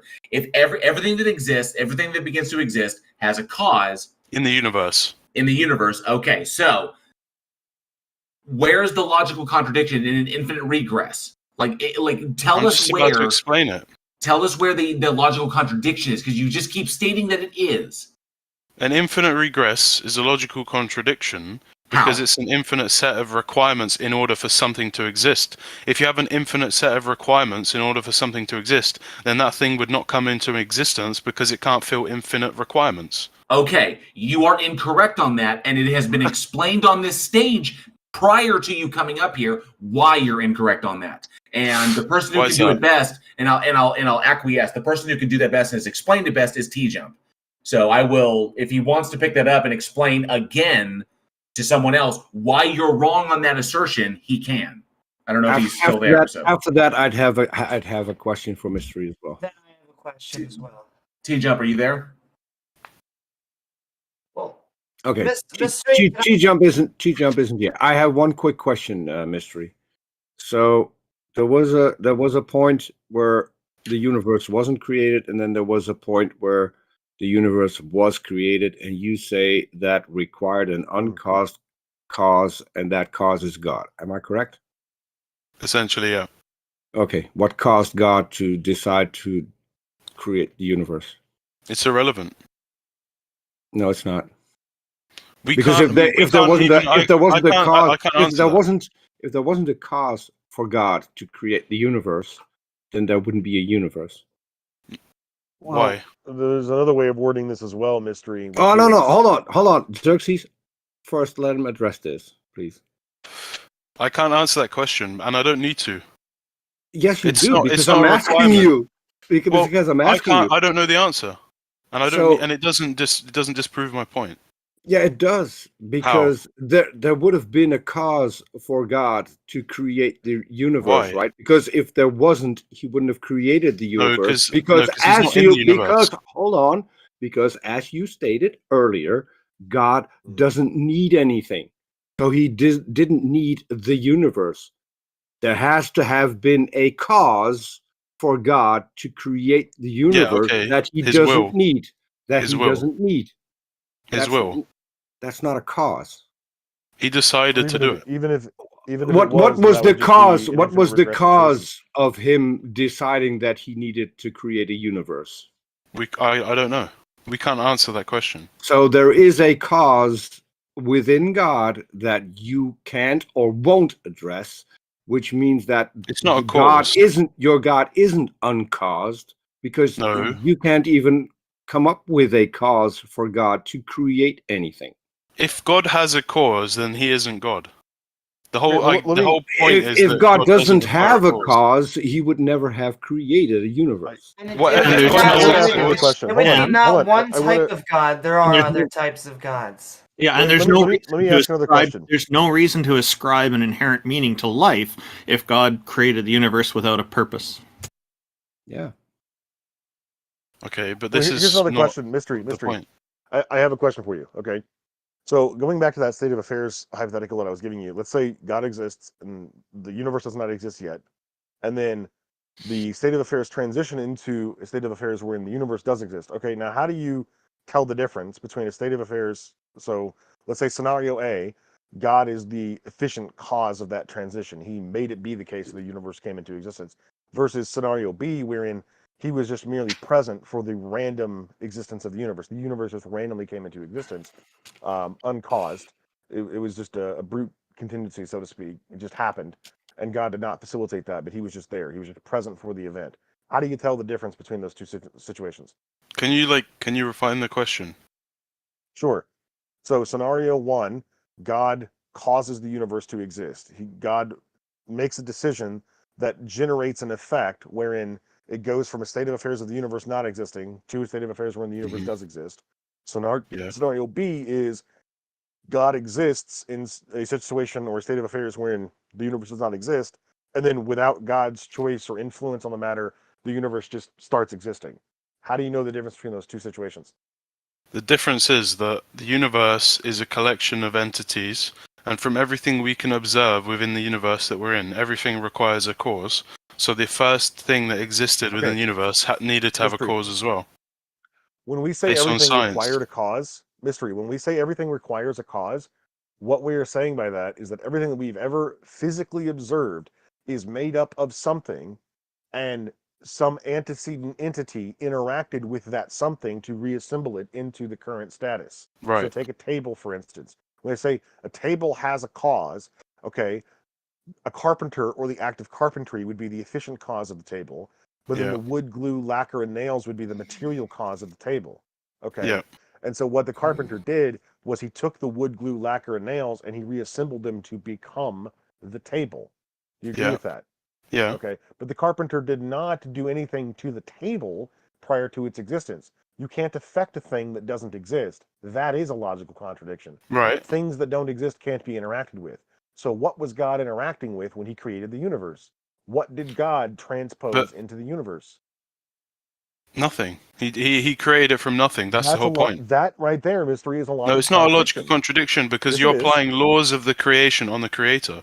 The whole point is Oh that my God, in order mystery. for anything to exist, the thing you're not able to distinguish is that what I'm saying is that all of these laws, we're talking about a table and everything that exists in this universe, have these specific laws where they require causation. But in order for that to Mystery. actually Okay, be realized, I'm there done had now. to be Mystery, I'm something done. that Stop didn't talking. require that. This is what you're Oh, doing. so you're gonna taking the interrupt rules me? and Okay. laws of our reality and extrapolating them to get to a conclusion that does not fit within the rules and laws of our reality. Yeah, and exactly. then accusing me of some sort That's of the point. intellectual folly when I do the same. I'm sorry, that's But there's a invalid reasoning. You're requirement for being something dishonest. If that the rules and doesn't fit inferences the that I laws of the make about reality. reality are contradictory to the existence of a God, then I can't make rules and inferences that get me to God. God is therefore beyond the capacity of reason. So you cannot use these sorts of arguments to get No, to him in he's the first no. place. This is No. flagrantly invalid reasoning. You're just If I can't misunderstanding, use the or you're laws just and, like and laws rejecting and what I'm inferences saying. Well, we to get first demonstrate that cause God is arguments a not, lot.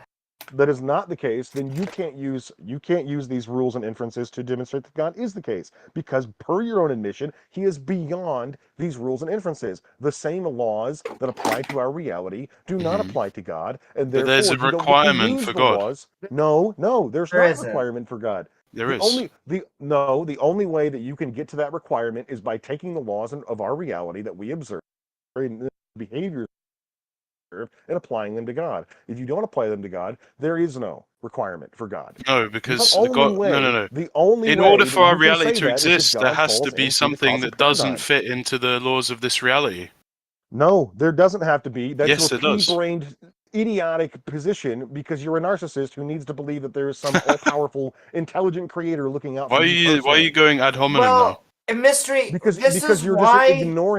you're just ignoring, flat out ignoring No, you're the very ignoring what problems I'm of your own saying. reasoning. You're taking the rules and inferences of our reality, applying them to the whole of reality without modification, and then saying this gets us to God. And then when I do the exact same thing in the reverse, you're saying you can't use those rules and inferences to to make that conclusion because it doesn't apply. Yeah, That's God does. No. bullshit. You're missing. Okay, Your this is what argument you mean. is I know what you're fallacious, and it saying is now. debunked. I get what you're saying now. So you're saying that I'm using the laws of this reality to prove the existence of God, but then when you use the laws of reality to disprove it, I'm rejecting it. And the thing is, you're not understanding is that the God doesn't fit. I'm not. Hang on. Let me explain because I listened to what you said. God doesn't fit the laws of this reality. God must exist because Yeah, of you're the just making shit up. It's requirements ad of the hoc. It's ad laws of hoc this bullshit. reality. Shut the fuck You're up. interrupting You me are not because you don't want making me an to argument speak here. because you You know are what just I'm saying is inventing true. shit. You are Okay. fabricating. You are not No, going down I'm lines not. of reasoning. I'm You're not making an showing argument. You're premise upon interrupting premise. me. Can I interject Because both if you here for a second? Easy, guys, easy. I One just at a want time. to, Mystery, when we hear first cause arguments, they're always going to come off as special pleading to us. In fact, I used the same word last time. It sounds like a plot device. God basically exists to make us. He has basically no other purpose but to make us. That's his thing. This is wild, incredibly but arrogant you position guys of the world. are- But mystery. you guys are I missing got the a point. point. No mystery. Stop. At And this then point after right that, I'd now, like to series of questions. Amy is correct. Amy is correct. She nailed it on the friggin' head. Okay, it's literally we hear first cause arguments all the time. But you don't listen to them. But there's a problem with this. There's really a major thing that this issue that you have is that you stated that the laws of reality, okay, by which this universe, by which we understand this universe operates, don't apply to God. You stated Yes. that, right? Okay. Yes. So I just have to ask, and I think Xerxes knows where I'm going with this. Do the laws of logic, the classical laws of logic, the law of identity, non-contradiction, and excludability, do these apply to God? Yes. They do apply to God. Well, then God can't do things. The that are only way logically that we can contradictory, like comprehend creating God is something out by of nothing. using logic. Okay, no, hang on a second. No, mystery. That's not what I asked. I asked you, do the laws of logic apply to God, or do they not? It's a very difficult question, but No, it's not. It's a yes or no. No, because it's implying a lot of different things. It's not a simple It's question. not You're an asking- No. Each Okay, answer can we get does rid of have this its own. slime ball, please? If we're unable, okay. Hang on a sec. Each answer, if you answer yes, that implies that entails certain things. If you answer no, that entails other things. What are But the the laws of answer is logic? a yes or no. What do you believe? Do the laws of logic apply to God? Everything that is, everything that isn't, and you can't be and not be at the same time. Identity, What are the laws of- non-contradiction, and okay. excluded middle. The only way that we can comprehend God is with logic. Identity, mystery, identity, non-contradiction, and excluded middle, meaning that God is himself. He can't be not himself, and he either exists or he doesn't. He can't do both. Similarly, God cannot instantiate into reality things that are logically contradictory. I'm sure you've heard this little paradox before. Can God create a stone so heavy he himself cannot lift it? Mm-hmm. Yeah. What would be your answer to that? Yes or no? No, Why can't God create something so heavy he can't lift it? because one of his properties is all powerful, so he can't limit his power. Okay, so the rock that's so heavy God can't lift it is a thing which is logically incoherent. Would you agree with that? What do you mean? He can't Meaning that create it something is he can't do. Okay, It goes against his properties. But Do you mystery is a understand what weakness okay, either yes, hold on, way. stop. Yes, okay, stop. That is what a logical contradiction is. When a thing goes against its own properties, or a situation defies its own properties. So it's basically just saying this thing is It's not not a itself. logical contradiction. So there is no such thing, like logically. There's. No I never such thing as said a God rock can that do God could- everything. God can't do well, everything. hold on, mystery. That's fine. Okay, there's no such thing as a rock so heavy that God can't lift it. Just like there's no such thing as a square circle or a one-ended stick or a married Right. bachelor. Okay. Yeah. Right. Well, the same principles that we're applying to identify those objects as logically incoherent also identifies the process of creatio ex nihilo as logically incoherent. No. Yeah. Okay, get rid of him. Get rid of him. I wanted to talk a little bit. Hold up. Ridiculous. Hold up. Oh my This God. is just over and over and over again. He will Mystery not was fucking saying listen. that given the known laws of physics, there is nothing in the known laws of physics that can account for the fundamental nature of reality. That is true.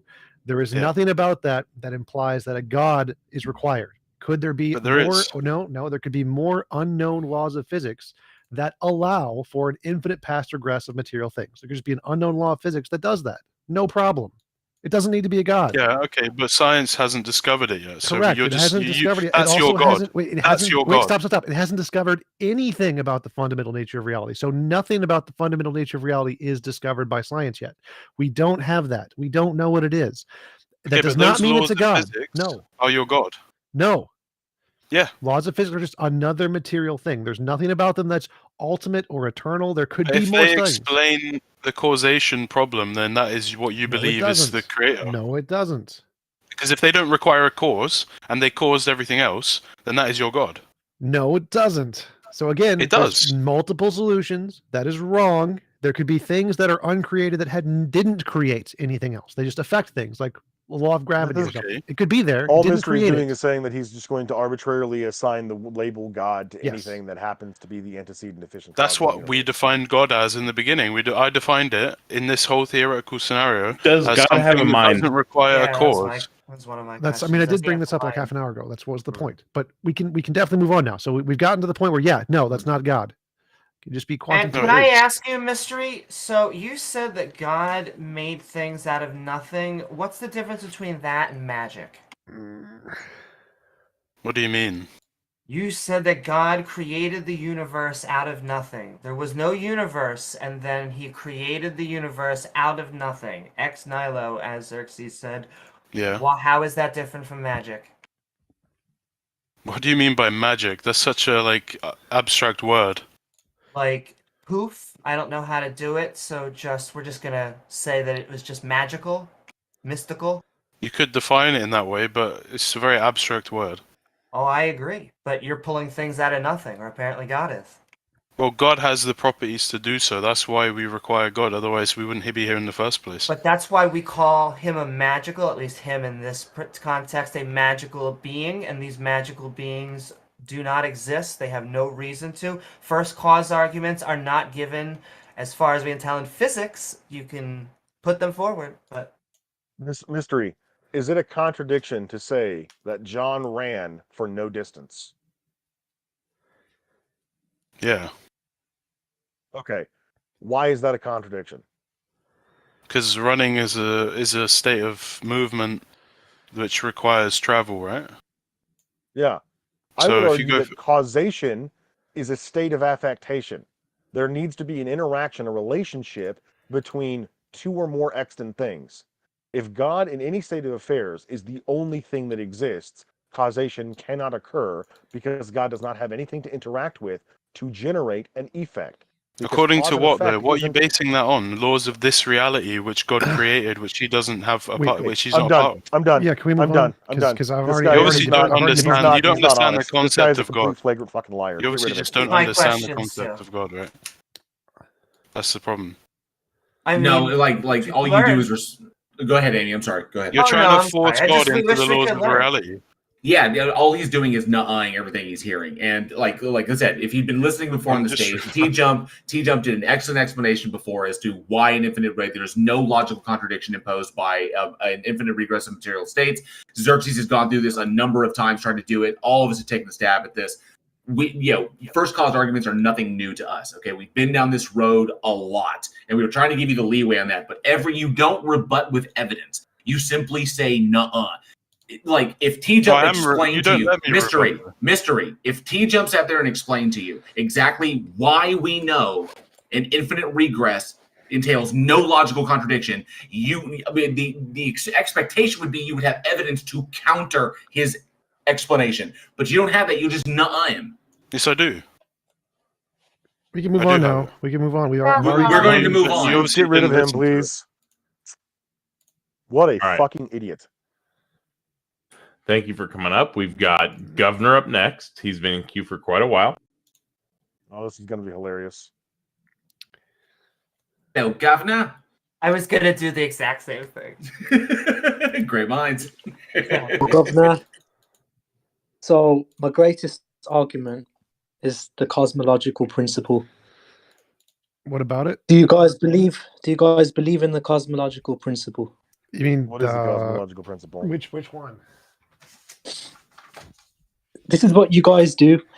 This is What why is? you, this is Can the, you this is the maybe true explain reason what why you the? asked. Can you explain what the cosmological principle is? Because I don't understand what you mean, and there's probably people in the audience who would like to know as well. Yeah, so when you think about the largest scales of the universe, you make two fundamental assumptions. One is the homogeneity of the universe, and the second is the isotropy.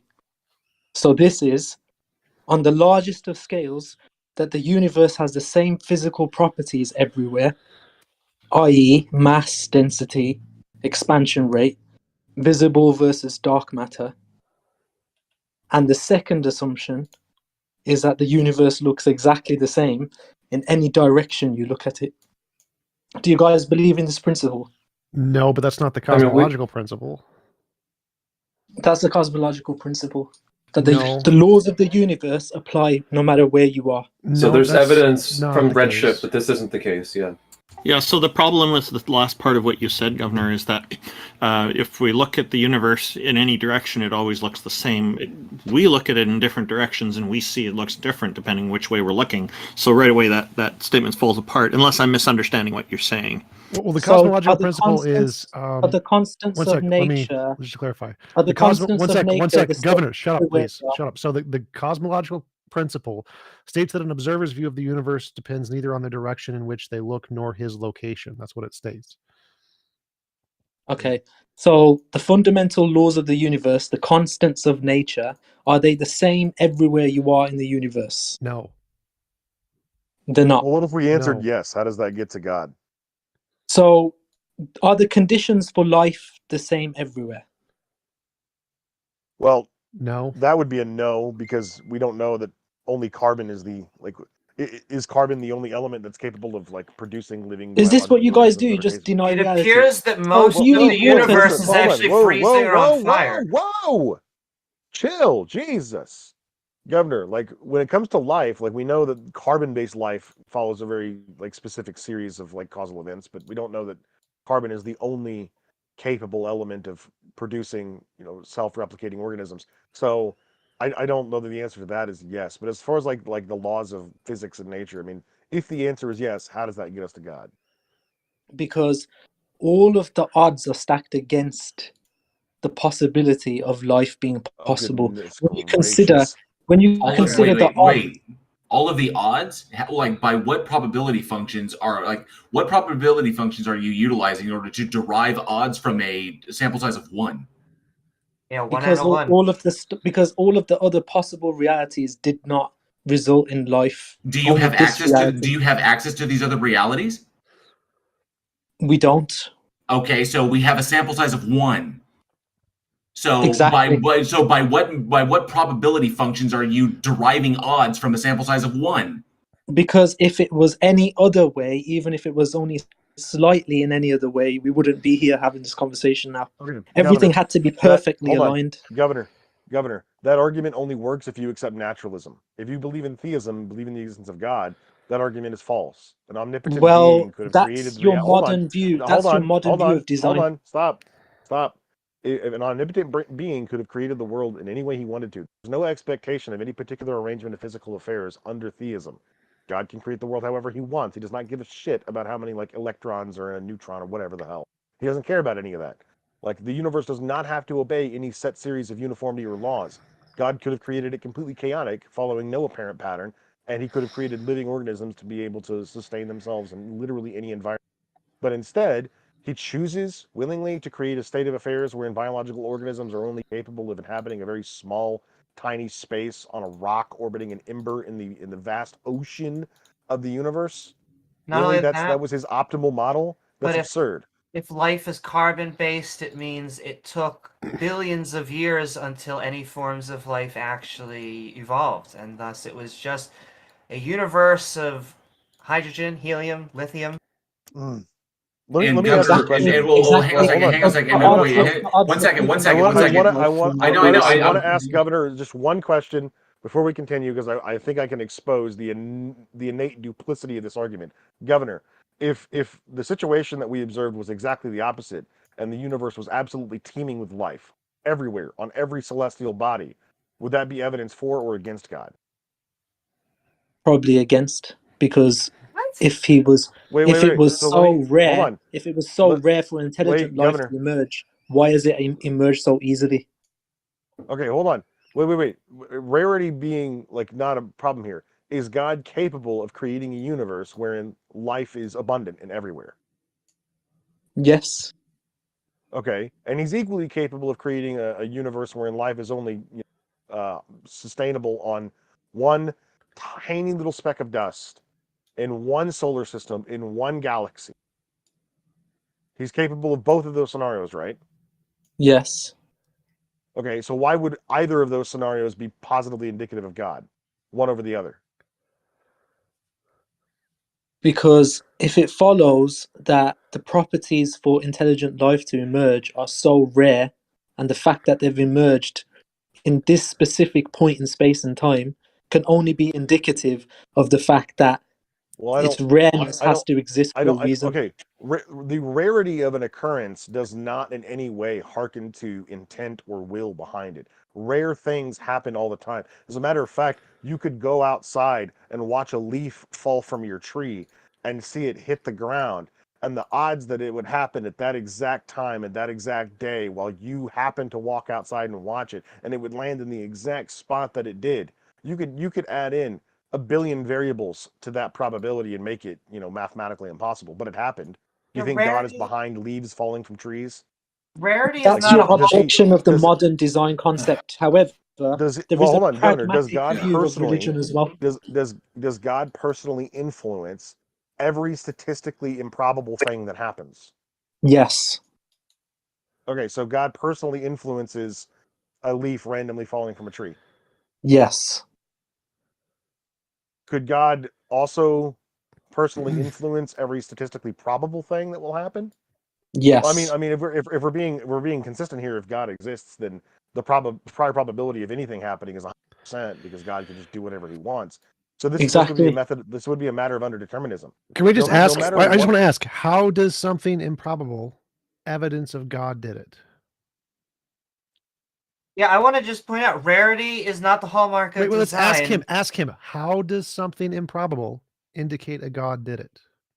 It's not. It's the fact that when you're debating against people and you're thinking about the probabilities of things happening, the odds are very stacked against you. You When can't consider derive those odds, Governor. No. Governor, I've I want already an answer. explained. I want an answer. I want an answer. How does something being improbable indicate it was done by a God?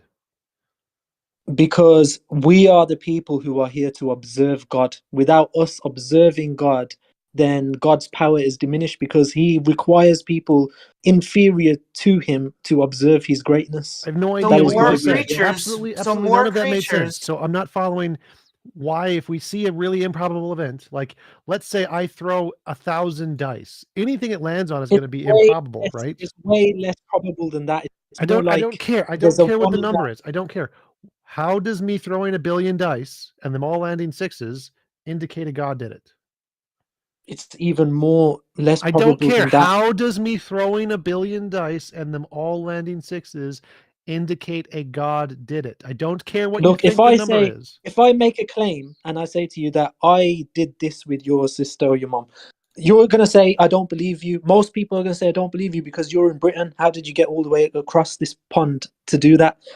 There's a probability of it not happening. I So don't people care. look at the probability of it not happening, and there's a consensus agreement that we all believe that this Just doesn't show happen. TJump the causal link between So, him rolling a billion but it's not. dice It's the roll landing fact that six. when there That is means God. an entire society that requires ethics to survive, and they this all is agree fucking with This is a completely different wait, argument. stop. So Taco, can you mute I'm him? moving on because Taco, you mute guys him for a lost that second. Completely argument. different argument, You lost Governor. that. You lost that argument. No. So I'm moving Taco, on. can you please mute him for a second? Okay, so you were running off on major rabbit trails here, Governor. The question at hand that TJump is proposing: if he rolls 1 billion dice all at once, and every one of those dice come up 6, is that a possible thing that can occur? Yes or no? Yes. Okay. So, if it is possible that he could do this, roll 1 billion dice, even though the odds are very, very small, How do you get from that, the possibility that it could just happen, how do you get from that to God? Because even though the odds are so small, how do you get from that to God? So it's an argument that I have for the existence of God. It's not just one argument, it's multiple arguments. That's just one thing that I've brought up. I want to bring up another point now. Before you go on to another point, I want to address. Look, I know you guys really want to believe in God. Well, and I know I've you been do, trying. I really do. I've- But I'm not going to make you change your lives in one That's instant. cool. But okay? can I I've actually given you address an your point, if You're you don't also mind, now- Governor? If you you're don't mind. I know He got proven wrong, and now Okay, he's just pissy. so, And I just want to point out that rarity is not the hallmark of design. We see iPhones all the time, and they seem to be doing just fine. It would also go then towards Xerxes' point if you are saying that our minds are here to be for his glory or whatever the hell he's got going on, then a creator would want more life. By definition, then, more life, more to give to him. And so what you are making is a giant puddle argument. You are making a giant, wow, we're here, and isn't it so neat? It must be for a reason, because why else? And so it is. We're here because of carbon and liquid water. We're here because we're in the circumstellar habitable zone. There are numerous biological, chemistry, and physics reasons to why life did not just arrive by random chance, but it actually arose because carbon, liquid water, and not being on fire or freezing tends to be good for life. Governor, just one quick point. You're saying that we all want to believe in God. I have no interest in believing in God. I'm more interested in believing in a goddess, but I still just am not convinced in either case. And Governor, it's gotta be pointed out, you're using the term rarely inappropriately. You can't. There exists no probability functions to derive the odds you're talking about from a sample size of one. One universe exists that we can test, and life exists in this universe, which is us. Literally, the odds are 1 to 1. So the universe exists, life exists within it. But here's the problem, Governor. Stop. Then we can look at pragmatic Governor, I'm reasons not as to why finished. people I'm need not to believe in God. finished. Governor, I'm not finished. You're using the odds inappropriately. We have a sample size of 1. That's it. We have one universe that we can test, and we have life in it. That's a 1-to-1 ratio. That is it. Okay. How do you know that there's one universe? How do you know that Governor, there's one? Hang on. How do you know that there's one universe? I said there's one Have you universe seen that we it can as a universe? test. Governor, I said there's one that we can test. We're not going to derive tests on universes that we can't observe and are not accessible. Okay? We're not going to make assumptions just so we can validate a particular fucking narrative. That's not the way it works. Okay, secondly, okay, take the odds thing and set that aside. When you state that this universe has to be this perfect way for life to exist, no, you're missing a fundamental part of that, and that is this universe exists this way and life exists this way because this universe exists this way. Okay? If the universe was fundamentally different, if you switched over the kind of fundamental forces of the universe, switched them to a degree, yes, you are correct. Life as we know it on this planet, looking like us, would not exist because our form and function is dependent upon the way the universe is now. Okay? The way the universe is structurally set out. So in that respect, if you change these things, you can still get life, because when you change the fundamental forces, you fundamentally change things like chemistry and other things in the universe. Life is still possible. It just won't look like us. Okay? Okay. That's the fundamental thing. That's the objective reality, is the fact that it's extremely rare for us to be in this position that we're in. The fact that we have No, life it's on not. Earth. It's a 1-to-1. It's not a 1-to-1. Yes, it is. It's a 1 in impossible. Okay. No, it's a not. miracle. No, it is not, Governor, because life exists. Even Einstein, Governor, life exists. There is shout one over universe. people and then ask people to mute the person when the person hasn't even spoken. Okay. Einstein said that everything, all animals, plant, and fungi within the universe dances to the same tune, the same rhythm. That's because everything in the universe follows the law of nature, no matter where you are in the universe. Okay, that's the cosmological principle. That's why It's the fact Einstein that wasn't a biologist, the but a odds of this cosmologist, and made a happening are stupid so claim rare about that something that wasn't his if field. you go to orbit, Quote okay, someone, you're not going to quote have the someone conditions you require to survive. If you go without water, you're not going to have the conditions you require to survive. If you go without God, This you're not is going to have the irrelevant. This is Now, let's irrelevant. move on to Governor, the- no. Governor, stop. you- This is irrelevant. if you Governor, organize a how many society universes? without Governor, any Governor, ethics, stop it, or we're you're just going going to to boot you. have We're just going to a kick you if you don't society. shut up. Governor, Stop ignoring what I put out and stop saying just nuh-uh. How many universes do we have access to test? 1. How many universes exist that have life in them? That's where you're wrong. That's where you're wrong. We can test other universes? Every single person has their own subjective experience of the universe. So, but we're all interpreting the same universe, dude. How is somebody's subjective experience inferior to your objective view of reality? When we test the universe, we're all testing the same universe. Okay? No, we're it not. doesn't matter what you perceive. Some people do not occupy the same space in time. I don't give a shit about people's fucking magical thinking, dude. We exist in one universe. So you don't care about so Governor, you don't care about people's subjective experience. So you don't care about the existential experience of a person. No, I care about what they can know. No, Governor, I care about what they can demonstrate. Governor, you can ask me a question and let me answer. This is what you guys do. You just shout over people. The atheist argument is that Taco, can you mute him, we please? don't want to believe in God because you can ask me a question and you're not going to let me answer. No, I don't care about people's subjective interpretations of phenomena. I care about what can be demonstrated, not what they think or they feel a thing means or whatever their personal intuition as to the value of it is to themselves. That is irrelevant. What is relevant is what can be demonstrated to be true. What is relevant is evidence, novel testable predictions, to quote TJump on that, is so often. We have one universe that we can test. As a species, one universe we can test, life exists in the universe, the odds are 1 to 1. The probability of life in a universe is 100% as far as we can tell, given the current state of the universe. That universe can be changed at its fundamental level and just means life that exists right now would not exist, but life would exist somehow else. It would look like something else. It would be a different element that it's based upon. Because when you fuck with the fundamental forces, the reactivity of certain elements changes. So it wouldn't be carbon, it could be silicone. Who knows? But when it comes down to it, the universe, by virtue of just like the way it is, the way light works, this universe could be teeming with life, and we could never know it because it's so far away from us that the light wouldn't reach us to indicate it. So there could be literally an advanced civilization out there that is living on a planet somewhere, but because we're 250 million light years away, they view our planet and they see freaking dinosaurs. Okay? And then we view, so that's what happens. Okay, the universe could be teeming with life. There could be millions, hundreds of millions of civilizations out there, and we can. That's the mathematics of the universe. You can't just discount that. The mathematics of the universe that virtually guarantee that we are not alone, but they also virtually guarantee that we will never encounter them, because they'll either be long extinct before we ever get there, or we will be long extinct before they find us. Okay, you keep trying to add things to the equation that are unjustified. You keep trying to say that, it's this, and you can't derive any of these conclusions logically. It's a constant of nature that no matter where you are, you're going to require the same conditions for life.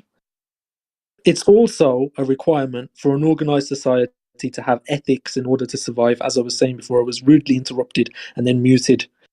Because these points are irrelevant, Governor. They're irrelevant to the original state. When you do not have religion, they're irrelevant to your original point. Why are you skipping to ethics, dude? We're still questioning your metaphysics, man. On the same point. I want to talk about 100 It's not the same point. You're skipping over to ethics. Yeah. We haven't even settled the metaphysics of your Governor. You literally jumped. Governor, you literally jumped from cosmology. You literally jumped from cosmology and physics. Governor, you jumped from cosmology. You started at cosmology. I'm not going to solve it in one VC, okay? We're not going to get to the bottom of that argument. You started at cosmology and physics, and when you got trounced, you tried to jump to philosophy. Okay, so the pragmatic view of society is that we require religion in order to have ethics, because if people do not fear, you're just dropping the metaphysical argument. They're going to not behave, and people that do not have a great empathy is something. Hey, Governor, they're wanting to move on. We evolved empathy. We understand this. We're social animals. We don't need a God for it. We're about marriage. We're about the sanctity of marriage and what it means. Okay, I was going to give you like a minute, but emotional appeal. Baked Alaska, you're up next. Just in time. I was hungry. You still killed shawarma for me. Now, is Baked Alaska referring to the dessert, or is it just a stone guy in Alaska? If it helps, Dale, If it Why helps, not yeah. both? I just saw an Yeah. article on Twitter where it says that there's a substance in semen that Stop, man. Come on, man. Come on, Hey, Jake. let's end that. Hey, Baked Alaska, welcome. Thank you for joining us. What have you got for us today? Hey guys. So I just wanted to pick up on some of the points in the prior conversations. Oh, sorry. Sorry to interrupt. Your volume is kind of low. If you could increase it about 20-30%, that'd be a big help. Okay, sure. Let me try to do that. Is that any better? We'll listen quietly. We'll do our best. Maybe if you speak closer to the mic, it might help. I'll try to. I turned his volume up on my end, so you can like increase his volume to 200% if you just right click his name. It doesn't come through on YouTube though. Did you want to talk more about like the cosmological or anthropic principles and arguments based on those? Yeah, I mean, I think those are good arguments. I mean, I kind of wanted to just zoom back a little bit because what I'm sensing in some of these conversations is the disconnect between believers and non-believers, and I think most of the people calling and all you guys are being intellectually honest in how you're approaching it. I think there's definitely a disconnect, and the way I look at it is when you're asking for evidence of something of this nature, you're going to end up getting sort of circumstantial evidence. I think the best analogy is like if somebody was to say like, what evidence do you have that another person loves you, right? Like there's no scientific way of establishing whether another person loves you. Behavioral evidence. Yeah, there is. Right. Behavioral evidence, which is not conclusive, and it's But there's also neurochemical evidence as well. correct. It's a false analogy fallacy. There's that, but that's also speculation. No, it's not. We No, don't it's have not this- speculation.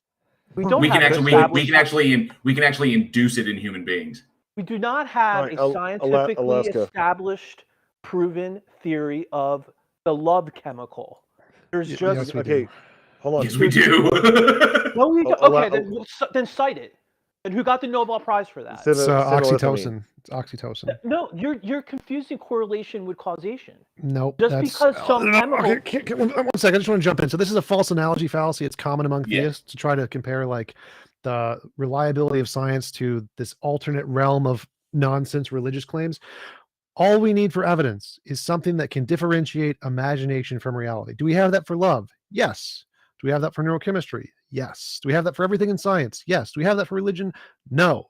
So I don't want any false analogies between science or scientific claims or anything about empirical reality because we already have ways to show those are real. We don't have any of that for a God. Zero of that. Okay, I disagree because I disagree with your ontology. Okay, you're trying basically what you just said with imagination is you're basically arguing that there's an ontology to love and ethics and behavioral things that we put these labels on. You have no basis that's to just to clarify, that's not the claim. So the claim here is that those have a methodological basis to show that they are not imaginary. Whether or not you accept that methodological basis, I don't care. The difference is that you don't have a methodological basis for God. That's the claim. There's a different. Okay, I get it. I get it. I got the claim, but I would say that's false because there's abductive reasoning that the same abductive reasoning that is used in science can be used to draw a metaphysical hypothesis that God exists. Well, it's not just right? abductive reasoning. So you only have abductive reasoning, which is affirming the consequent fallacy, by the way, for God, whereas science has abductive reasoning of empirically verifiable testable predictions. So we have the abductive reasoning, the philosophy part, plus actual real hard evidence, and you have just the abduction part, and you're trying to equate those two. But you only have those for things that are subject to the scientific method. Is that a little bit better, Skooma? What? So Skooma? So there are truths that are not subject to the scientific method. You have logical truths, ethical truths, aesthetic truths that you can't use the scientific method and abductive reasoning to prove are true. Right. And the consensus in pretty much every academic field is those are not true.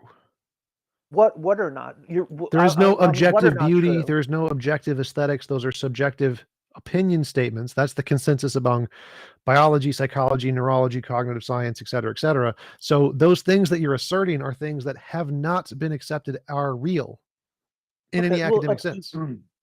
But then I feel like you're pushing it off into whether it's something subjective cannot be true, and I don't think Something that's subjective cannot be objectively true. okay. But my point is that it doesn't need to be objectively true to be true. What do you Like mean by you can true? have something that comports with reality. So, Okay. so, So if it's a something is value that you hold. Hold on. That Hold doesn't on. make it true. well, I want to You clarify. can If say something is wait, wait, wait, subjectively wait. true, that means it's true based on your opinion. So, if you want to say God exists truly based on an opinion, I would agree, No, just like Harry Potter no, does. no. What I'm saying is there are certain truths that have a basis in So, for example, if I was like, it's my opinion that 2 + 2 = 6, that just because I subjectively have that opinion doesn't make it true. Sure. But then there's other claims where, like, because you just said some of these things, like, there's no consensus that these things are objective. No, there's And my consensus point, that they're not. There is a consensus they are right, not objective. right. So exactly. And what I meant by the subjective truth was that in relation to some of those claims, that it's not like 2 + 2 = 6, and I'm like, subjectively, I think 2 + 2 = 6, and therefore it's true. It's in another category, and you I can't think what you're just say, saying is that the person who would say that this value they hold is of supreme value to them is accurately reflecting what value they hold, not that it's universally true for everybody that would agree the same way. no, I think You're I was just saying that a person has like privileged access to their own thoughts and opinions no, and no, what no, they no. value. No, I was responding to Tom's point that there is consensus that certain truths are not objective, So right? you think that like all people who like pineapple on pizza are either right or wrong? No. Okay. What I'm So saying what are you is, talking about? I There's guess what I'm nuance to that. saying is, yeah, I mean, I guess what Very I'm saying is, specifically, they're wrong. Just hey, All right, pineapple let on me pizza ask can be you. Hold on, Alaska. Let me ask you a question. Here's a proposition. Starry Night by Vincent van Gogh is painting in the world. Is that a truth proposition? is a what it cut out. I'm sorry, what'd you say? Starry Night by Vincent van Gogh is the best painting in the world. Is that a truth proposition? No, I don't think that's a truth. I don't think that is a truth proposition. Okay. Can you give me an example of what you think is a truth proposition that is not, or like that's in this sort of abstract category that you're describing that is not something that we can evaluate using the scientific method? Whether I love someone. Okay, so if I were to say I love my sister, you believe that's a truth proposition? Yes. Okay. And so how would we determine whether or not it comports to reality that I love my sister? I'm not sure how we could determine something. I mean, I'm not sure how you could objectively determine something like that. That's my whole point, Well, right? what do we mean by love then? Like what's the definition of love? What does it mean to love somebody? I think we have a common understanding of what that means, right? It might be difficult to define, but it means sort of that you care about them at a certain requisite level that goes beyond, mere affection. So it's a stronger. So well, okay, so when people care about certain things or they intensely value them, Mhm. that's coupled with certain behaviors that we can predict. So we have predictions. If I love my sister, then I will do certain things on behalf of my sister that I would not do for other people. And we can measure whether or not I consistently behave in a way that would comport with, having a feeling of love for my sister or my No, but brother or my there's going father to or anybody. there's going to be counterexamples where people act inconsistently with how they really feel. That's the problem. Like, sure, maybe 8 out of 10 They won't times. there won't be, so like if I were to say I love my sister, Mhm. and then, or let me say a different one. Let's say I love my girlfriend, but then I routinely beat the shit out of my girlfriend, right? This sort of behavior would demonstrate that I do not in fact love my girlfriend, that whatever affectation I feel for her cannot be qualified as love, because love would preclude this sort of behavior by definition. So unless In you that, want to create like a sloppy, inconsistent definition of love that doesn't immediately mitigate acts like, physically harming the people that you love maliciously, then I don't I mean, I just wouldn't use that definition of love. No, I don't think. Sure, I agree with what you just said, but what I'm saying is that I don't think you could reduce it behaviorally because there's going to be cases where somebody acts inconsistent. Murder is not like a good example, but what I'm saying It's is not a if they perfect act. science, my guy. I'm just saying that there is a predictive method to determine whether or not the statement "I love X person" is truthful, right? We can approximate the truth of that. Does it comport with reality? If I say I love my girlfriend and I beat her to death because she burned my food, most people are going to extrapolate from that I did not in fact love my girlfriend. Right, but this is missing the forest for the trees. Like, the issue isn't whether we could use the tools of science to draw inferences that will point us in the right direction, right? Like, I'm a poker player, so poker is So am where I. you have. Oh, you are? Yeah. You play Been No Limit semi-pro for Hold'em? about 8 years. You've been No a Limit pro for Hold'em and 8. PLO. Yeah. Oh, wow. Semi-pro for about 8 years. Yeah. Oh, then I actually admire you even more now. Um, but like, so take poker as an example. Like, there's game theory optimal, right? Like, people play GTO and then people play exploitative styles of poker. Um, just because you have that doesn't mean that there's some objectively right way to play. It's not like chess, where in chess, like, there's an objectively right move, but in poker, there's no necessary. So it's not that it's objectively right or objectively wrong, but there are plays that are objectively better and objectively Sure, worse. Like it's an sure, objectively worse play to call a cold 4-bet with 6-4 offsuit, right? sure. Like that's an objectively worse play than folding. Correct. Like But there's the certain, the reason there is certain. no objectively right or wrong plays is because you can get results oriented in poker. Like you flop a full house with 6-4 offsuit, all of a sudden you're a genius, right? But Right. we don't evaluate that because in poker we calculate gains and equity on the long term. How many big blinds are you winning over a certain period of time? And there are methods of playing poker that are better for long-term returns objectively than other methods, right? A Yeah. GTO is better for long-term returns, objectively speaking. Just because, like in a given instance, it may be, suspicious whether or not you want to call with a particular hand or raise with a particular hand, you know, that's a matter of debate. But if you apply a consistent method that returns consistent results, even though like the actual objectivity of the matter is in question, as whether there's right or wrong, like those are like kind of silly words to use in a chance context anyway. Well, I guess what I'm saying is, sure, like, in certain spots there are moves that, because or else you wouldn't have game theory, like you wouldn't have those decision trees. But there's also like exploitative play, and there's many spots where there isn't you can't just put it. I guess what I'm saying is, like, chess is something that there's chess engines, and you could run those moves Play through a that chess too. engine. Oh, you do? Yeah. Yeah, I mean, like, they're great strategy games. Um, So yeah, I gotta get your username so we could play some chess. It's just Xerxes. Just add me as a friend. We'll play some chess Oh, okay, sometime. cool. On You play on chess.com, right? Lichess or chess.com? Chess.com. Lichess I is play on better. Lichess. He's a heretic. Get him off the channel. Just kidding. But I want to I like. play on Lichess. Can I ask So about I this don't whole really know love how thing? the So ratings correspond to chess.com because I don't play that often. But I'm like a 1900 on. Oh, I'm wow. I'm 2000 on Lichess. You got Shut up. Thomas? Wow. You guys I'm actually a are paid chess coach, so I'm Oh Are you God, just really? get on camera and whip them out, you fuckers. Swear to God. That's awesome. Can But- I bring up a response to something that someone said earlier? I'm not well, sure. I it might have wanted been to talk Jake. about this love thing. So, do you have an example of something? Because love, I think, is something pretty much everybody on the stage thinks we have full scientific access to. Everything, most scientists think we have scientific access to. Is there something else that isn't something that we scientifically have a consensus on, can be demonstrated scientifically, that you think is of this new category that you're describing? Moral truths. Okay. And so, Right, of like- that, Okay, this will be a fun topic. so of moral truths, TJump, I'm going to politely request that I get to take this moral right, go ahead. conversation because you take most of them. Sure. Okay. So, what do you mean when you say a particular thing is morally right? What are you describing about it? Like, obviously, we're talking about behaviors, right? We wouldn't diagnose inanimate Yeah. objects.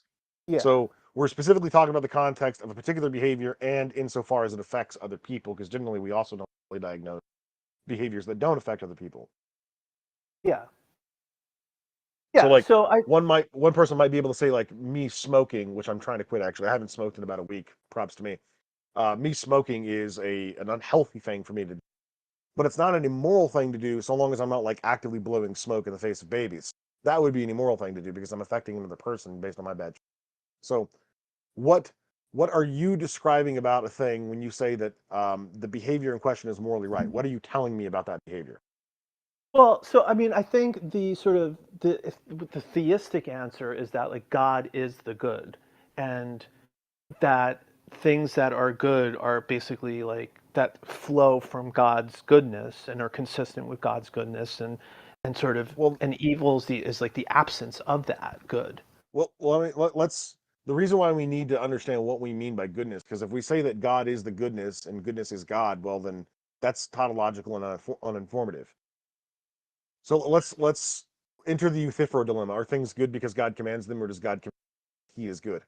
I think well, because they are good, the things that He's commanding. I think it's neither of those. I think that's a fault. I think that dilemma has been, pretty much like gone Well, over. so it hasn't been. So my suspicion is that you're going to try and create the third option, which is that, like what similar to what you said earlier, that God's nature is goodness. Correct. But that's not informative. So like, let's take honesty for instance. Do you believe that God is honest? Yeah. Do you believe that God's nature is fundamentally honest? Yes. Okay. So is honesty good because it's an aspect of the nature of God, or is God's nature good because it's honest? No, I think I think basically what it is, and maybe you're I understand like why you're trying to get like a deeper explanation for it, but I think at a certain point, like you can't get beyond a certain description of something that's fundamental. Like you just reach that point where you can't. It would be like me saying like what is energy, or like what is a quark No. or something. Baked, if we don't hash this out, then the model of morality proposing is going to be functionally useless, right? It might So be, but it's the ontology is what I'm concerned about. let me try to put this into other terms. Like if I were to say that murder is immoral, okay, Mm. and what is murder? Murder is the act of non-consensually terminating the life of a being outside the context of things like war, the death penalty, or self-defense.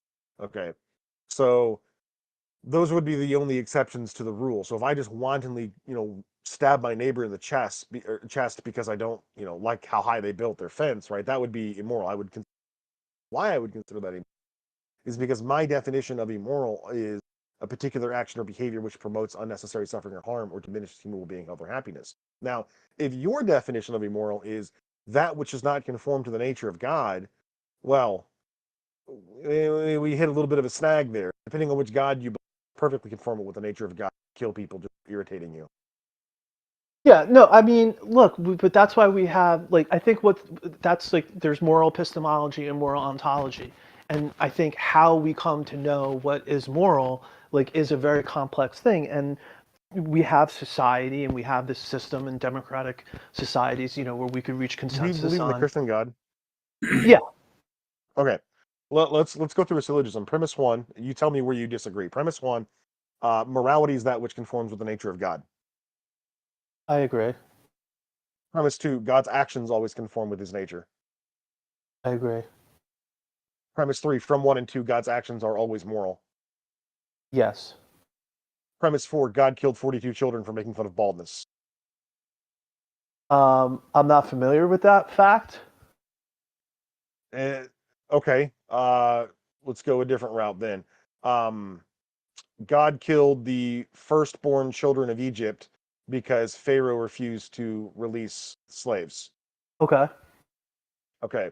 So, conclusion, therefore, it is moral to kill children of a particular nation whose leader refuses to release slaves. No, I wouldn't draw the conclusion that way. I would say that God must have had morally justifiable reasons to do that. Whoa. That doesn't work. Hold on. That doesn't work. Because if God has morally justifiable reasons, then he's appealing to some external source than his own nature, right?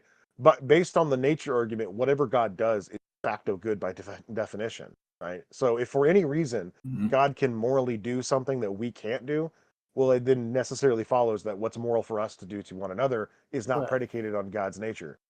But what I guess what I'm saying is we might not be able to see, like, it would be like saying like pain is bad, but it's like no, but some pain is good. Like if you go to the dentist and you experience pain, in that context, pain is actually good for you, and it's clear to us because we know we can understand. Like this is a dentist visit. If you noticed my definition of morality earlier, it incorporated unnecessary suffering. And if a God exists, then by definition, all suffering is unnecessary because God could have done otherwise. He's not compelled to behave any particular way. So God could have, released the Israelites from slavery without killing innocent children. God could have quelled the wickedness of Sodom and Gomorrah without destroying every person who inhabited the city.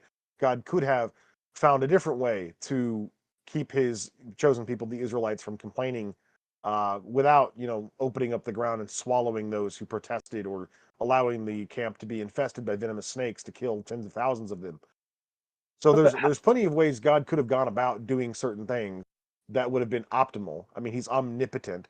So unless you're going to argue that it's logically impossible for God to have released the slaves from Israel or the Israelite slaves from Egypt without slaughtering the firstborn children of every household in Egypt from the lowest of servants to the highest of lords, that's a pretty heavy burden, my friend. Yeah, well, it is a big burden, but I mean, I think what it is that like we don't know, like we have limited knowledge of the world and the events in the world, and God is constrained by doing, like you said, only the logically possible things. And if he's created a world where we're free and people are free to do horrible things, That's not necessarily a given. But what I'm getting at here, saying that morality, what is moral, predicated on the nature of God.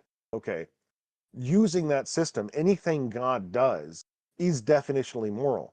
But if I do the same things God does and it's not moral all of a sudden, then human morality is not predicated on the nature of God. There is a different moral ontology for our moral basis. Take, for instance, a judge, right? A judge has the power endowed unto them by the Constitution of the United States to sentence people to death. But human beings can't just randomly kill people that they believe committed certain crimes. And this is Right. because while judges and citizens both adhere to the same laws of the United States Constitution, what citizens are allowed to do to each other is not predicated on what judges do. But what you're arguing is that what is morally permissible for humans to do to one another is predicated on what God does. And that's clearly incoherent and would not work. why is it incoherent though? Because I just gave you an example of a situation wherein God does something that you did not believe would be, repeated by a human being. Let's go back to the initial example, the story of Elisha. Elisha's leaving the town of Bethel. While he's leaving that town, a bunch of children come out and like mock him for being bald, saying, "Get out of here, baldy, get out of here." And then Elijah turns around to them and curses them in the name of the Lord, at which point God sends 2 bears to rip them apart. 42 of the children were mauled to death of the town. Mhm. So you could go a couple different. He did it because they were making fun of this, or he did it because they were making fun of a prophet, whatever the case. But if I can't kill 42 children for making fun of baldness or making fun of a prophet, then what is moral for me to do is not predicated on God's moral nature. But because it is according to the nature of God to do that, but it's not okay for me to do it. So obviously there's a different standard at play here. Yeah, there is a different standard, but isn't that sort of consistent with like your judge example? Because like if you're not similarly situated, No. Because this would be the second horn of the Euthyphro dilemma, right? If this was the case, then there would be some objective Platonic morals out there that God is aware of, and he's merely relaying them to us. And there's a different set of rules for him than there is for us. But if our moral behavior is predicated on his own nature, then anything he does is definitionally moral, and therefore if we did it, it would also be moral. If it's not moral when we do it, but is moral when God does it, using his nature as the standard for what is moral for us to do. Just like we do not use what judges do standard for human beings. Just quickly interject. Sorry, we have a... Hold on. Go ahead, yeah. Just to wrap it up, what is legal for a United States citizen to do is based on the U.S. Constitution, not the actions or natures of judges. Judges also adhere to the United States Constitution. They just have slightly different power than we do. There's just one question in our YouTube audience from Lorraine Drosfila. She's asking, why is God assumed to be moral? Well, that's just a definitional thing. So, like, they take the word morality and they just redefine to mean that which is accordant with the nature of God, right? So like the word moral doesn't mean anything in itself. It's just an arbitrary string of consonant letters. That's all it means. It's just a word. It's a sound. And then we attach a concept to that sound. When I say a particular thing is moral, what I mean by that is it promotes human well-being, health, or happiness, or diminishes. What Alaska means by moral is that it conforms in some way to the nature of God, but his method of defining morality is inconsistent and inapplicable to day-to-day life, because there are plenty of things which are conformant with the nature of God that would not be moral if we were to do them. I guess what like so this is where I was seeing the disconnect. Like if God, like for example with the children, and I know there's like things in the Old Testament where like there are these sort of things that we look at as sort of almost moral abominations in a way. But so one way that theists go to try to explain them is like God is the giver of life and that he could take life because he's Well, was like, the, so Alaska, pause. I'm not evaluating whether or not what we're actually doing is moral. That's not my claim here. It's not what I'm trying to do. I'm not trying to say that God is baldness. I can make that argument, but that's not what I'm doing now. What I'm illustrating now is that if morality is in fact predicated on the nature and therefore character or acts of God, anything God does would be also moral for us to do. But because they're not, we know necessarily that what is moral for human beings to do is not predicated on God's nature. It could be perfectly fine. It's moral for God to kill 42 children for making fun of baldness and not moral for us to do that. Fine. But that would not be the system that you are describing wherein morality is predicated on God's nature. But why do you say that anything that God does, that if we do it, it's also moral, when my whole point is that we're not the same as God? Well, then that's just moot at that point. Like if we're not the same as God, then saying that our morality is predicated on the nature of God is just silly, right? If Why? God's nature endows him, because if God's nature endows him with the moral things that we can't do, where are we getting our morals from? Clearly, it's not the nature of God, because what you're basically saying here, the active, so It's just derivative. let's rework. It's Hold just on. derivative from him. No. Let's rework the syllogism, for instance. Okay, so premise one, morality is that which conforms to the nature of God. Premise two, God's actions always conform to his nature. Premise three, God's actions are always moral. Premise four, God killed 42 children for making fun of baldness. Conclusion, it is moral to kill children for making fun of baldness. Okay, that follows. That's a logical syllogism. For you to disagree with that conclusion, you have to disagree with one of the premises. And so, unless you want to say the Right. Bible is wrong, you I can't think the disagree with first premise premise. four. I think I disagree with the first one. What was your first premise? That morality is that which conforms to the nature of God, which was your. Oh yeah, no. Yes, that's true. But I guess what I'm saying is like it could conform. Like our more like what we do has to conform, but that doesn't mean like it's identical to. It's just conformity with. So his morality could sort of be broader than ours. So like he could do things we cannot. If we did that thing, Okay, so well, no, that doesn't work, because if I were to say something like, all right, um, it is moral to kill children for making fun of baldness, right? That conclusion comes from the prior premises. So you have to disagree with one of the premises. If I were to say like, it's moral when God does it, but not moral when, okay, then the standard of morality is not God's actions and therefore not God's. So when God does something that we're not morally likely to do, that is a definitive example of morality being extant to the nature of God for human beings. What I am allowed to do to you is not predicated on what God is allowed. But if we're all operating according to his nature, that wouldn't be the case. It would be completely incoherent to say something like it conforms to the nature of God for God to do X, but not for humans to do X. How could it not conform with the nature of God for humans to do X when the nature of God is not the nature of humans? Like that doesn't even make sense. So the argument just falls apart already. So in either capacity, we're not we're not predicating our moral decisions or our moral diagnoses on God's nature. So when I say, it's immoral for me to murder Jack because he, made fun of baldness, right? The reason why it's immoral for me to do that is not because it doesn't conform with God's nature. It very clearly does conform with God's nature to murder a person for making fun of baldness. So what is the fact of the matter that makes it immoral for me to do that? Well, look, I think this is obviously a complex like discussion on morality. I think we're just not seeing eye to eye on the fact that when we're talking about like conforming our whether something is moral based on its conformity with God's actions, or maybe a better way of putting it is it needs to conform with God's goodness. Like it's just saying because it conforms with God's goodness is uninformative. That doesn't mean anything. Okay, goodness is that which emulates from God according to your worldview. So saying God is good is just saying that God is Himself. Yeah. That doesn't inform us that, like, I have no way of knowing what is or isn't morally correct in that situation because the God of the Bible is undoubtedly capricious. He no, changes his I mind agree quite a with bit. that. I agree with that, and that's why I'm saying like I think the moral epistemology question is a challenging one for the theist, but because there's not a lot of answers there. But Let's make this a little bit more grounded. So you're arguing that in order to come to like valid or consistent moral conclusions, that we have to believe in a God of some sort. That this is the best way of coming to this conclusion. Would you agree with that? no, I'm not arguing it from like a practical. Yes, I do generally agree because I think there's problems with any moral framework like where. So, well, but here's a hot topic, Alaska. It is beyond reasonable dispute that the Bible overtly endorses and condones the institution of slavery. God clearly permits humans to own one another as property. But this is something that the overwhelming majority of the modern West has completely abolished. Okay, so I'm going to ask you a question. Is it moral to own a human being as a piece of property? No, it's not.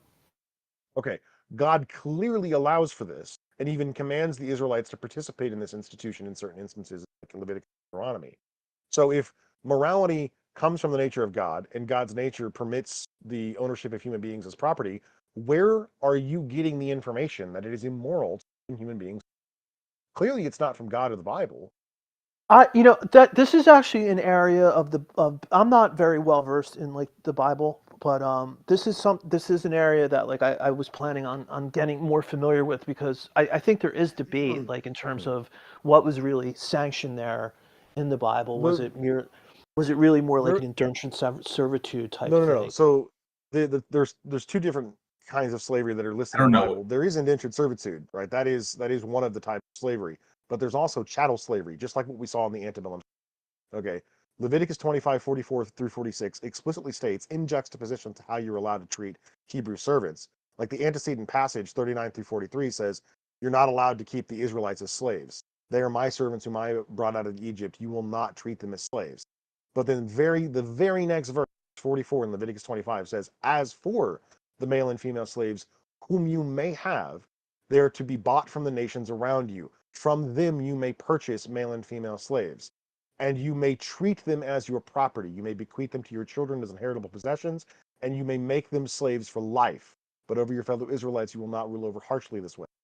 Deuteronomy 20:10 through 18 gives a much more harsher example of this, where it says, when you draw near to a city to fight against it, first offer them terms of peace, and if they accept and surrender and open their gates to you, then all the people therein will serve you as forced laborers. They will become your slaves. If they do not accept your terms of peace, then you will lay siege and you will put every male to the sword. You will kill every man, and you will take the women, the children, the livestock, and everything else in the city as plunder, and you may enjoy the spoils of your enemy. Right. Like this is completely indistinct from any of the other barbaric Canaanite war gods that were predominant in the region, right? You're allowed to treat these other people this way, but you're not allowed to treat each other this way. This is just basic tribal in-group 101. The God of the Bible very clearly allows for the Israelites to own human beings as property and even slaughter faraway nations, because that passage from Deuteronomy is referring to faraway nations. The nations that are close to you within the promised land, you will not let anything that breathes remain alive. You will annihilate them. The Jebusites and the Perizzites, the Hivites and the Hittites, the Amorites and the Canaanites, Philistines, all of them. You will purge them from the land. Everything, the livestock, the children, the women, the men, everybody. So the people who got to be slaves were the ones from faraway nations.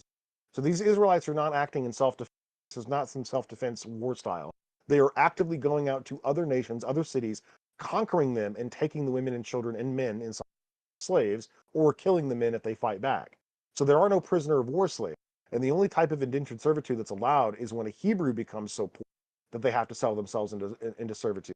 And there's even a loophole to keep them slaves, right? If it says in Exodus 21, if a man comes in by himself, he goes out by himself. If he comes in without a wife and his master gives him a wife, she bears him sons or daughters, then the wife and the children, the woman and the children will remain the master's property, and he shall go out by himself. So not only were children born into the institution of slavery, but the only way that a Hebrew indentured servant could remain with his family is if he became a permanent chattel slave of his master, at which point his ear would be pierced in front of the priests, and he would have to devote himself to his master for the rest of his life. That's the only way he could stay with his family. So even like the minor protections that the Hebrew indentured servants received was not that great. This was not distinct in any way from slavery or even Roman slavery or any of the other slavery of the Near East. So your intuition, for whatever reason, that slavery is immoral, very clearly does not come from God or the Bible. Well, it doesn't come from the Bible because I'm not well versed in the Bible.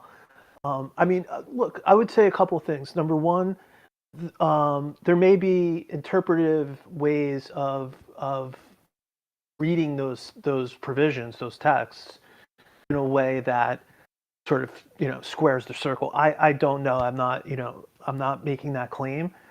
The other point I would raise is that something that I've heard. Again, I'm not a historian, but like Why do you assume that though? Wait a minute, Alaska. Why do you assume that there's some other way of reading that so that it doesn't come off sounding as atrocious as just a plain reading of the text? Well, because like for example, and this it was going to lead into my next point, which was like many of the people who fought in the Civil War in our country were Christians, so they must have. I mean, yes, some of them were in the South, but some of them were in the North as well. So, the slave laws of the South, like take the Louisiana slave laws, were literally word for word from the Bible.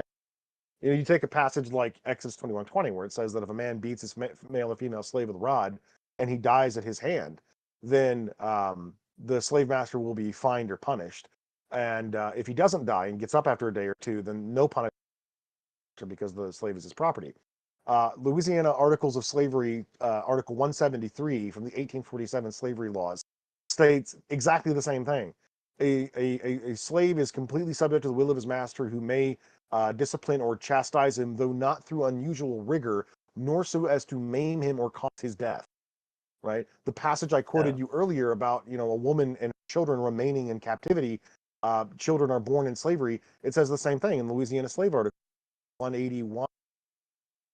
It says that children born unto a mother who is a slave inherit the condition of their mother and are therefore slaves.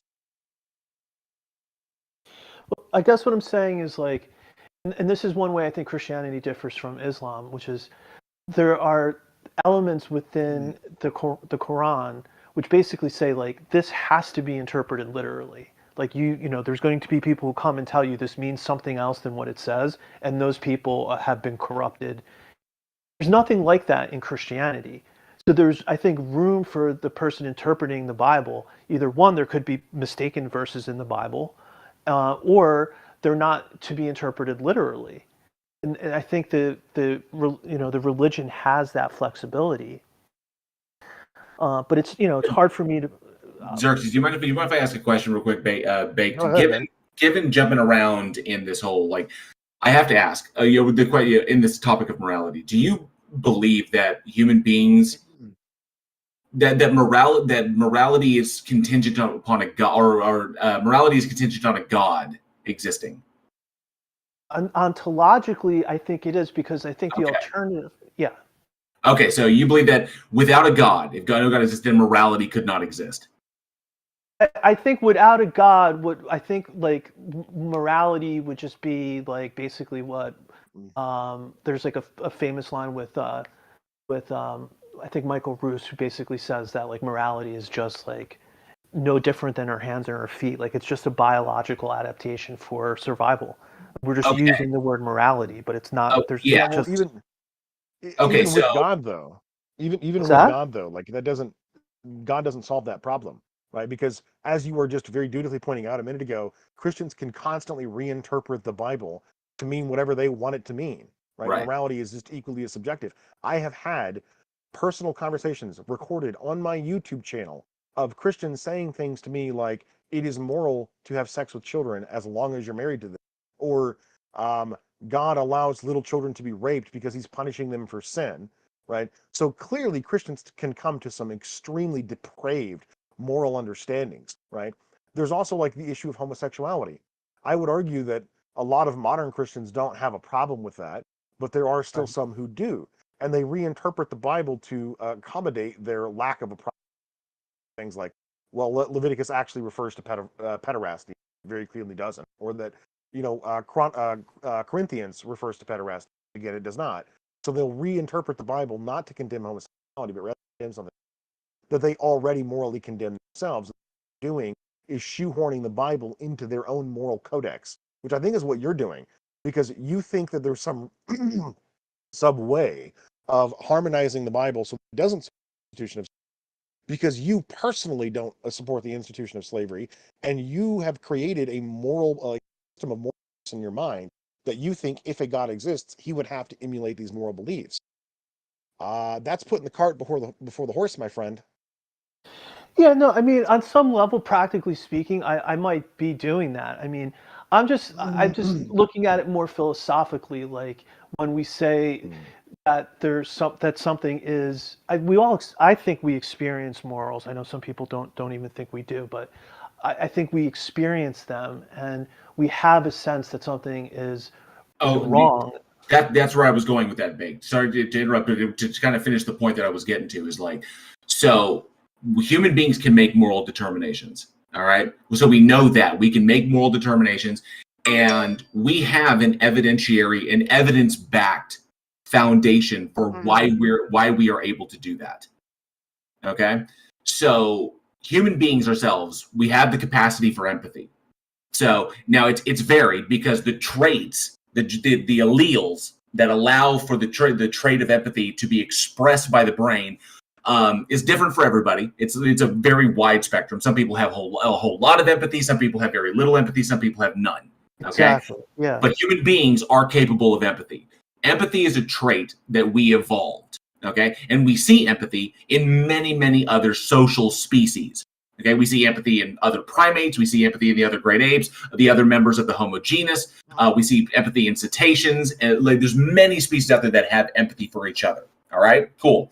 So we have the ability to empathize with the other person. Evolutionary game theory, the field of evolutionary game theory, in the sense that we understood that cooperative action leads to more positive results long-term, selfish action leads to positive results in the short term for the individual, but negative results or disastrous results for the group in the long term. Coupled with our empathy and evolutionary game theory, our empathy allowed us to survive because we did not do things that eliminated unnecessarily individuals from the gene pool, because we need genetic diversity in order to maintain our cohesion as a species. So our empathy, those individuals who survived, their empathy was selected for through natural selection pressures. The natural selection pressures allowed us to survive, so empathy was selected for by nature. Now, those who have no empathy are selected against, because typically they're ostracized from the group. 100,000 years ago, we just leave them out in the wilderness and they would just die. We wouldn't allow them in the group because they're harmful. So empathy was selected for. And then over time, as more and more people survive who have empathetic traits and have strong empathetic traits, you're still going to get the zero empathy or the very little empathy, but we have ways of dealing with that. We put them in jail. We put them in asylums. We kill them, whatever. But in that respect, empathy was selected for. From that empathy, we derive our moral distinctions, what we should do, what we ought to do, what we can do, what we should never do, what we shouldn't allow. And from those, the ability to make those distinctions, we develop systems of rules. Okay, those like you should do this, you should not do this if you want to live in this society. From those rules come laws, and then in order to reinforce those into society, because the more people you get, the bigger your society gets, the more argumentation you're going to have. So you need a way to kind of instantiate them from a universal perspective.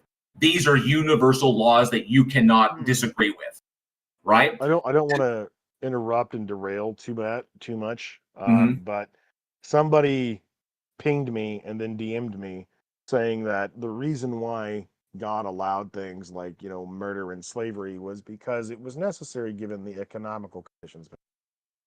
But that's not true because one, God is omnipotent.